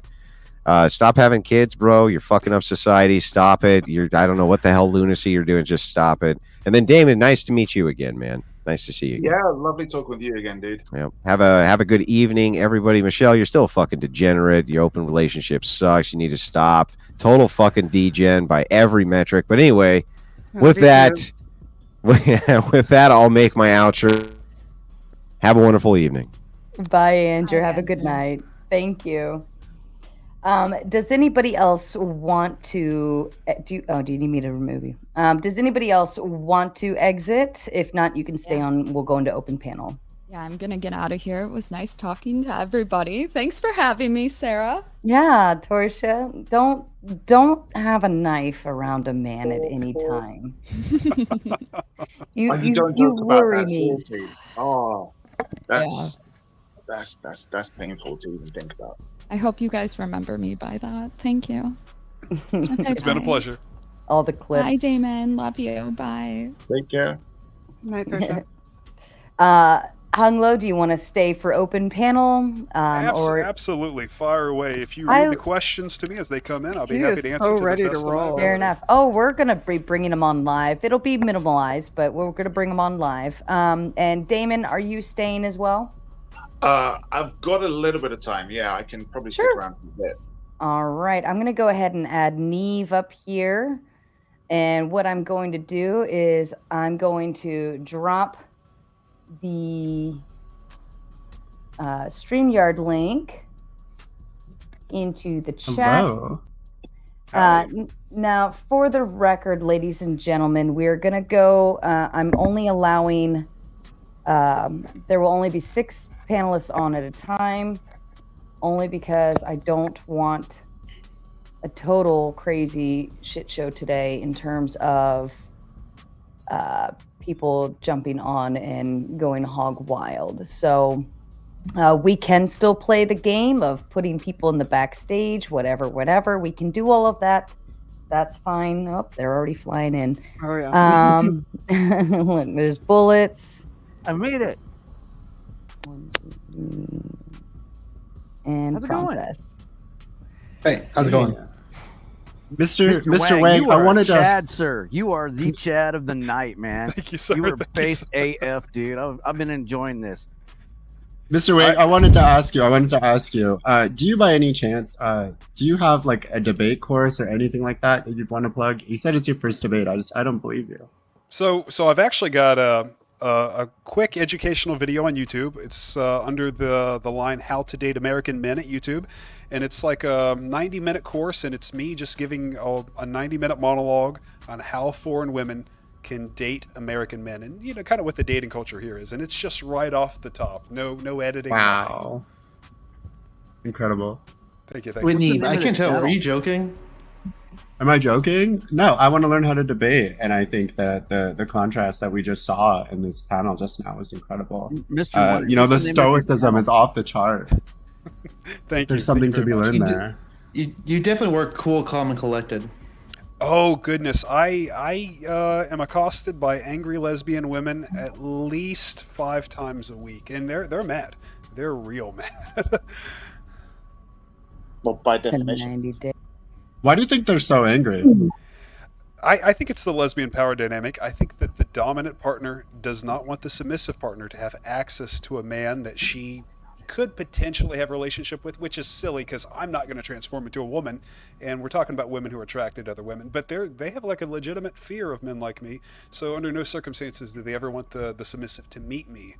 The other side of this is, and I've debated this with a lot of other donors, we think that possibly this stems from when one of the partners doesn't actually want the other one to get pregnant. She wants to continue having the relationship she has. You know, like if you buy a sports car, you don't want to suddenly trade it in for a minivan. You want to keep driving the sports car. So she's not attracted to pregnant women, or she doesn't want to date a single mother.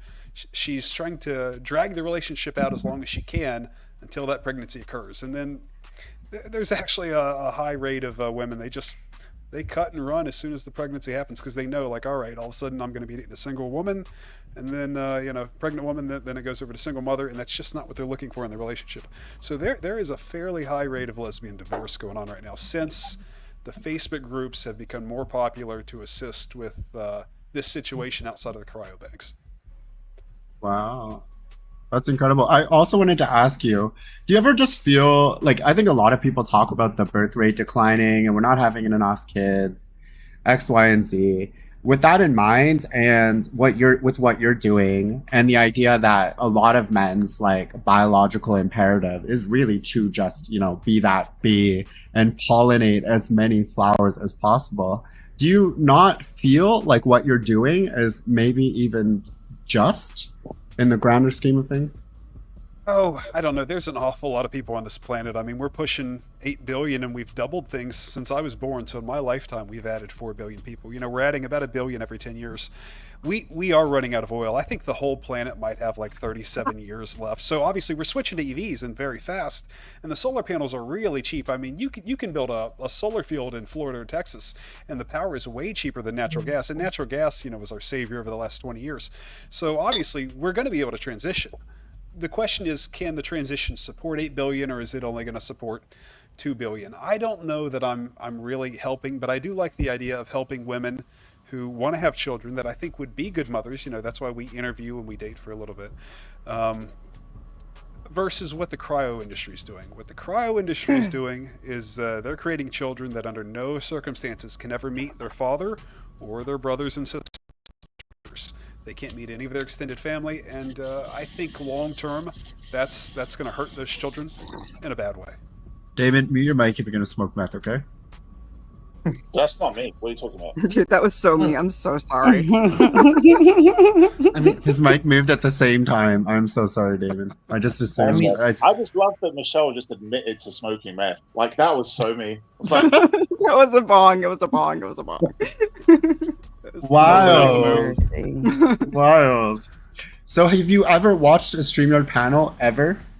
No. This is my first exposure to the show, to be honest. Incredible. This has been, quite exciting for me. I don't really do a lot of public debates. Probably the most popular donor in our community would be Kyle Gordy, and he's even been on the Dr. Phil show, and Dr. Phil really tried to cut him down, but the guy's not changing his behavior. He knows what's right, and he's sticking to it.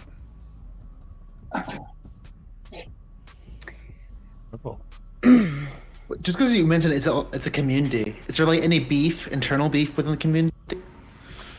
The biggest issue that we have right now, and I try to coordinate this with the other donors, because none of us live near each other, so there's like a guy who handles California and there's a guy who handles Germany, and we're all very far apart, so there's no fighting amongst us. But we have scammers, so they'll show up, they'll use European model photos, or they'll get like some footballers or some athletes, and they'll convince women to send them money, and then they'll say, "Oh, I'll send you something in the mail." The woman never gets the package in the mail, but the scammer gets the money.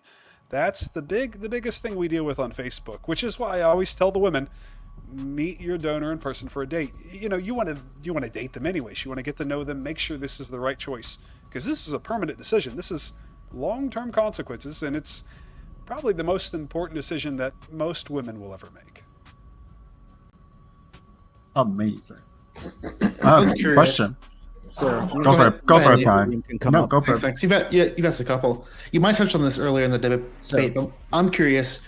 Do you do any vetting of the people that you're meeting up with? Like, are you ever like, no, this is not someone I want to give a child to? Oh God, yes. Otherwise, I would have 1,200 children in the U.S. instead of 12.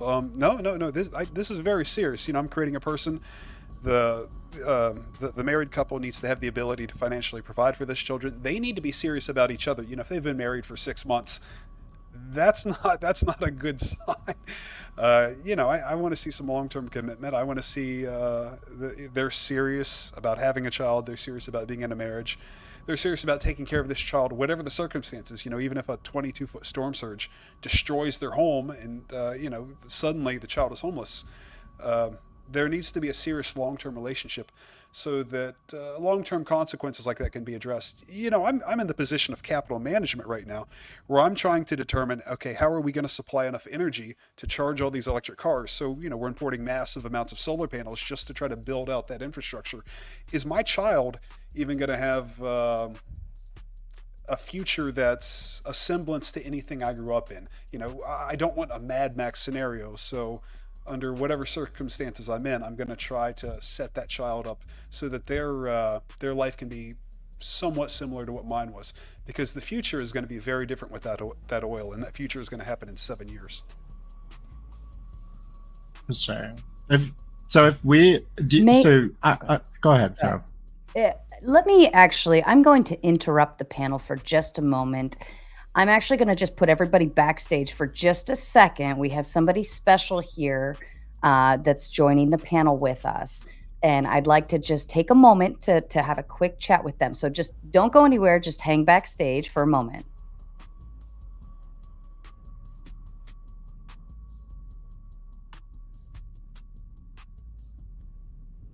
Jake. It was me. Look at me, bro. I'm the special one. Did not know that. Michelle has some nice, kind things to discuss with you.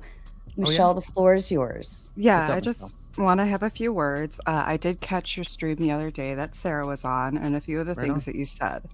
And so I found it really odd that you found it really crazy that she said that she made like $500. You said, I don't believe that she even makes $500 a month on streaming. Well, that was an assumption by her. That was an assumption by an example. If she makes $500 a month. Now, I don't know that at all. That was an assumption by somebody else. She didn't actually make that assumption, Michelle. Right. But I do remember you saying, I don't believe it. Right. I don't believe it. Yeah, I wouldn't believe that. Yeah. After the poor performance of the stream, I mean, are you willing to walk that back a little bit? That I believe that Sarah's actually making $500 a month, like consistently? Streaming? Yes. Yeah, probably not. I haven't really seen too much evidence on that. Yeah, no. Okay, all right. Well, I mean, Sarah, like, I love her. She's my girl, and she busts her ass. Like, nobody works YouTube like she does. No, and not you guys even Andrew Wilson? I mean, Andrew busts his ass too, and Or maybe I feel like Fresh and we. Fit, or maybe plenty of examples Maybe you on can YouTube. shut up and let her talk. Yeah. Or like, maybe I know she's again, filled, nobody like- busts her ass like. Go ahead, Michelle. Thanks. Yeah, I just want to get my point out, buddy. So, the whole thing is that like you had a lot to say about Sarah, about her daughter, about all this stuff. And like I get it. I understand why you don't think that she could pull $500 streaming. And I took a look over your numbers, even like your interview with Andrew Wilson. Sarah has an interview with Andrew Wilson, and she dog walked your numbers hard, bro. Like same subject, everything. And like she did a restream on that. Like she actually knows what she's doing here in the YouTube spaces. So the whole point of this is that we're actually here to help. We're going to show you how it's done. Yeah, Sarah can totally pull $500. As a matter of fact, your seat here on the panel costs $500. So if you can bring the entertainment, you will definitely be able to raise that. If you can't, you can't. I'm sorry to hear that. If you want to go back in your corner and keep talking trash and not learn how to leverage your entertainment. Did I claim that I'm making $500 a month? You didn't. I'm just saying. I did not. Yeah, exactly. She's saying that your seat on the panel now your seat on the panel costs $500. Yeah, got you there. Got you You there. have to leverage but your obviously, that's not entertainment. even worth the money there. And I get you, Michelle. Oh, your entertainment's not worth it? You're not worth it here? $500 for fucking Sarah's panel? No, not at all.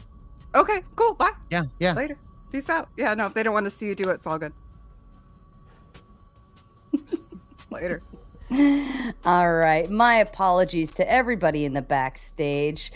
It looks like Hunglo walked away for a minute. Damon, Neve. Who else was up here? Scam Likely Who was up that? here. And then we have who jumped? And then okay, so let me go next in line. Right? You know what? Fuck it. Let's just go. Why are you still hanging in the backstage, Jake? Go away. Oh no, he's waiting for the super chats for a seat. He has to wait. Hey, for the super you know chat. what? If these people want to come over and super chat the $500 for him to get on this panel, I'll let him that's sit the on panel entertainment. If all he's night. that entertaining, it really should not be a problem. He was saying about how much he could contribute to the channel. I want to see it happen. Can he do it?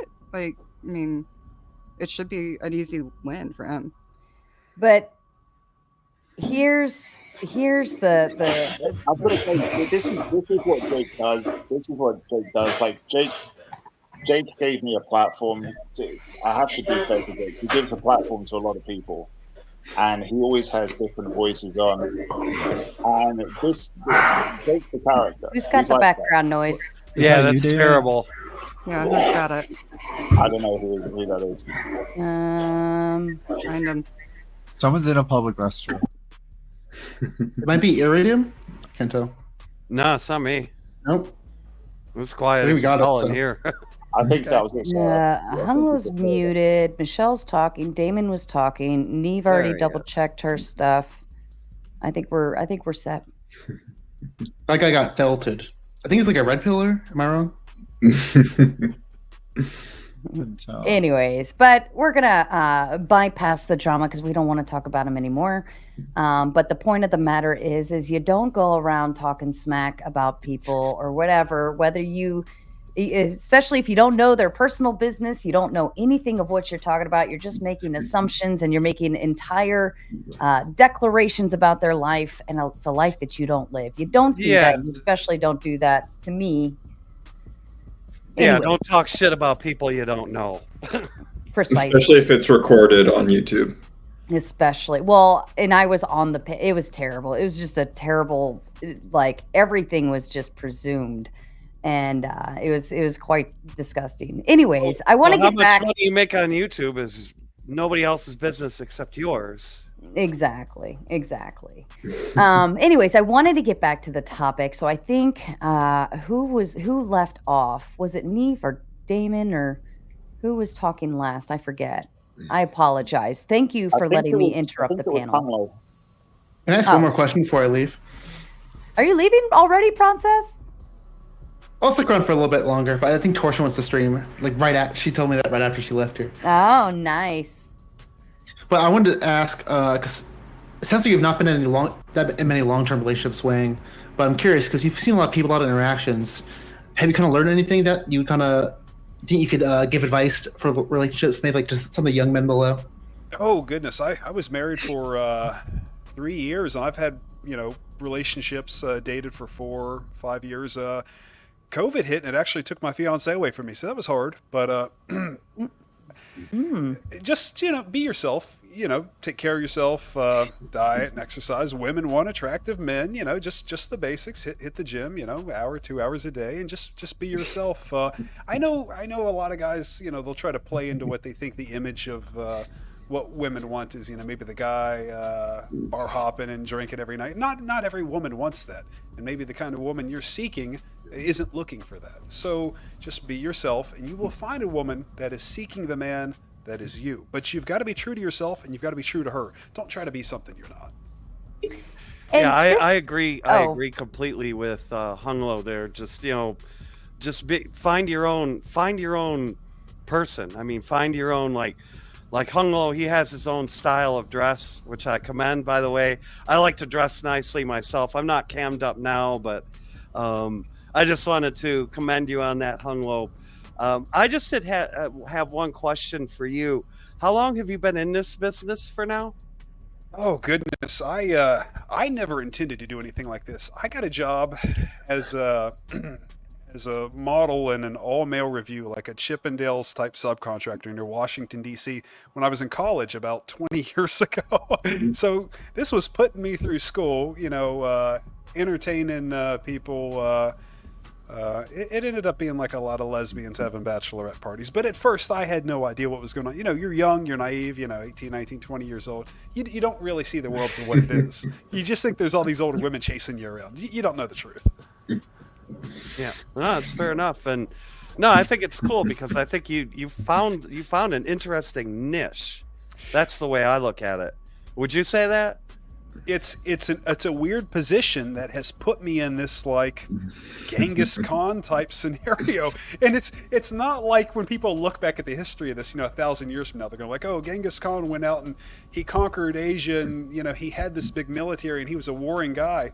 Well, is that what they're going to say about me in 1,000 years? Because I'm not warring against anybody. I'm like a really friendly like business guy that works in like capital management and asset allocation, and I try to plan things out. Okay, we're going to have an oil issue in 7 years, so let's bring in the solar panels and the EVs, and I just try to plan things out. My guess is that this Khan guy there was like a similar issue 1,000 years ago, and he was a real friendly guy, met a bunch of women.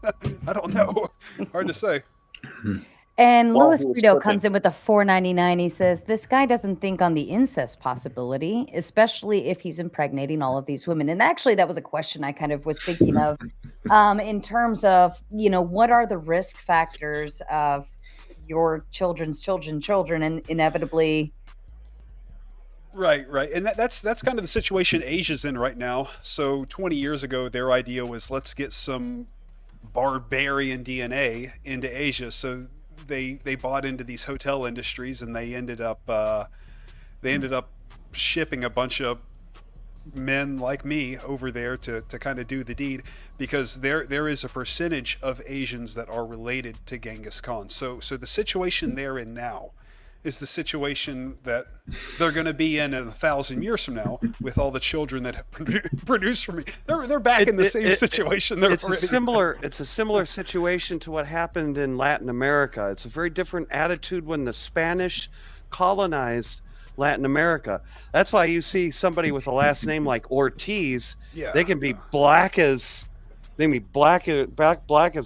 They can be as white as me, and I'm as white as a sheet. It just because they were encouraged to go out and spread their seed to as many women as, they were encouraged to do that, to spread the name, to spread their oats. This is going to sound just like Jack Nicholson. This is going to sound terrible, but my father was born on a NATO military base. I come from a military family, and at the time, we're coming out of like World War II. The Germans, during like the Nazi regime in the 40s, they had a breeding program. They called it Lebensborn.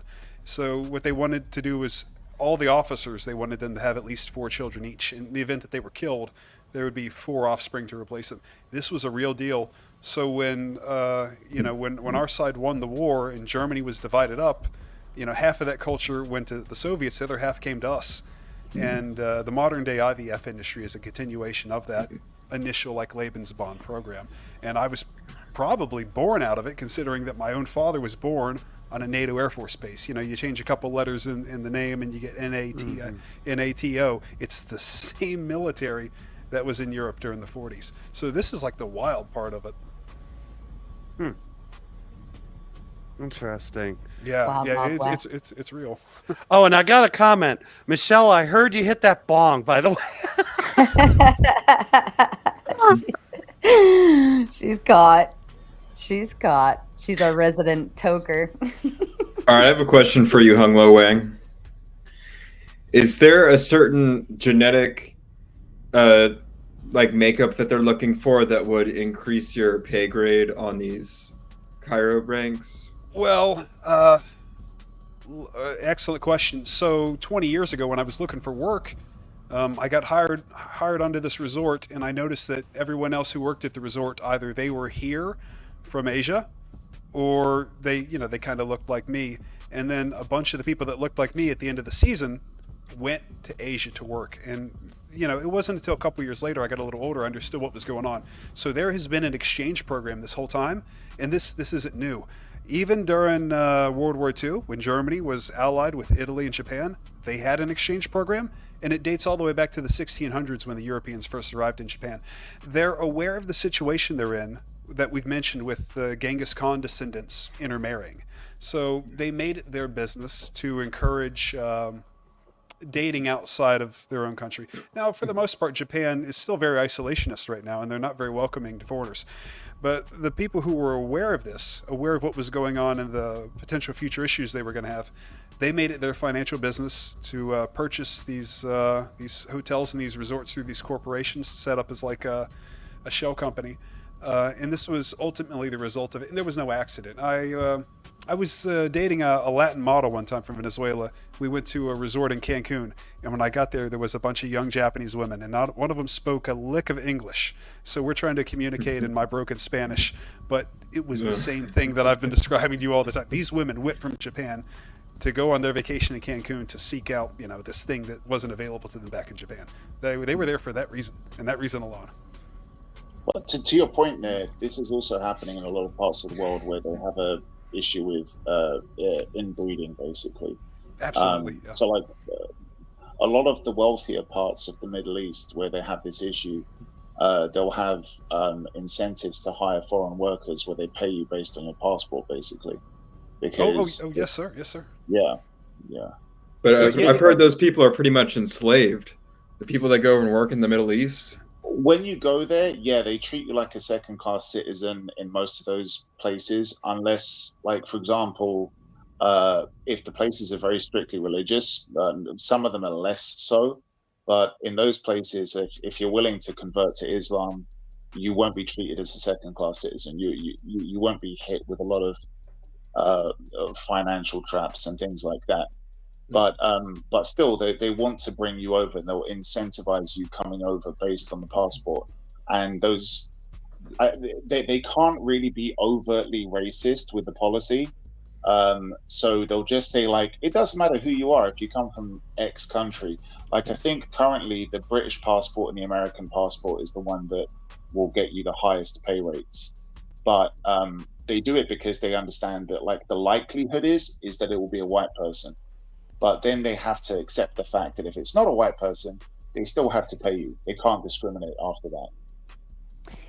And Louis Brito comes in again with the 1999. He asks the question, encouraged, or don't you think there was SA? And I don't know if you're familiar with how we kind of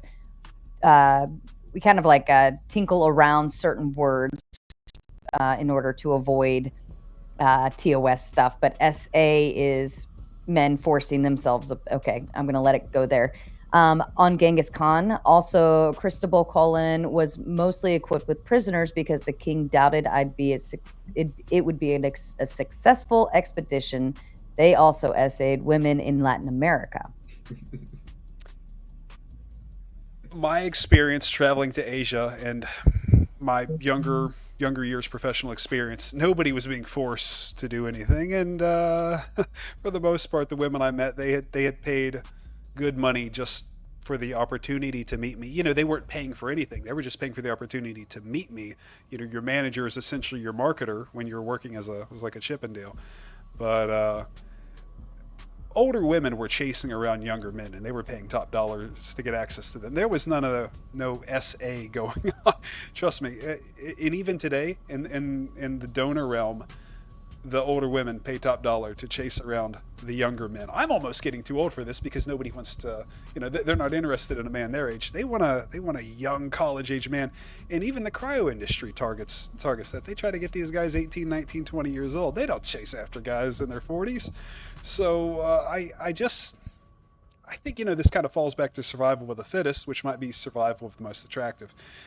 You give these women money, you give them freedom and access to do what they want to do, and they're going to chase around young, attractive men. It's just Mother Nature, I guess. Fair enough. Michelle wanted to go ahead and make an exit for the evening. Michelle, do you want to say goodbye? Yeah, I'm done. I'll go ahead and open up a seat. Hunglo, it was really awesome meeting you. I want to thank everybody who paneled tonight and everybody in chat. You guys were amazing. I knew this was going to be a really fun stream. I did not know how it was what turns it was going to take. It was wild, but so good. Like, good-natured people. Like, awesome. And Hunglo, I really hope that you stick around in the space, because, like, you got fed to Andrew, basically. Like, God. That's a hard one to go do first. Yeah. Yeah, like, damn. And you held your own. You did a good job. You can't make everyone happy. Honestly, that was probably the most calmest Yeah, person make that I've guy ever happy. seen argue with him. Really. I'm not trying to donate to Andrew and give him children. I mean, you know, there's the occasional heterosexual couple where the wife is looking for a man that looks like the brother of the donor. They used to call this ladies' night out, where like you'd go out with your girlfriends and she would set you, you know, they'd set you up with a guy that looked like your husband because your husband wasn't able to do the deed after like 5-10 years. That was traditionally. Now that there's Facebook, they seek out men that look like, you know, okay, he could be your brother. That's why they call it a Facebook. You know, they're looking at the faces and the height and all that. But yeah. You know, I'm not here to service Andrew or provide him anything. So it's all just kind of fun and games at that point. You did amazing. Thank you, though. I appreciate it. You did amazing. All right. Good night, everybody. Thank you. Good night. I'll Bye, Michelle. think of something for next Monday. Later, guys. Thanks, Michelle. I love you. Yeah, she's gonna get to work for and actually Rampage, I do see you back there, but Bullets was up here earlier, but he actually gave up his seat to go do something else real quick to help something out. So I'm gonna actually put him on for now, and then I'll bring you on next. And Actually, Louis, don't let that guy back up here. oh, and Scam, did you have to go? And so I think you wanted to make a closing thought as well. Yeah.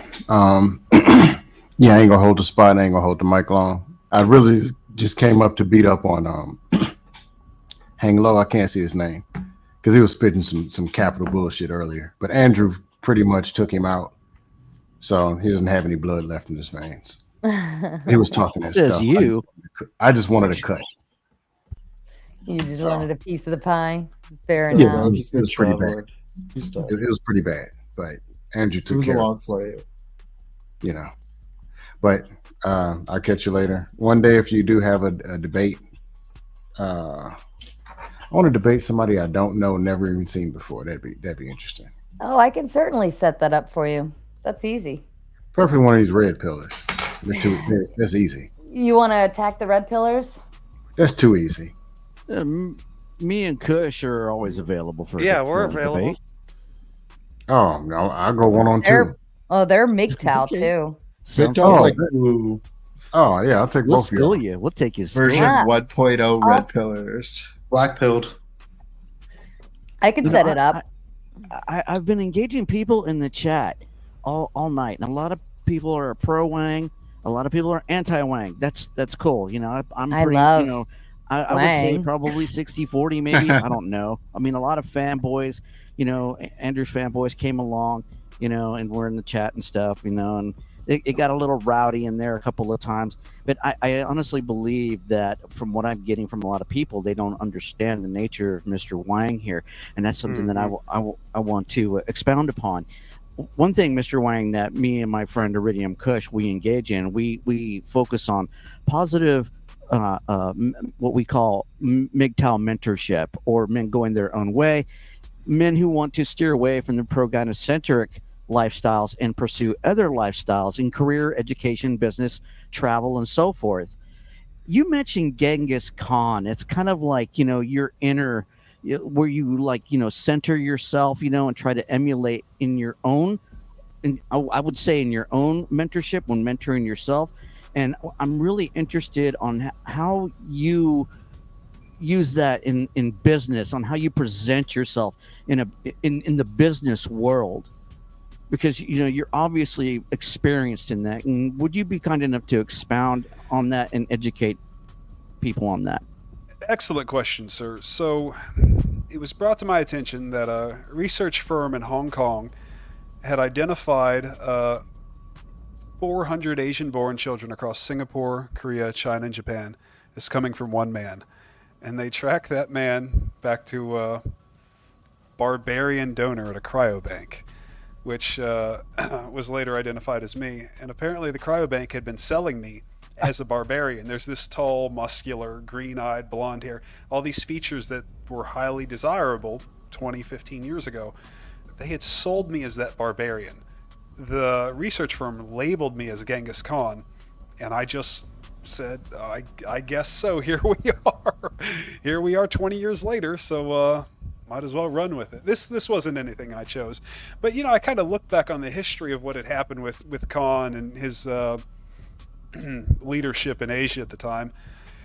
And I understand, everybody focuses on the military aspect, but maybe there was a business aspect of it. Maybe he was trying to I don't know. Just would you say like you're a Genghis Khan when it comes to business? I mean, Genghis Khan. Actually, the question has come in is saying from Louis Brito again with the $4.99. Thank you. When you compare yourself to Genghis Khan, know the implications it brings. You're a low man. Not saying you're partaking in SA though. No. Oh God, no. He didn't compare himself. He was being compared. I was labeled as Khan. Right. I was labeled by that was the label on the bottle. Yeah. The barbarian. Yeah. That was the sales pitch. Actually, I think you're Genghis Khan artist. That's just my opinion. I like that. That sounds good. Well, that's what I respect about MGTOW men. They don't even pretend to like women. I think the red pill people can. Dude, you don't know anything of what you're talking about. You have no idea. At least they're honest about it. Don't talk about. At least they're straight. At least they're straight up about it. You know what I'm saying? They're not hiding. True. They're just leave all the women to for the rest of the men. I get it. You don't come to class. You don't know shit. Yeah. No. Tell me how to separate women from my life entirely, please. Wing, I did want to ask you another question. If you don't want to answer this, it's totally fine. But we talked a lot about about the women you've been dealing with. I'm kind of curious. I'll see you scam likely. If you don't mind answering this question, how's your relationship with your parents? I wonder if it's pretty normal. If there's anything of note there. Oh my God! Excellent question. So my parents separated at age 5. My father came from a military family, so Dad's always away, going overseas, doing all that. But my parents separated at age 5, so I got a very, very unique opportunity. I got 2 full sets of parents. So I had a stepfather and a mother, and then I had a father and a stepmother. And I ended up having half siblings with my mother and her, husband, my stepfather. So I got these 2 totally different aspects. Where one family I was the single child, in the other family I had siblings, and they were in different parts of the country. So I got to travel back and forth. And at the end of the day, it's made me a much more rounded person because I had 4 parents instead of 2, and I got 2 households, and I had extended siblings. And the correct response to your question is there's a donor in Western Australia. That's his territory. His name is Adam Hooper, and he has events where the mothers of his children all bring the children, and they do the birthday parties for all the kids. So all the siblings get to meet each other. So they have these large extended families where all the siblings know each other. So if anything were to ever happen to Adam or one of the mothers, the other children would then rely on their brothers and sisters, which is what happens when we all get into our 20s and 30s anyways. We don't rely on our parents anymore. We rely on our siblings. Hooper figured this out. And it was an advantage I had growing up, and he's already providing that advantage for his children. When you have this large extended family, like a Genghis Khan did, he had hundreds of children. He just put them into his own businesses and in his own military, and then they relied on each other as this tight, close-knit network, and they spread out and controlled all of Asia for a long time because they were siblings. He figured it out. He got it. Hooper's doing it right now in Australia, and if y'all aren't careful, in 50 years he'll control the entire continent. Wow. Yeah, Hooper's a smart man. Just he's on here too. He's given a bunch of interviews. He's got a whole channel on Spotify. I've spoken with him a bit. I didn't understand it at first. Like I said, I was labeled Khan the Barbarian, but I saw Hooper doing the modern day application. I don't do that. I can't ask these lesbian women to come to these birthday parties with their kids. You know, in America, everybody owns firearms. That would be dangerous here. But he gets away with it in Australia. Why do you think lesbians are so scary in general? Well, before you answer that, if we could, I'm going to remember this. Lesbians are so scary. Damon wanted to go ahead and exit the panel and make a quick closing statement. Damon, Yeah. to you? Sarah, cheers for having me. Mm-hmm. Well, that was nice and sweet. Did we lose him? Like you went out and back in again. Well, I just wanted to also say thanks to Hunglo as well. I really enjoyed the debate. Liked talking to you as well. You seem like a great guy. Don't agree with what you're doing, but you know, all the best to you. Thanks for hopping on, and take care, everybody else. Take care, guys. YOLO. Bye, Dude. Damon. Thanks for That's popping later. by. I appreciate it. This guy really appreciates the Wang. The Wang. I appreciate Take care, Wang. guys. You were just telling us about why lesbians are so scary. Yes. Well, I think they're scared of me because they're scared of their relationship breaking apart. You know, when you bring a third person into your relationship, there's a chance that, you know, you're not going to have this love triangle. Things are going to break apart and you lose your spouse. They appear to be afraid of the submissive partner meeting the donor. And that's something we deal with every single day, and it just never ends. Crazy. Related to that, Eve, can I jump off it real quick? Has anyone that you know kind of not told their partner about their dealings with you? Yeah. Oh, yeah. Okay, so when you go into the groups and you see the anonymous postings, somebody's cheating, and they're hiding. Oh. So in the U.S., it's estimated that Who is that? 30% of married Pinkerton. men Somebody's are got raising some an unmarried loud. child, and they're not aware. I'm watching him mouth breathe. Somebody's also like got some other background noise. I apologize, Hunglo. Sometimes this is what happens when you go into. Oh, there. I it told went. you. Okay, yeah. Sorry, Pinkerton, that was you, bud. Go ahead, Sorry. Hunglo. Back to you. Breathe through your nose, buddy. So Continue, you please. mentioned about the cheating. I want to say the current stats in the U.S. are that 30% of married American men are raising a child they think is theirs. So I mentioned earlier about the girls' night out. So what would traditionally happen is if a man was infertile and his wife kind of caught on to this after 5 or 10 years, her girlfriends would scour the bars, find a man who looked like her husband, and then send her to do the deed with the man who looked like the husband, the doppelganger. So then the husband ends up raising the doppelganger's child. He's never aware of it. They say that 30% of American marriages are in this exact situation, which is why I would stress that probably paternity tests be legally required at the hospital upon every birth, because 30% of guys raising another guy's kid, it can be serious consequences long term down the line. But yeah, that's the anonymity. It's the cheating. The woman's got a husband that he doesn't know he's infertile. She wants a kid. She's going to try to pick a guy that looks like the husband. Or you've got two lesbian women and one of them wants a child, the other one doesn't. She cheats, she gets pregnant, her lesbian partner leaves her. She'd rather just be a single mother than, well, I guess she doesn't have a choice. She can either be a single mother or she can go on in this lesbian relationship without the child. But yeah, we see that a lot too. That's a real thing. And Louis Brito comes in again with the $9.99. Thank you again, Louis. I appreciate it. It doesn't bother you that you're contributing to a future generation with genetic defects. I guess the only upside, if you can do it in China, then it will weaken their army. That's awesome. Wow. That's funny. Oh, I Lord. don't think it's appropriate to That's funny. say that anyone in Asia has genetic defects. In fact, a lot of Asians have been classified as maybe the most intelligent people on Earth. I mean, we all love their electronics. Maybe they're looking to strengthen, their genetics. I think a lot of Asians have Denisovian descendancy. So if they can mix that with Neanderthal descendancy, they could get like a whole barbarian. Half Neanderthal, half Denisovian. I've got American, Native, and European heritage, so I'm as Neanderthal as they get. That's why they were calling me the barbarian. I think They were a doing lot what they of were people marketing. are focusing on the negative here about and not really understanding what happened to you. That a lot of this was done without your knowledge, Oh, yeah, and you yeah, just yeah. found this out, and everybody, they're just taking it at face value, and not really listening, what actually happened.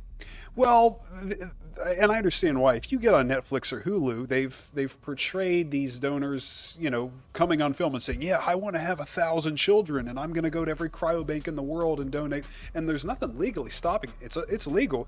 The cryobanks make a lot of money on this.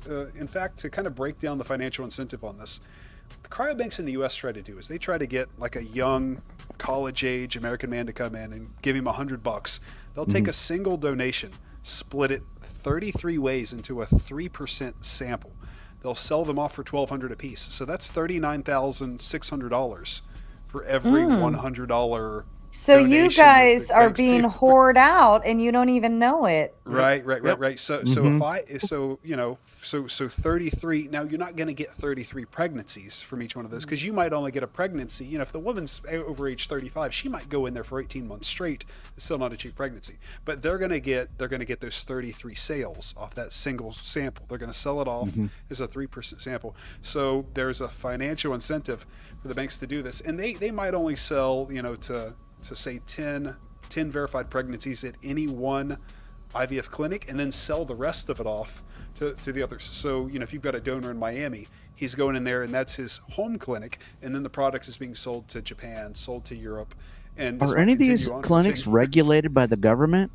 The only regulation that I'm aware of in the U.S. is they were told a limit of 36, but if the woman doesn't report the pregnancy, then the clinic doesn't know. And that doesn't preclude the clinic from then selling the samples out of the U.S. So Australia, Japan, Korea, there's Kind of like the way Planned Parenthood does it. They do the same thing. We talk about limits. We're talking about national limits. So I want to say that maybe recently in Australia, they've now gotten rid of anonymous donors. So the child can seek out the father when they turn 18 and figure out who he was, if he's still alive. Because a lot of these guys passed a long time ago. They're using frozen samples from 10, 15, 20 years ago. The guy's not even alive. They're still selling the product. Really? That long? Oh, yeah. Wow. That's crazy. Hey, Sarah, I'm going to step out. I just wanted to say quickly that this is why I love America. You can monetize anything, even your nutsacks. And I know that I am very hard on the MGTOW guys, and I just wanted to apologize. I think you guys do have something right. If we agree that men are the stronger sex, well then kids that grow up in two dad households are bound to be twice as safe, right, Bullets? You should come over and hang out. Yeah, come on our panel. I hope you guys have a wonderful rest of your evening. Okay. Come on our panel sometime, Nev. I love Neve. I love her. She cracks me up.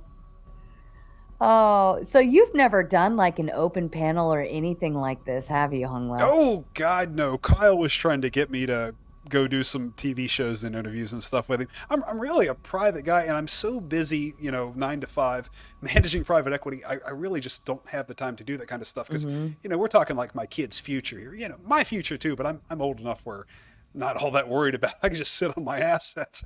But no, I take what I do seriously. So I try not to let my family life impede with my professional life. And I never put my kids or family out in the spotlight. You know, if I get out there and show my face and embarrass myself, okay, there's 100,000 angry lesbians that are mad at me on Facebook. I don't really care. I can go to Japan. I could go over there and buy a mansion for cash and live out the rest of my days in Japan. Go stay on the beach with my daughter. I'm not that worried about it. I'm at the point in my life where anybody can say or do anything to me, and it's not going to change things that happened. Exactly. That's where I'm at, and I love it. People, I have become kind of untouchable where I am, and people can't fuck with me, and it drives them nuts. And like some idiot red pill rager idiot wants to call my employer. I'm like, go for it, man. Talk to him. You're just gonna make an ass out of yourself. Hello, I'm the owner of the business. How can I help you? That's the part. Somebody actually tried to do it, and I picked up. I do have to agree. You are unfuckable. I was doing a little bit of research on this. You're one to talk. Yeah, exactly. exactly. At least I'm on camera, so there you go. But I was doing research on this. I didn't hold know up, this until because earlier. I will say Iridium does canned up cam before. up. He does very often. This is just irregular. See, there he is. We love Iridium. Doesn't make it doesn't make it any better coming If from you guys you. want to So go, we can set this up later on. But right now, we're talking to Mr. Wang. He's our. I wanted to bring this he's back a on special topic guest. because Just be kind to the host. I get some of the concern about like the blood relatives, but I was doing some research. Apparently, in China, couples are required to provide proof that they are not closely related to get married. So they're already kind of concerned about this, and there are some checks that they do to even get married. Right. So back to what I said 20 years ago. They made it their business over there to purchase foreign resorts for Japanese women and Korean women to go and visit on vacation and have a good time, and then to import American and European, young men to come to Japan, come to Korea and work and enjoy themselves with the locals. This was not an accident. This has been part of the exchange program since the 40s. This was all set up back during World War II. There are no accidents here. They knew what they were doing. But yeah, like you said, they've had this inbreeding genetic diversity program now for 1,000 years, and it kind of stems back to Mr. Genghis Khan. So what's the solution? Okay, let's get the barbarians. We like them. We get along with them. They look similar enough. They can speak our language. We're not so dissimilar that there's going to be this cultural problem. And our cultures are close enough aligned where I can go to Japan and go live in Hokkaido, and no one's really going to care. It's not that big of a deal. Rampage, why don't you jump in? You haven't said anything yet. Hi, yes, I'm Rampage. I like to talk to people who are anomalies. I've talked to people with over 1,000 lay counts. I've talked to NFL winners and Stanley Cup winners and asked them questions. So one of my questions was, in the religious sense, is that they say people need to spread their seed. So what is your opinion to spread their seed and multiply? What is your opinion on that? Well, I certainly can't take it back, so I guess I've got to walk in the shoes I've made for myself. Now, don't I like my life. It's been interesting. What's the saying? May you live in interesting times. My times have been interesting to say the least. But it's been fun, and I love kids, and I love women. So why not? Might as well. Fair enough. And Louis then my Vito other- comes. Oh, sorry. Go ahead, Dawson. Okay. Go ahead. And then my other one was, what would it be like if every guy did this on the side? Well, if every guy did it, then there wouldn't be any single women because everyone would be married. Remember, I was married. A lot of this came out of bad divorce law in the U.S. and maybe some policies. These attorneys tell these women, yeah, divorce your husband and he'll pay you to sleep with other men. Well, hold on. See, that's not always true. And then that woman can get herself into a real pickle, especially as like a divorced single mother. But if that had never happened, I would still be married. Y'all wouldn't be speaking to me. And I wouldn't be in this like weird situation I'm in. I would just be like a regular like married guy with maybe one or two kids. We probably all would be. Yeah, right. But the problem is the governments are sponsoring the women to act in a way that is not to their benefit. It's to the benefit of the employers because you put all the women in the workplace. Yep. Right. So it benefits the business owners. Yes. And Louis Brito comes in again with the $9.99. He's saying, you twisted what I said. I never said they have defects. I said by creating an incest, possibly it yields to it. You say they did it without my knowledge, but you continued intellectually dishonest. The children that I've had over the last 15 years are in the US, and that number is, let's say around a dozen. The children that were produced between 15 and 20 years ago in Asia, I wasn't fully aware of what they were going on, but what they were trying to do was deal with the long-term consequences of what happened with Genghis Khan. So it wasn't just me that they did this with. They selected a number of European and American men and brought them over and said, all right, we're going to fix the long-term genetic problems that they weren't worried about now. They were worried about like 500 years from now, because the way things were going over there. Said, all right, we're going to have a serious inbreeding problem in about 500 years if we don't bring more Neanderthal barbarians over. And that's what they did. So to answer your question, that was how this program started. They were worried about insects and inbreeding, which has been an issue in Asia for 1,000 years. That started 950 years ago when Genghis Khan's own grandchildren were intermarrying to consolidate the empire. And it was a problem in Europe, too. Everybody knows European royalty. We're marrying cousins. I mean, it was regular Alabama, West Virginia, all over the place. Oh, yeah. So what they did was they took two cultures that had been doing that for the last 3,000 years, and then they just mixed those two cultures together. Okay, so let's get these inbred Europeans and these inbred Asians and mix them together, and that'll solve the problem. Let's create a whole unique human that is half Denisovian and half Neanderthal, and that'll fix the genetic problem. Here we are. I mean, I guess it's working. The kids are fine. They're all healthy. They're very healthy. They're half and half. They're not a single genotype. Blame the program. It's not really his fault. He just agreed to take part in it. Would that be fair?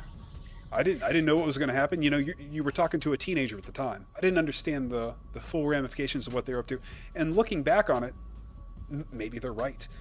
Because if they hadn't intervened and done what they did, they would still have the problem today and 500 years from now that they had 20 years ago. So 500 years from now, if everybody in Korea and Japan wants to date, okay, we want to date the girls with the blonde hair and the green eyes, that's an option now. They exist. They're there. They're my daughter. But that wasn't an option 20 years ago. They actually had to move to Europe. So 500 years from now, you might have a bunch of blonde-haired, green-eyed Japanese and Koreans running around, Singapore and China. Maybe that's what they wanted. It solves their problem. I'm gonna ask you one more question before I head out. We talked a lot about your past, but I'm curious, do you have any plans for the future? I know we discussed maybe doing some more panel stuff. I think you said like maybe some TV stuff someone's trying to get you to do. Do you have any visions for the future? God, yeah. Kyle Gordy's been trying to get me to go on these shows with him. He's been doing all this like 90 Day Fiance and all this tour stuff, Netflix and Hulu, and it's been wild. We were in college at the same time that Mark Zuckerberg brought out Facebook, and Facebook was initially restricted to you had to be in college and you had to have access to the college community email system. So everybody on Facebook was a bunch of college students. So Facebook was like the initial dating app because it was the faces of all the other co-eds. So that's how Facebook started. Kyle was in law school, I was in business school, and Mark was in California, and we were probably the first 10 or 15,000 people on Facebook. We were all friends with Mark Zuckerberg. That's how this started.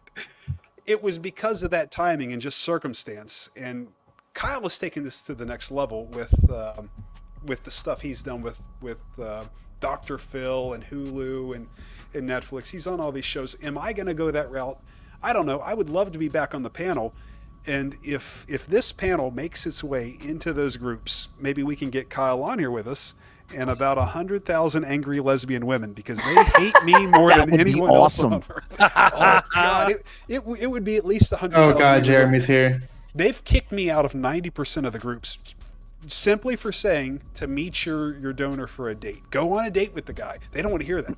They don't want to hear that. And then Kyle goes on a dating show where he shows them okay, but go on a date. A date could even be girls can go on a date. You know what I mean? Right. With other girls. A date is just a general concept. We just associate it with boy girl kind of thing. But like, how hard is it for you to date knowing the information about you? Like when you go on a first date, like how awkward is it to try to, or maybe how unawkward is it to try to explain that? I don't tell this stuff to anybody. Nobody in this area knows about any of this. If you're not in Japan or Korea, you're not going to see my face, okay? Nobody over here in the southeastern United States knows that this exists. This isn't even like like. It wasn't until Kyle went on Dr. Phil that people even knew this was a thing.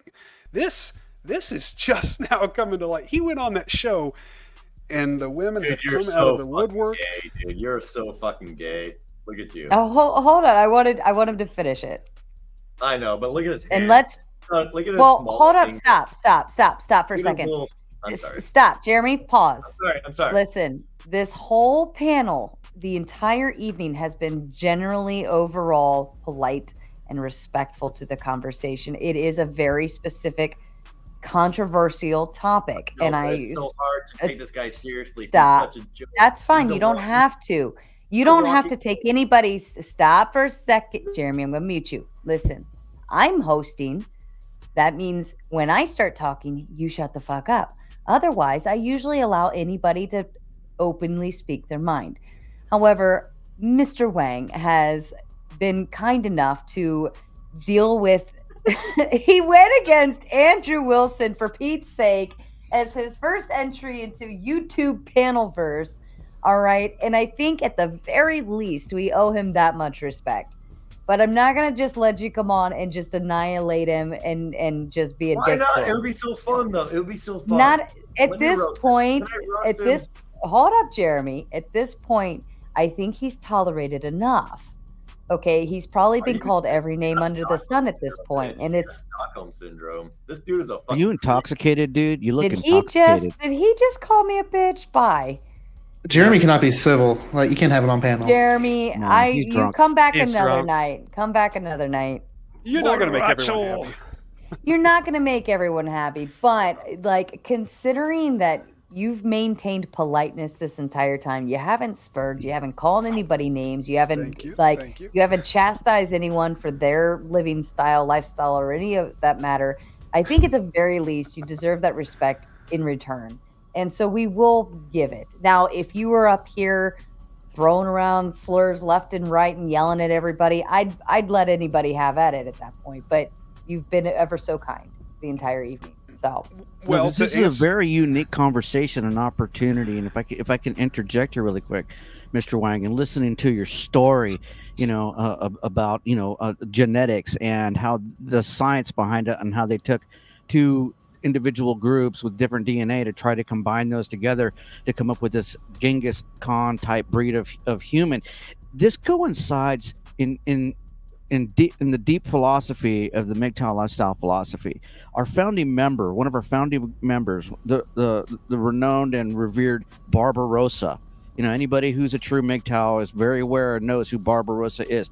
He too was a chemical engineer, just like Iridium Kush.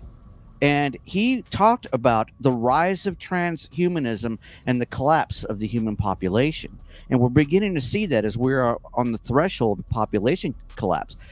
I saw an interview with Elon Musk and Jordan Peterson discussing this very thing. We're all aware of CRISPR. We in the MGTOW community, we talk about the artificial womb. So this technology is like really fascinating. And what I'm getting at is like, what's it like being part of this experiment? Because I think this involves CRISPR technology, designer babies, and we think it's only going to ramp up higher as we also enter into a decline in population. Yeah, I Do you have mean, any thoughts I on think that? this is a trend of we think this is a harbinger of what's to come. Do you think that's the case? I'll give you some direct commentary that I've never said to anyone else. Ooh. When COVID hit, I had been engaged to an Italian woman that had been working in China. She was flying back and forth from the U.S. to China. She was employed by an American fabrics company. She was a fashion designer and former model. So she's going to the factories in China, getting the fabrics, flying here, flying to Europe. We're hanging out in Portugal, having a good time in Italy. She's doing their sales rep. COVID hit. She flies back sick right after the military Olympics. We're talking like October 2019. She flies back sick. So did all the military Olympians. She flies back to Italy and dies. Right when they started locking everything down. Sorry for your loss, sir. It's okay, it's okay. But right when they started locking everything down, I got a phone call, and I picked it up, and it was a weird number, and the entire message was in Chinese. Why would the Chinese military have my phone number on their automated dialing system to warn me about what was about to happen? That means my children are in China in some kind of military program. So who had the money to pay for all this 20 years ago? That's red China money. It's serious. They knew what they were doing. They plan long term. They don't do these 4-year political cycles like we do. No. They 50-year long plan. term. 50-year plan. Yeah. They're serious. So if they decided that, hey, we want the children from this military family, that's what we want here. That's what we're going to do. They called me and left me a message in Chinese. I didn't understand the look of it, but they were warning me before they started locking everything down. I knew something was wrong right away. I tried calling Serena. She's not picking up because she's dead. The WHO got a hold of me after I got so sick I couldn't even go see my doctor. I called him, and he called Atlanta, the CDC, and they got in touch with the WHO. They said, you're what is it, patient 1 for the US, she's patient 0. She's dead in Italy, and everybody at the hospital she was at is sick. I was like, oh, this is lovely. But no, the Chinese warned me when it happened. And Radio Foreman coming in Patient with zero? $20 to say cheers. Thank you, Radio Foreman. We appreciate that. I'm glad you're here. This is crazy. Yeah, wild stuff. But just remember, you've got multiple different genetic lines here on the earth. If you read into any biblical stuff at all, they talk about multiple bloodlines after the flood. They say that Noah was like 800 years old when the flood happened. He was like the king of his region. He had the resources to build that ark. His family survived. If you believe any of this. With what you all mentioned with transhumanism, we're about to get the technology to extend our lives. So, Yes. if I can extend my life to 800 or 900 years and I just keep managing my assets, I might get to build an ark one day. I mean, I've already owned a portion of a tanker company shipping oil from the Middle East back and forth to the U.S., and I've owned oil wells in Latin America. It's not a crazy idea to think that I could own like a cruise ship and fill it full of my children in the event there was some kind of catastrophe. That's not absurd at all. I mean, we have those kind of billionaires right now, so this isn't absurd. No, it's not. But yeah, transhumanism, that's probably the way things are going. And as everybody said, the population's declining. Microplastics are found in the blood of every human now. What does that mean long term? How do we survive this? Can we survive this? You've got these massively declining birth rates. A lot of that's, abortion and birth control, but maybe there's some other factors like the microplastics, because I get to talk to a lot of women who can't get pregnant. They want to. It's just not possible for them, or at least not possible through the IVF route. Yep, I can tell you that every single human being on this planet has a little bit of PFAS plastic in them. Oh yeah, absolutely, absolutely. What's your opinion on the long-term consequences of mRNA vaccines that have never been tested on humans before? Not good. Yeah, I think we can all agree with the massive decline in birth rates since 2020, because they have just dropped off a cliff and nobody's talking about it. Yeah, male fertility has dropped off a lot too. It's obvious. I wasn't vaccinated because I got sick as soon as Serena flew in from Beijing, but I didn't need to be vaccinated. I got real sick. This is where I think everybody's argument is misplaced. Like when gentlemen like Andrew, when they come in and I see them on panel on whatever and stuff, and all these other red pill channels, they're directing all of their energy and anger at women and not directing it at the solution. They're not looking inward. They're not doing anything to mentor men to be better men. And if men want better women, they need to lead by example. And that's something that the MGTOW lifestyle dictates, to lead by example, to live your best life and be positive and lead by that example. And other people will eventually follow you, or they won't.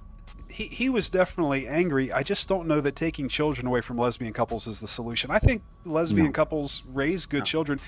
Anybody know the history of the Olympics, where like the Olympians would, take like the Greeks would take all like their best athletes, put them together, and then these lesbians from the island of Lesbos would select like the strongest athletes to have children with. Like this is like the history of what we're talking about. Like it goes back to the Olympics and the Greeks.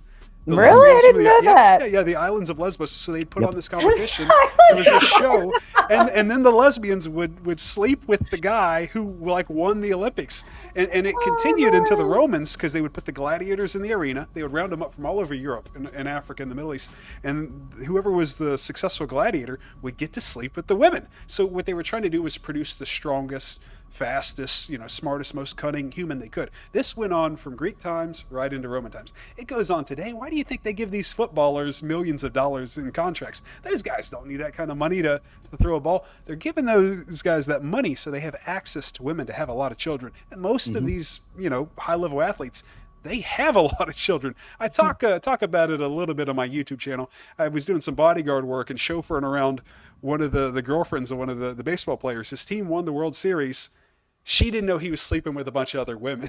She finds out that he's got kids to like all these other women. It didn't go well, but I saw it personally as a chauffeur. It was a wild time. But yeah, absolutely. They have a whole bunch of kids, and they're being paid to do that. They're trying to continue those genetic lines. People like Elon Musk, he's got a bunch of kids. He's got a ton of kids. He's a smart guy. Wow. Louis Brito comes in with another $4.99. Thank you again, Louis. Inbreeding the CCP, your degeneracy might be unintentional patriotism after all. Andrew is why I'm here. Your summary of him is wrong, Bullets. That one's coming. Well, maybe at you can too, come up Bullets. and explain it to me sometime. Yeah, like I said, I just don't think that taking children away from lesbian women is the solution. It has worked in Europe for like 2,000 years, since the Greeks started the Olympics. It's been going on for a long time. This isn't a new thing. There's nothing new about this. It's an exchange program. No, it happened here in America, during, the founding of this country, when they were importing slaves, they did selective breeding to make stronger workers, to make stronger slaves. Absolutely. Native Americans did it before, and they frequently did it with warfare. If you were weak, you died, and whoever survived, that's who passed on their genetics.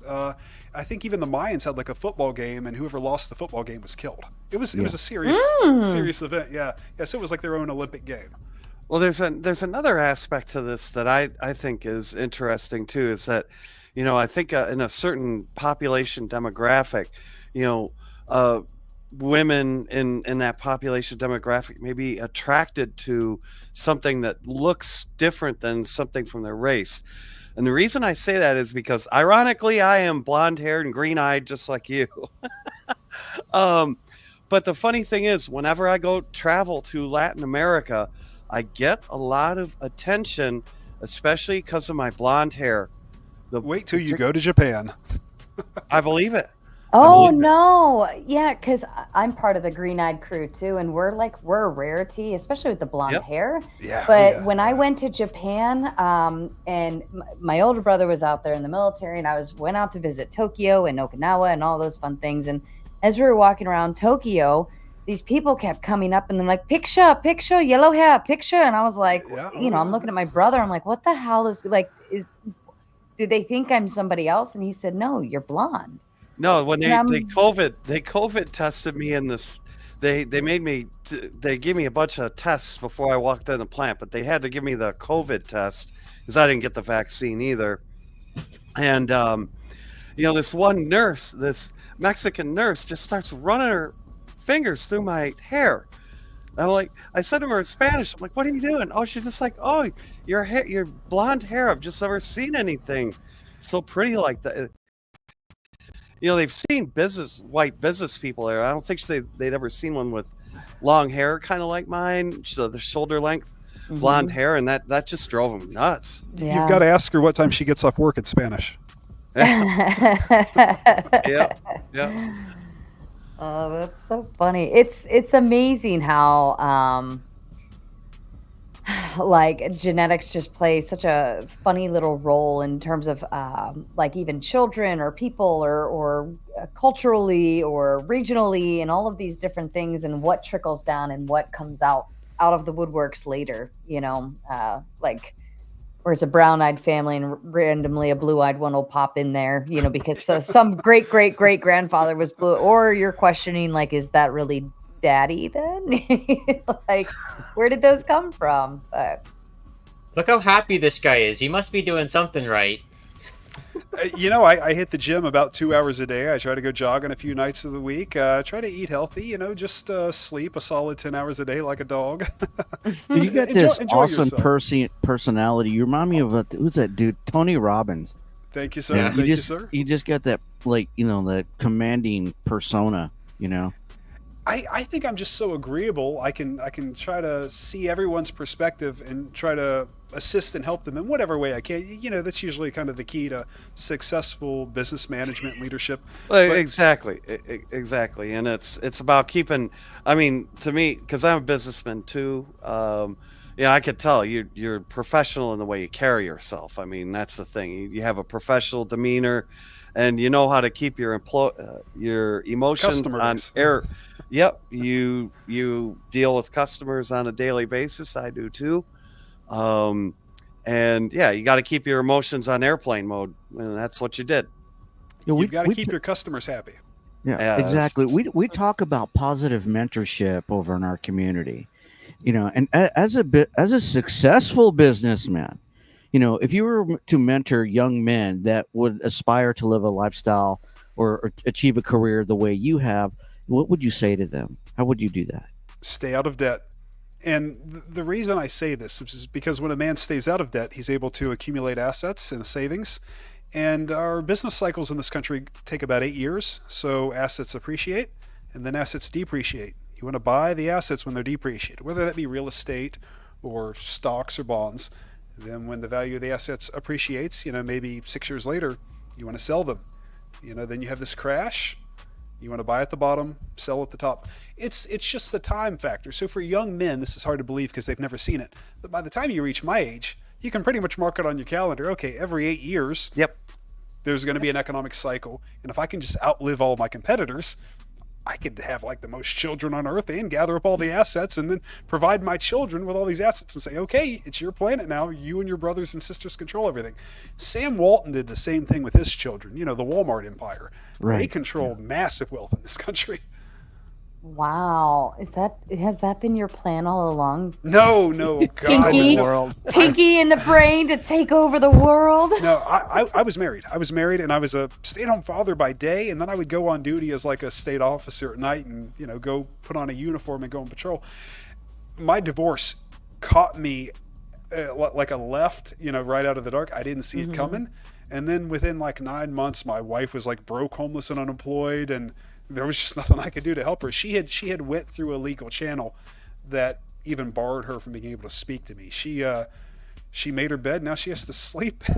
Wow, it was tough way to to see. do it. Right. But obviously she was encouraged to do this by the way our laws are structured. So they told him, oh, you know, your husband will pay you to sleep with other men, and the state will support you. And then when those things didn't happen, there was no backup plan.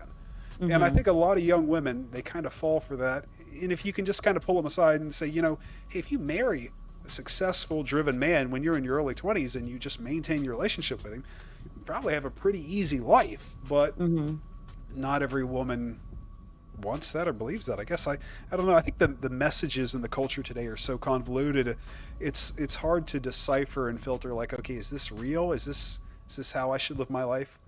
I think a lot of people, they're just not sure. Well, Radio Foreman comes in with the $20, and I think this one's to you, Mr. Wang. He says, cheers, babe. Cheers, But back at hey, ya. I am gonna drop out, and just wanted to say, Mr. Wang, it was a pleasure meeting you. It's been my pleasure. Yeah, and We'll thanks to subscribe everybody. to your channel, by the way. Yeah, Yes, sir. How to Date American Men at YouTube. I don't think I've updated it in 2 or 3 years, but if you click on the icon, you'll see me with a bunch of like Japanese women. That's what I was just going to tell the Jeremy guy to do. Like, just click on it. You'll see a photo of me with like a whole bunch of women, like on like an adult film set. Like I'm a heterosexual man. All right. And thanks, Sarah, for having me on panel. Yes, And- Iridium, I love it when you drop by. All right. Have a good night. Good night, Good Kush. night, Iridium. That dude there is one of our premium renters. I remember we were having a lot of trouble in the MGTOW community, and it was just like, you know, a ship in turmoil in rough seas.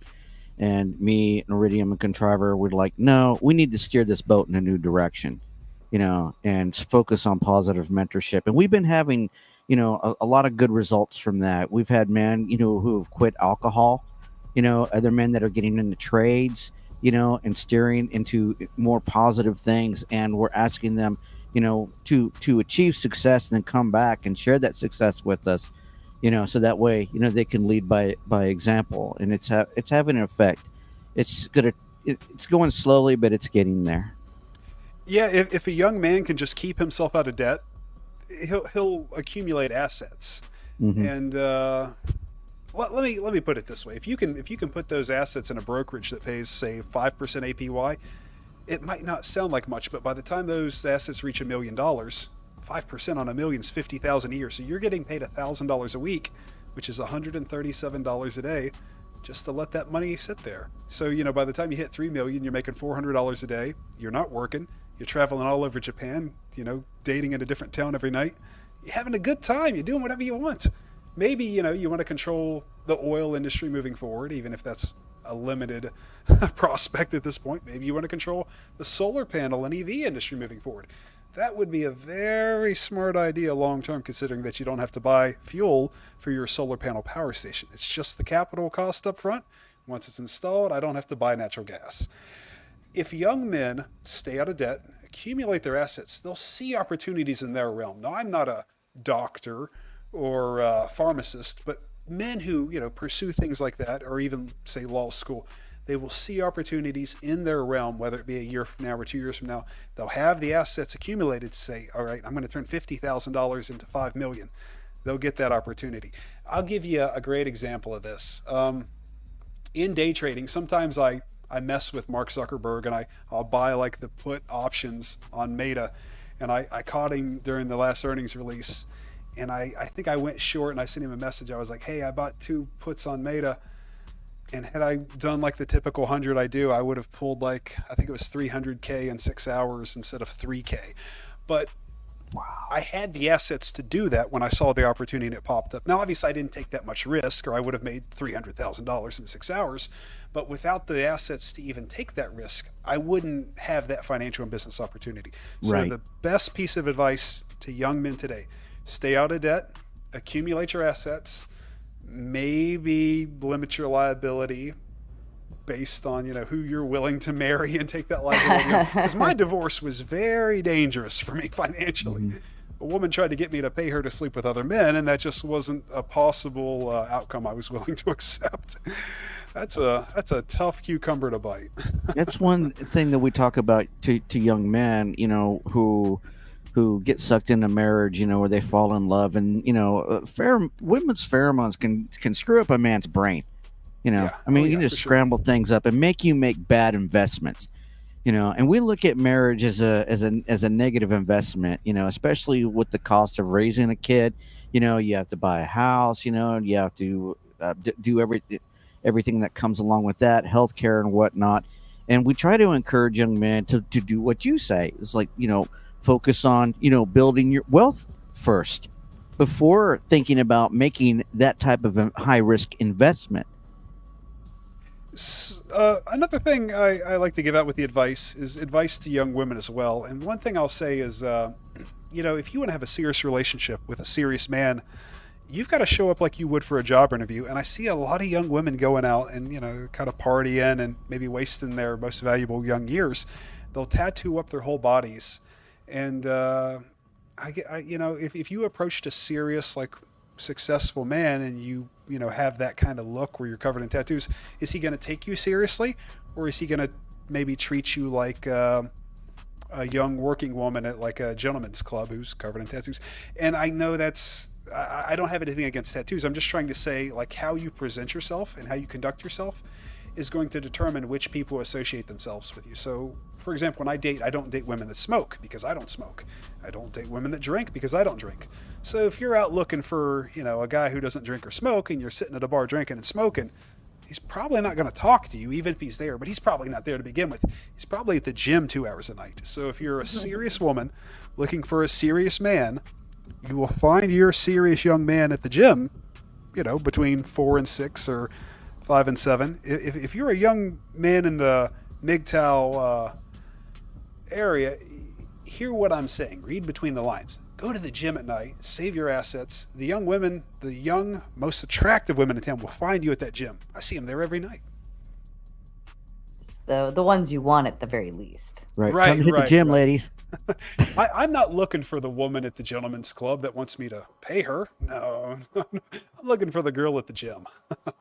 Well, I don't think the girls at the gentleman's club are looking for a man to do anything but pay her anyway. Right, so right. I don't think she's looking for a relationship any more than you are, because with that, then her bank disappears. Because while you would be one version of a bank, like she has 1,000 more of you that come in that fulfill that bank as well. So, yeah.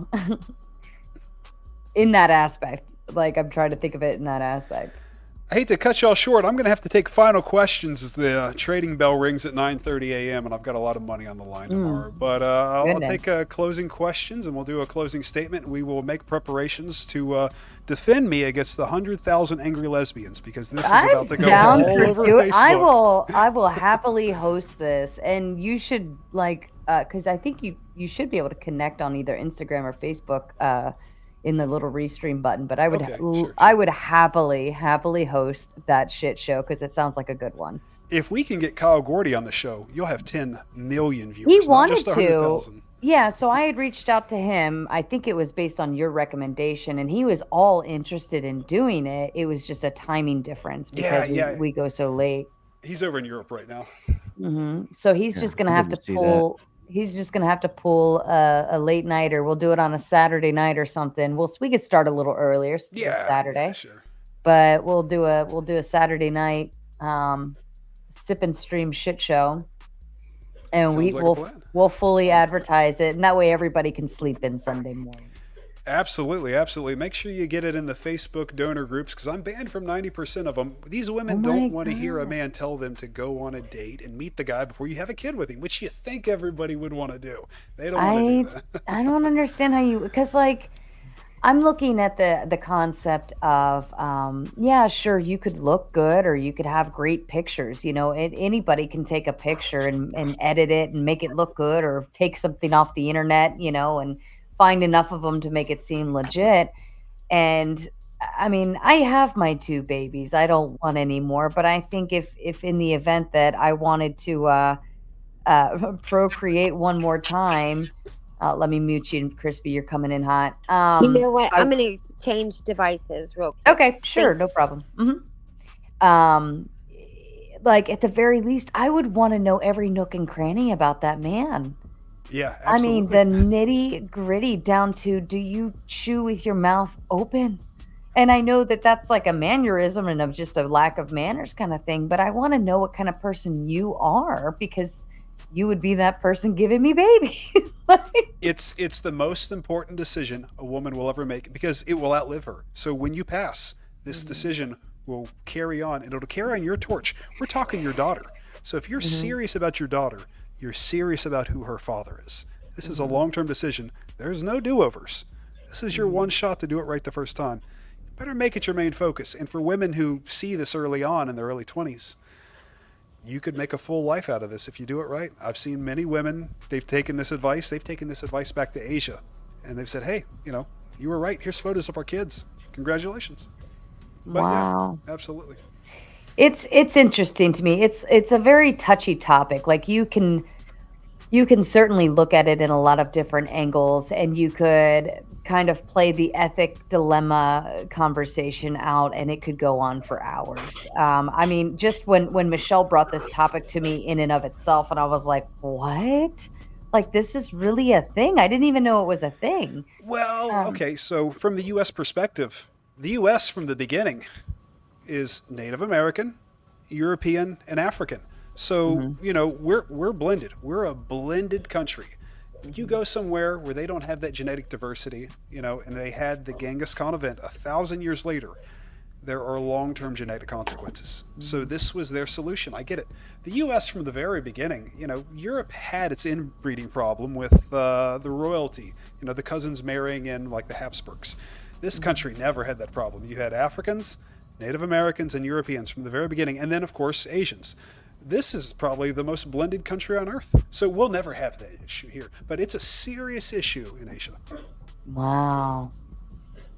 An interesting fact is Ozzy Osbourne was one of the first people to get their genomes sequenced, and they noticed that he had a high Neanderthal percentage. It was either 3% or 0.3%, but it also explains why he had a high capacity for, well, drugs, and also his lifestyle, that he was able to maintain that.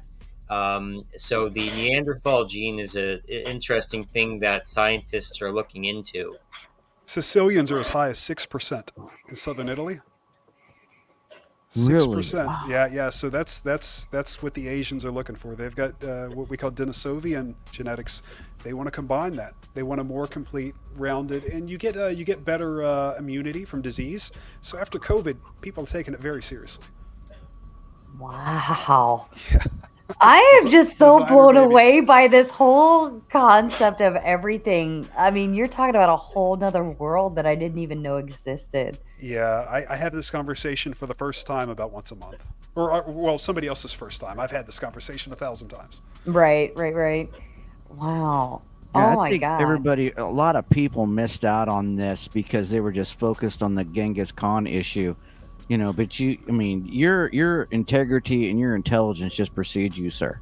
Oh, and thank you, sir. Commend Thank you, for sir. that. Well, I want to remind everybody one last time, I am the byproduct from the previous program. So my father was born on a NATO Air Force base.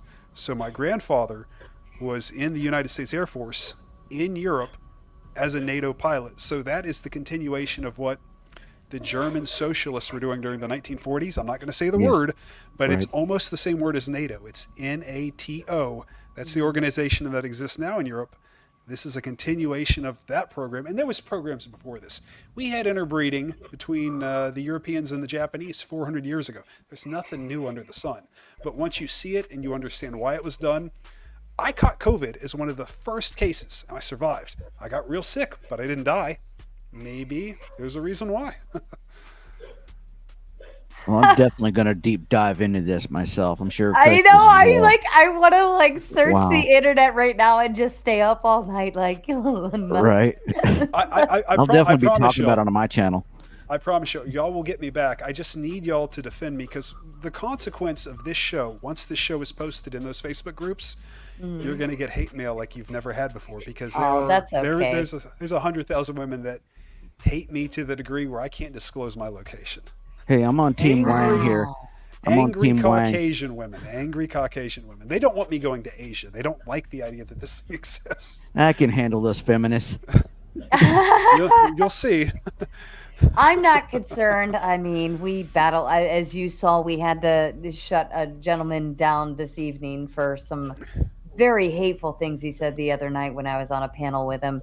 But that would be, honestly, that would just be fun for me at this point. It would be something new to have women hating me versus just the men, because a lot of the men just hate me for existing.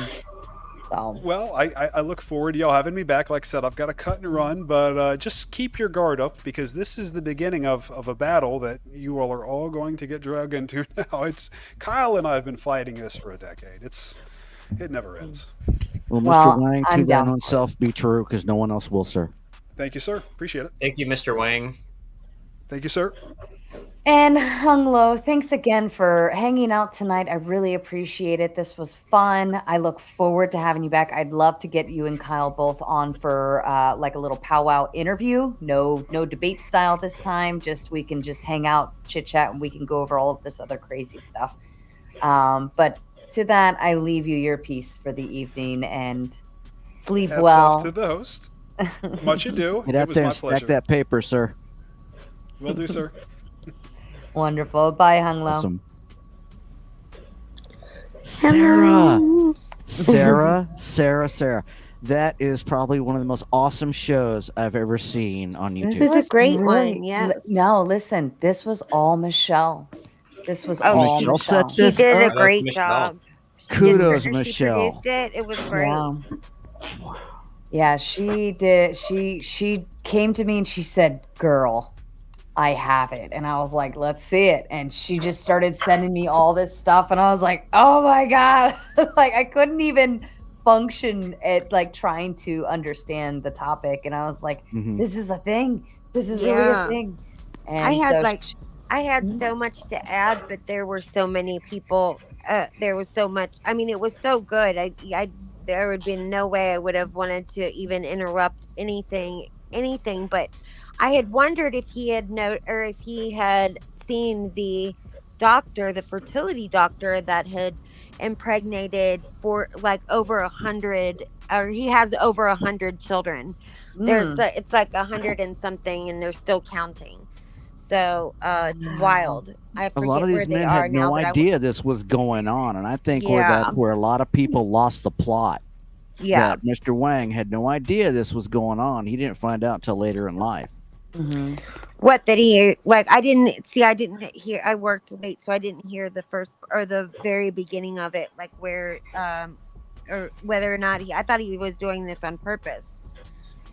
Right? Like the ones in America, like what, there's like 12 in America that he, I believe, did on purpose. But the ones in Asia, it sounded to me like that was done without him realizing. Black market.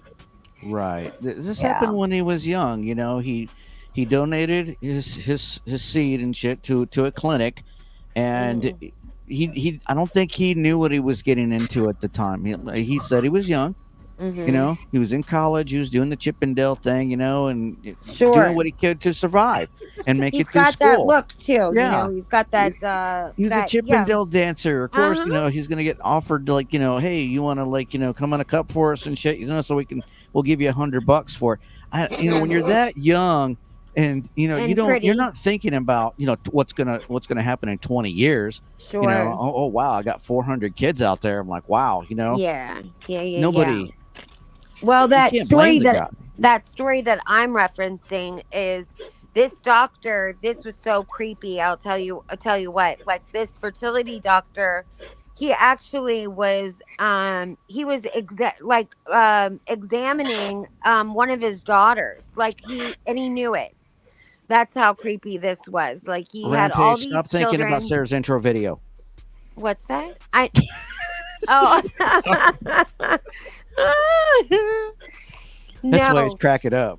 That yeah. was awesome intro, by the way. I'm sorry, Chris. I didn't mean to interrupt you. Oh, I just that's had to okay, honey. toss that out there. No, that's how weird that was. This guy was a fertility doctor in a small town, and he, you know, they thought of him as like just a savior in that community because he had helped all of these women. And here, like they they were this one couple had him over for dinner, and he was like a close family friend, a godfather to the child that was, you know, he was a godfather to a lot of the children that were born. And as you know, as a just as a thank you, you know, for some of these poor couples that had been trying for so long, right? And here he was actually using his own sperm to impregnate all of these women. Yes, I remember that story. Remember that story? How crazy it was. But the weirdest thing was just that, like, the one girl grew up and she was having fertility problems, and she was seeing him as her fertility expert. So he was examining his own daughter and stuff, and he knew it. She didn't know it. He was, you know, that's so unethical and just so, I mean, what a terrible feeling. That I would feel so violated by that whole situation. You know, the mother, you know, the daughter was, she was mostly upset for her father that raised her. She just felt so badly for him, which, yeah, a lot of these people, like Mr. Wang, are victims of circumstance, unaware that they were victims to begin with. yeah. I was giving him shit about his vest. So, like, I mean, a lot of people were. I know. They weren't listening to him. They were just teasing. attacking him because Andrew went after him. Oh, well. Which I understand.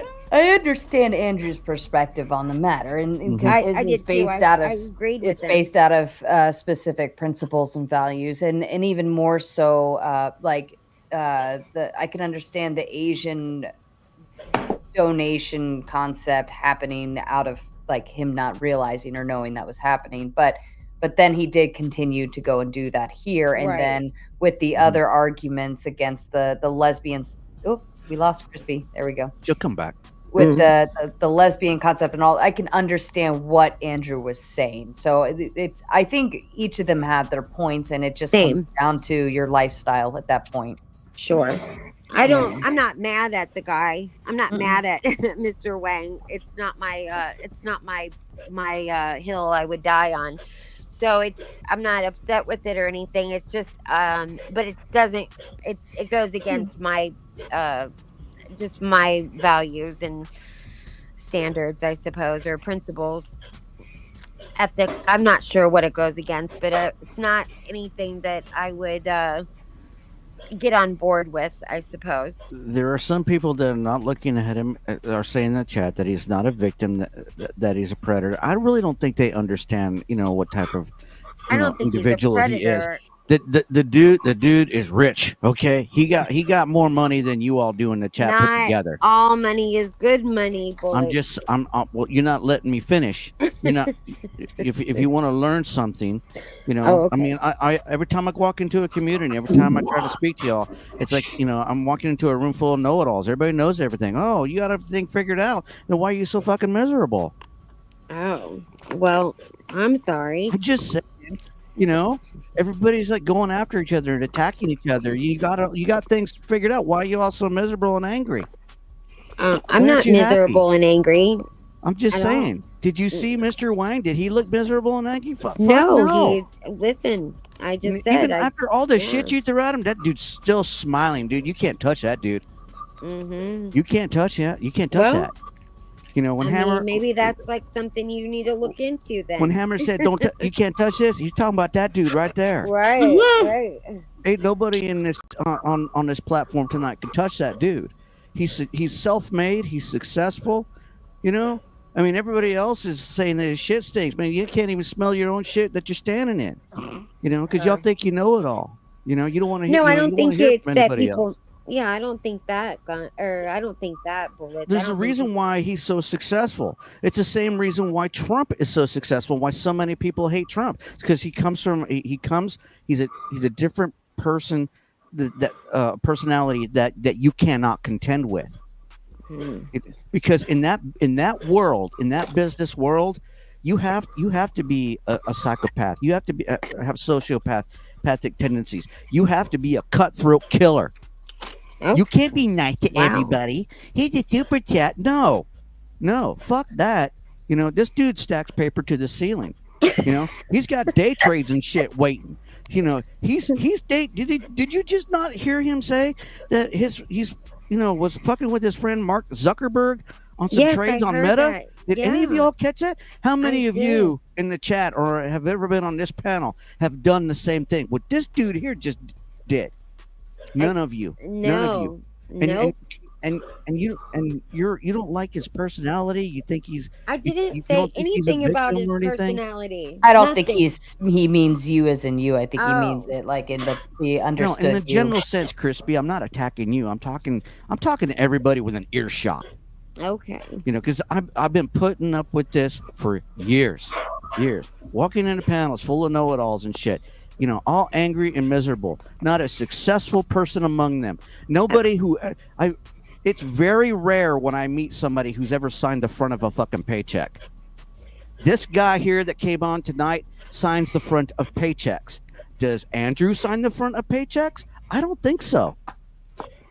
Well, let's I think attack but Andrew's pretty successful though. Andrew did come on, and it was a very good faith debate. Everybody had their opinions and views, so on and so forth. And Andrew does well as well on his channel. So, I mean, we can't sit here and say you do or don't, or he does or does not, so on and so forth. So we want to be mindful to that. Andrew did have his I'm not opinions attacking on. Andrew. I'm just pointing out something. No, I recognize that, but I want to make sure we're careful how we say it, Well, because he let me did put come it- on and he had a great. I felt like it I was more thought of he a was really nice. conversation. Yeah. Yeah. Let me explain it to you the way, from a MGTOW perspective. If I'm looking for somebody to teach me how to stack paper to the ceiling, and I'm looking for a mentor, who do you think I'm going to choose? Andrew or Mr. Wang? Well, I don't think Andrew claims that to be what he would. You're missing my point. I understand your point, but you're saying it as if Andrew's saying how to become financially wealthy. I don't think I've ever heard Andrew preach anything of the such. No, he doesn't. That's not his angle. That's what I'm saying. Like, so of course, like if he's not now, if let's say Andrew was on here trying to tell people how to grow their wealth and so on and so forth, but he was like not doing well financially, then, or whatever, then yeah, that would be a good point. But he's not pushing that. That's not his talking points. And also, Bullets, there are plenty of people that I have met over the years that are extremely wealthy and do very, very well, and in various different businesses. Not everybody shares that. This is sometimes just an outlet for people, and they're not on here, constantly or whatever. So I think that there's a lot of people that are on here that are successful and sign their own paychecks, and I think there's a lot of people on here that are not miserable. This particular occupation just does not go with my just my value system. That's all. It's nothing personal against him. It's just not, I think that there are other ways to make money than this type of situation. That's all. It's just He's a not difference making of money. opinion. He's not making money off of that though. All I'm saying I have another is song for you there are guys. people who sign the front of paychecks, and there's people who sign the back. Okay. The kids are all right. The kids are all right. Yeah, no, I think it's purely a matter of two completely different lifestyles met on a panel and had a conversation about that and what they think is right or wrong. I thought he had like a cryo business. So I thought that was me. I missed that. If he does, then I missed him saying that he does. But Yeah. I think he spoke very highly against the cryo business. To my understanding, because he was explaining why it was bad, because they just take the donation, right, and they take it out and they send it, and they make X amount of dollars per sample of this and that, and they send it all around the world to different other different clinics. Yeah. I guess and- didn't read the small print, the fine print. Yeah, right? but that's something that he said he clearly speaks against, and he, But Sarah, you have children. Don't you remember like that you got those like forms and stuff about to like freeze your cord blood and stuff like that? Do you remember that? Like when you had your kids? Yeah, we never did it. Yeah, it was super expensive. That's why like you had to pay it. Why would you do that? What's that It's about? for like stem cells or something Yeah, in case so your children are if- sick later on or something. Yeah, they could utilize that to,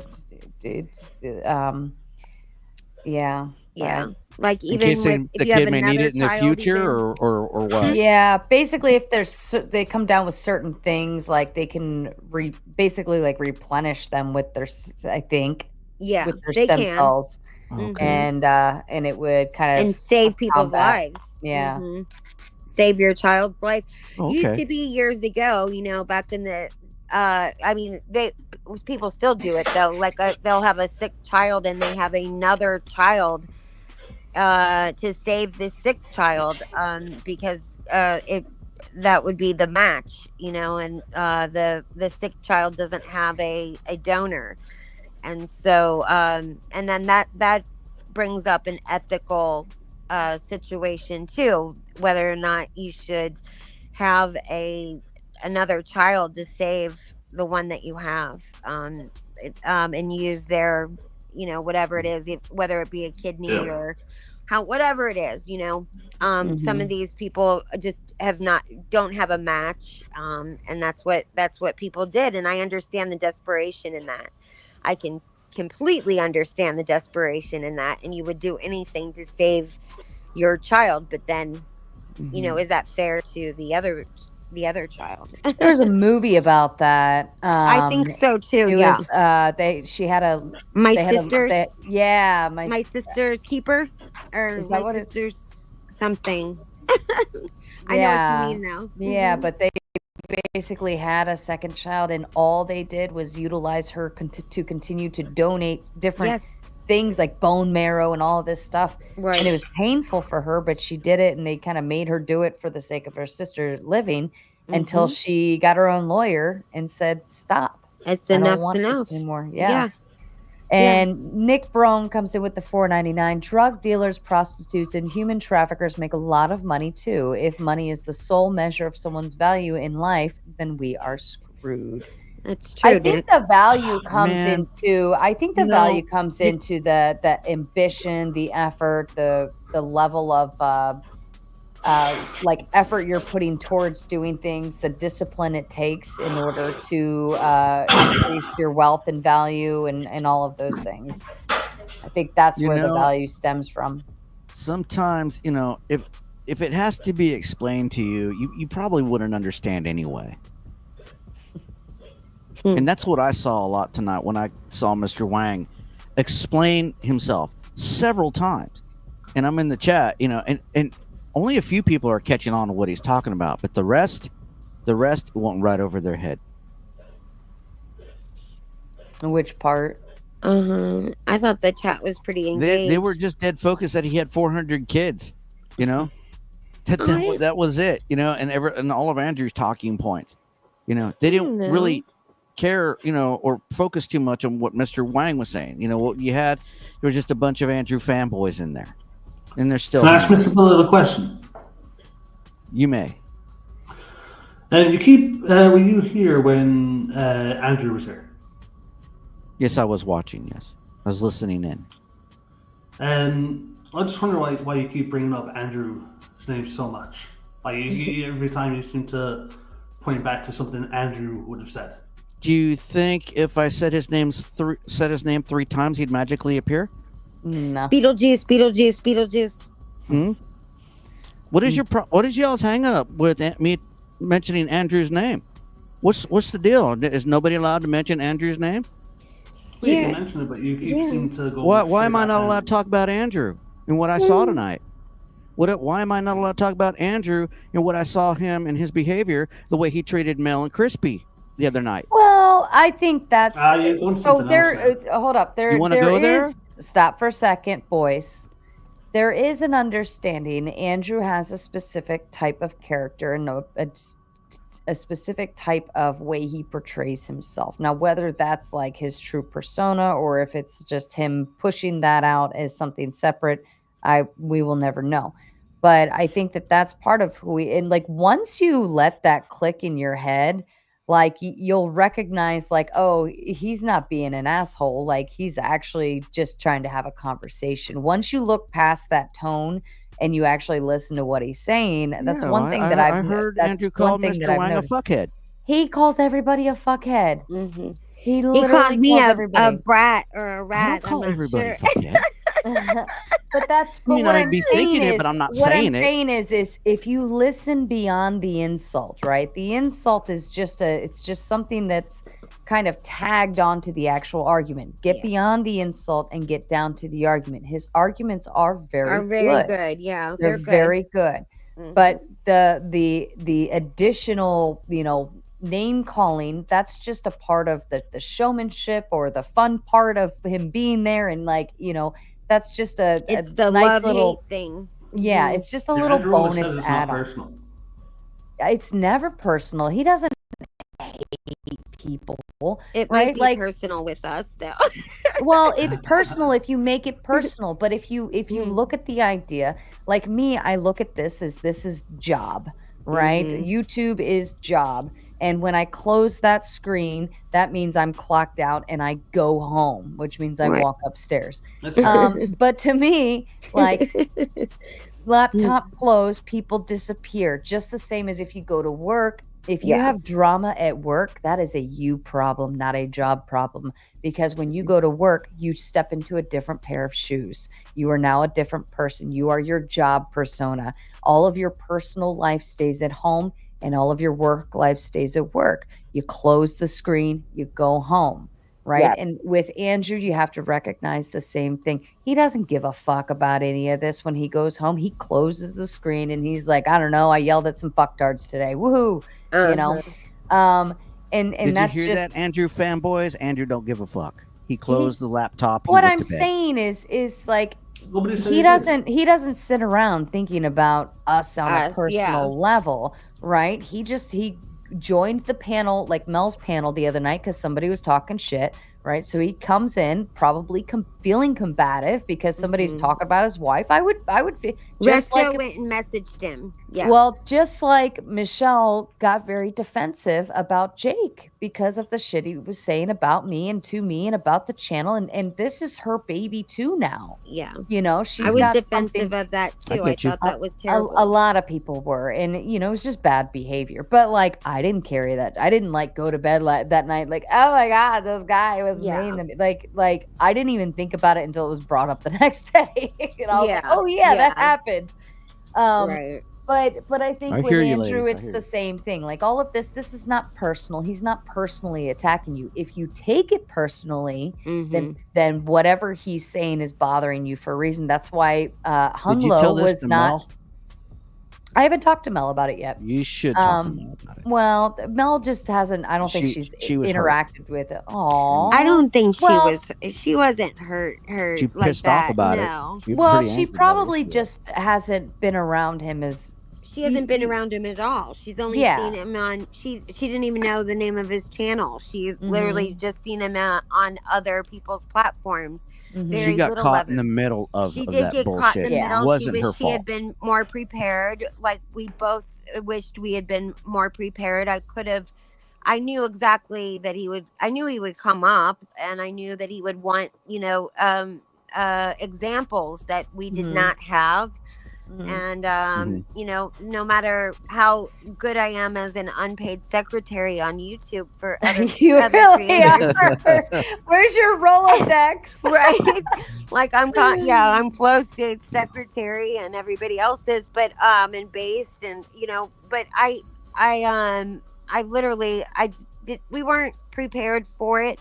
We were cleaning up Well, after and somebody else. you have a more like fun, loving panel where it's just like hunky dory. We're gonna sit around. We're gonna have a topic. We're gonna talk about it. Sometimes people will argue, but it's not a debate panel. No, it's not. Like I have it's not a any of blast those. on Mel's channel. Yeah, it's it's fun a over really there. fun Good channel. spot to be. It's a super fun spot to be. And It's don't Mel worry Pandora. to everybody in the chat. Don't worry, because I will hit the redirect here whenever I close down. So we send all 100 and something of you over. We to Mel. appreciate that so much. Yeah, Was she on? absolutely. I'm gonna go over there and say hi really quick. Yeah, go for ahead. sure. Yeah, we'll be over there. Like we got all night bullets. We'll be there all night. Yeah, I'm gonna So I shut just- down probably I was within the supposed to next 10 start. to 15.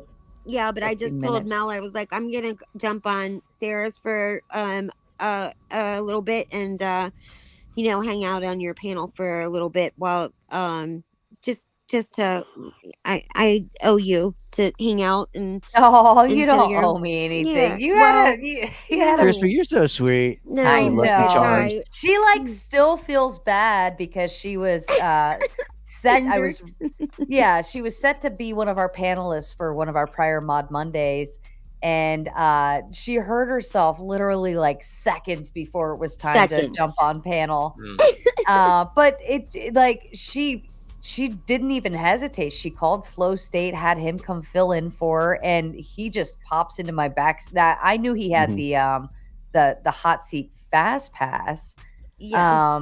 So I was like, he's early. Why is he here? Yeah. I But covered my shift. she did. She covered her shift. She called out and covered her shift. And that's why I was like, I'm not even mad. Like, I didn't even have to do I anything know, but I to. felt so badly because I mean I was in the chat like while it was and then I'm like I was sitting there just bleeding and I just couldn't I couldn't stop it and I'm like, oh God, there's just no way, because I didn't want to like be on the panel and then have to leave in the middle of it. So I just was like, oh no, I felt so terrible. So, but like I covered my shift and Flo was able, like he was able to do it immediately. And so I was happy that he could. So and I knew that he knew about the topic as well. So Yeah. that He was worked already out. ready for it. And Rose did well too. I loved, Rose had a fun time. She's very well spoken. I'd love to have her on again for sure. And she kind of Yeah. like she kind of like dropped out during an open panel without saying goodbye, and I was like, oh crap, like I didn't even get to say thanks for and nothing. And I was like, oh, I'm sure no, I'll she see her around loved the it. block. Yeah. She No, loves absolutely. you. No, I think she just had to go or something. And it was kind of a lot of back and forth that night. I don't think it was bad back and forth, but it was a heavy panel. And I just don't think she had a moment to say, goodbye. So she just dipped. But yeah, I'd love to have her on for another round. Things come at you fast on these panels. She's brilliant. they She's do. like, I think she speaks like 4 languages, and she's just, she's a brilliant girl. But she's, she was on, Let's Make a Deal, which is like the cutest clip I've ever seen in my life. We played it, we played it one time. But like her whole Let's Make a Deal was amazing. Like she's got like a fun history. Yeah, she's a singer, and she's great. She's great, and she's a baby. Well, she's a truther, I guess is what she's called, that's how calls you herself.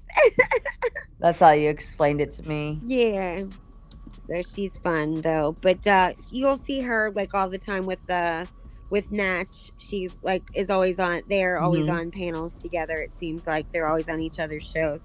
So. Yeah, that's true. Well, I think because I do have to get to work tomorrow, and I already pulled a late night last night, getting to 4 a.m. and then did you? Well, because I had to make that premiere. I thought of it too late in the game yesterday, and that was awesome, by the way. Actually, Rampage, I saw what you were at the back. Jasmine Jafar was supposed to come. She was. We were gonna pull her in as a backup. Yeah. Because the other girl Zara didn't show up, and I was like, let me call Jasmine, but somebody who was on the panel was not agreeable to that, and I was like, all right, well, this is the original panel, so I will respect that. And that is fair. Like if you agree to a panel, like a set panel, not an open panel or hot seat. But if you agree to a set panel and then somebody else gets brought in, like you do have that. I believe you should have that right to say no. I don't want to do that panel if you're going to bring that person. I would on. never. Yeah. I just would never do that. Just because I think like that's there's people that I would not want to be on panel with. But listen, it's just I would never do that. I understand the whole thing, but I just think that I would just be as agreeable. There was good the reasoning why made sense, and I said no. I can definitely. Oh really? Yeah. The reason why made sense, and I was like, I respect that. If it was something, if it hadn't been for that, they probably would have not cared. Yeah, but it made perfect sense to me. So we just made it work on the last minute, and honestly, like I really felt bad originally for Hunglo in the beginning, because I was like, it's now going to be 3-1, because it looked like an ambush. I felt bad, but I can't help it. I didn't think so. It did not look like an ambush. He held his own, and he was very respectful. And Andrew was mild. He will match your. That's why, because Andrew will match your energy. Now, if Hunglo came in like yelling and screaming and being an asshole about it, Andrew would have matched that. But if you're respectful, Andrew will 100% show that same energy back. I've never seen him raise his voice at somebody or be a dick to somebody who's talking. Now he name calls. That's a given. Yeah. But he's not disrespectful by way of he's not going to yell at you and do all of those things. So so it felt we all agreed on it backstage, and I said, like, are we good with doing this? Like, we do recognize it's kind of 3-1 now if we do it this way. But Hunglo was like, whatever, I'm here, So yeah, he seemed very agreeable and stuff. He was a nice panelist to have for sure. Yeah, and very I interesting. Dude, he was like a professional, like the CEO of a board, man. I mean, Well, he was in Neve came charge. up and Neve wanted to find out where where she could take lessons, which Neve's a savage when it comes to debating. I don't think she needs very many lessons. Yeah, She's, got it natural. Flinch, like he didn't even flinch when he just not he at said all. he was used to it. Like he'd already heard pretty much every name in the book. He has all of the lesbian women that are attacking left and right on a daily basis. Right. So I could imagine if you are already dealing with that, and Me and Kush would be more than happy to have a back and forth with Neve. Yeah, I will Neve gladly eat you up. set that up. Yeah, she Yeah, set will. that I up. apologize in advance. You will be Yes. nothing but French toast by the morning, though. Yeah, for sure. Why? We're Oh my not God, I've had like the worst. We're not hostile, don't you? I Well, don't know she's why not everybody hostile comes at either. it like we're No, hostile. she's 110% hostile. Shut up. She's not hostile. She will. No, listen. She is. She Can't wait will to come meet her. in good faith. I mean, on her panel, she is really not hostile. No, on me other and Kush, we people's want to hear her panels, she is. perceptions. Because on We her want to give panel, her a she's platform. yeah, she's. It'd be fun. Listen, Yeah. I think you guys would have a great time. Yeah. Linking up with Neve and collabing and doing a panel. Number one, she'll at the very least bring the humor and comedy and So the fun. funny bone of the evening. She's just every She's panel I've ever hilarious. seen her on, it's always like some smart ass thing to say, and I Yeah. love Love that about it. her. Yeah, I'll I talk love to it Kush too. and we'll get in touch. I'll have him get in touch with you so you guys can set something up on his channel. Yes. Speaking of upcoming streams, I'm going to do a shameless plug that Iridium Kush and Lazarus is coming. Lazarus, one of the great MGTOW sages, is coming back for a special interview this Saturday at 7 p.m. Central. Everybody's welcome. Please sub early because subscribers mode will be on. We This is expect on a lot your of trolls channel? to show up. Huh? This is on your channel. It'll be on Iridium Kush's channel. I put Oh, the link okay. in the private chat. If you want to share that, Sarah, you're more than welcome to. Sure. But I'm not- going to go ahead and bow out so you can shut down. I know you got stuff to do in the morning. And Crispy, I guess I'll see you over at Mel's. Yes, Rampage yes, I'll be Superchats. right there. Yes. So, Everybody else, to thine own self be true, and we'll catch you next time. yes. Thanks, Bullets. I'm All right. glad you got to come on. Yeah. It was fun. It was fun. good. It was Yeah. an honor to meet Mr. Wang. For Y'all take sure. care. He's an interesting character nonetheless. Yes, very Yes. interesting. I can't wait to see him back. We're already subbed to his channel. We're hoping to hear more from him. Oh.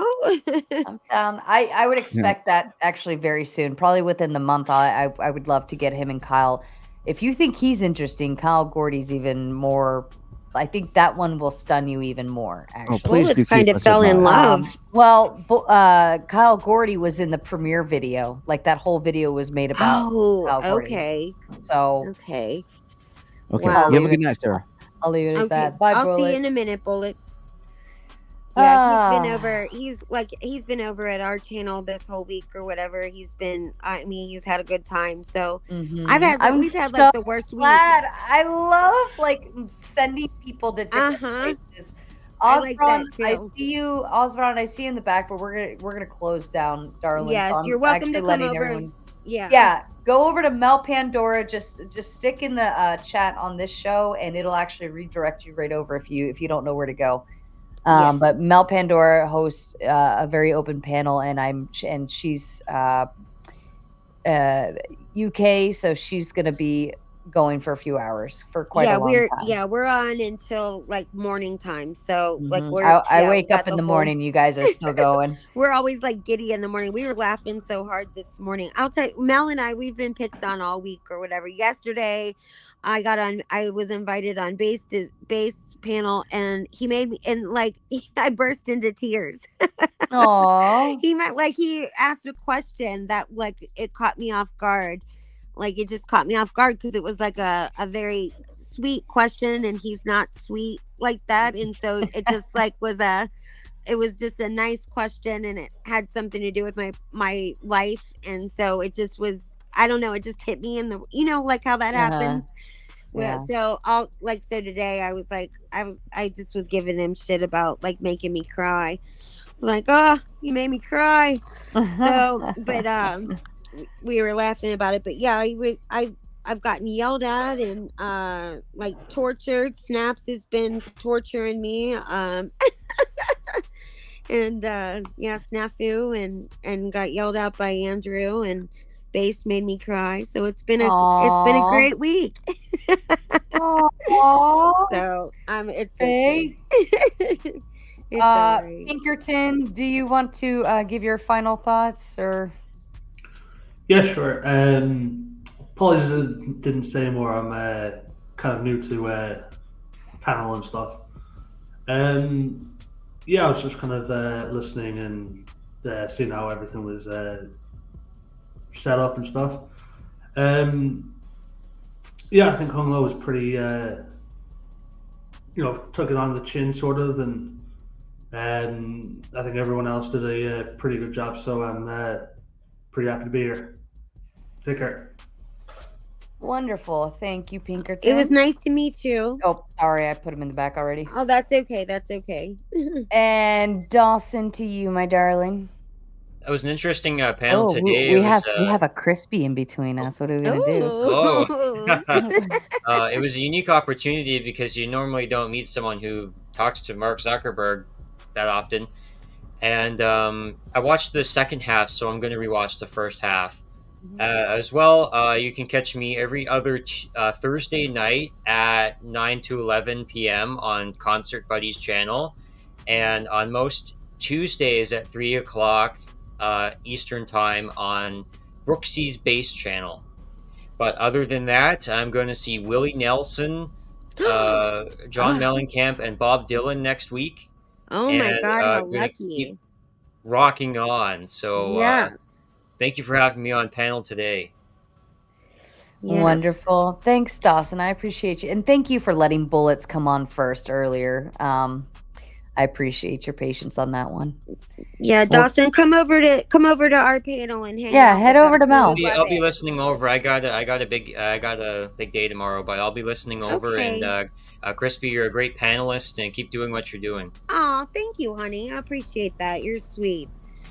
I really do.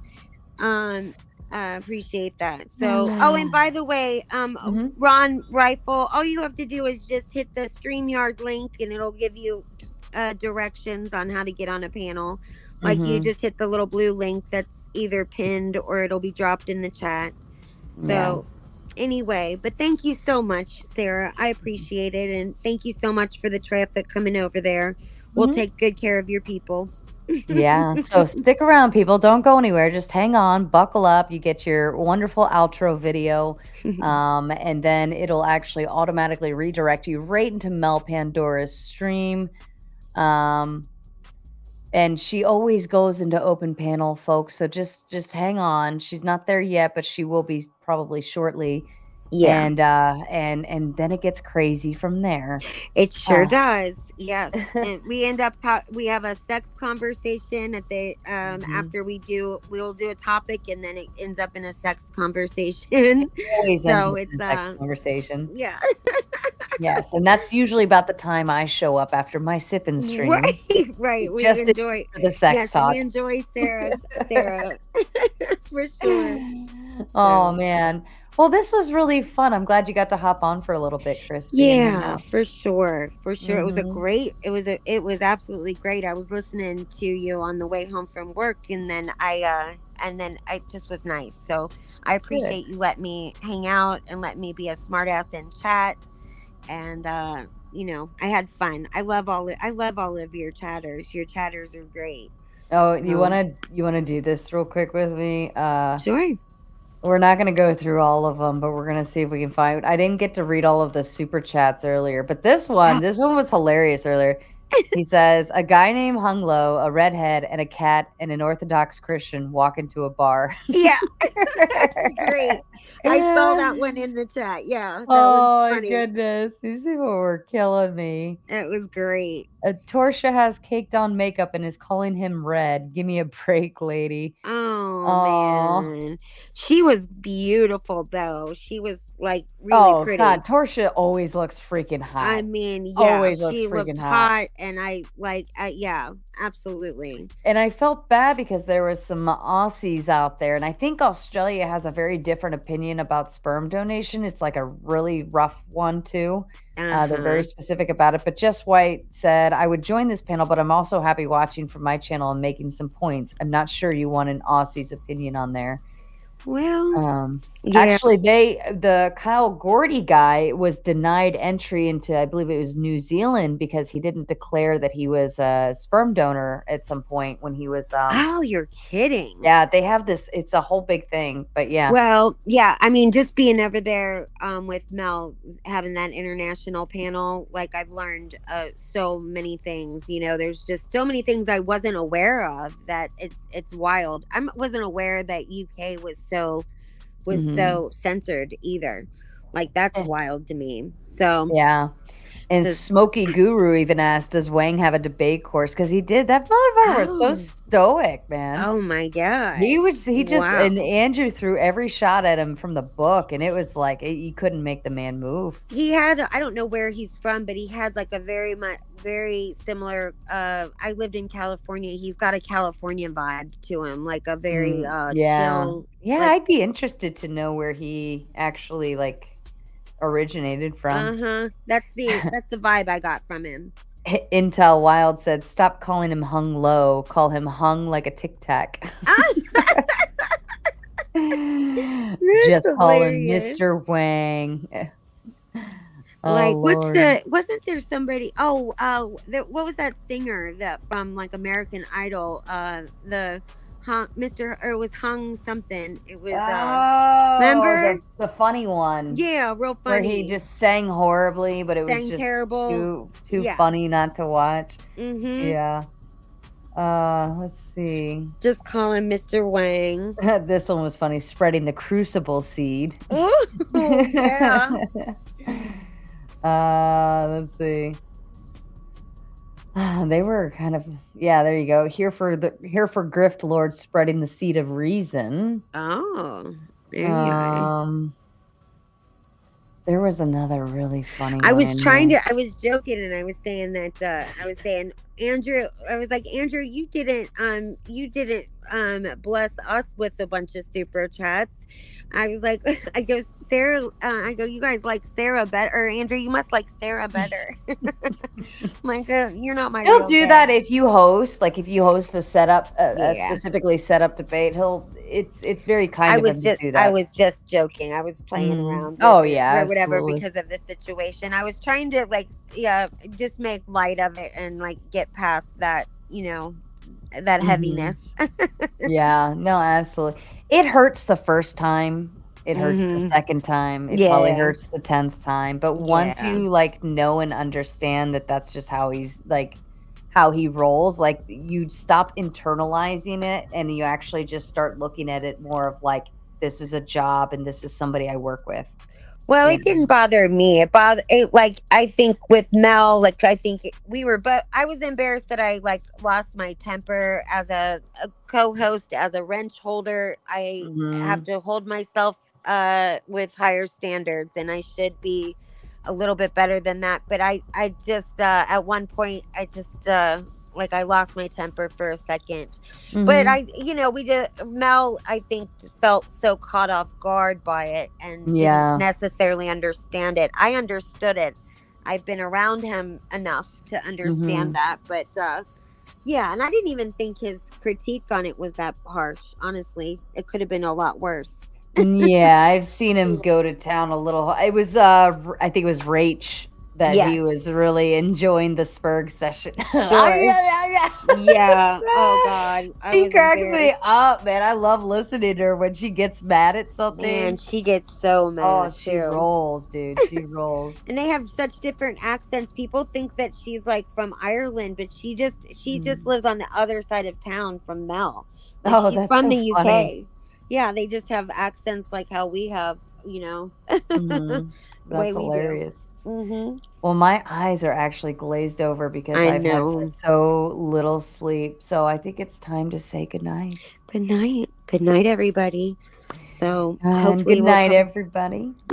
Yes, and stick around. Don't go anywhere. Watch the outro video, and then we will redirect you straight over to Mel Pandora, and you can go and enjoy her panel as well. I love you, and to everybody else, fuck off. A long time ago, in a YouTube world full of keyboard warriors, many monsters and trolls lurked in the chat rooms. They thrived on arguments amongst each other until one day, a heroine rose from the ashes. She was made from the tears of beta bitches and the sweat of alpha male gym guys. Throughout the centuries, this keyboard warrior princess showed up in many forms. She slayed many demons along the way. By the light of the moon, she led the simp army into battle. Wielding her sword, she fought through the dark forests. With each new era, the monsters evolved. The keyboard warrior princess grew stronger, with new skills to bring them down.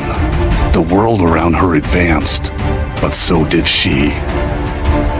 Her heroism became known to society as technology advanced, and with each new generation, she had to learn how to blend in to keep her identity hidden. Now known as the Raging Tomato, this keyboard warrior princess fights for justice in every debate.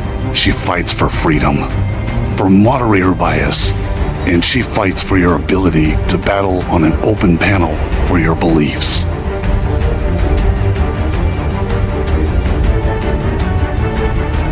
She protects the simp troopers from destruction.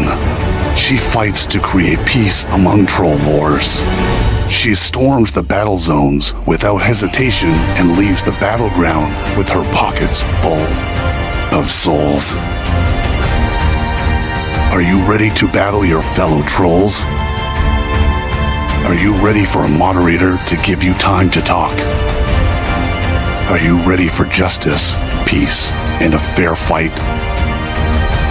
Tune in every Monday night to watch your friends duke out their issues, or join the open panel so that you can fight the good fight and find resolution with your peers.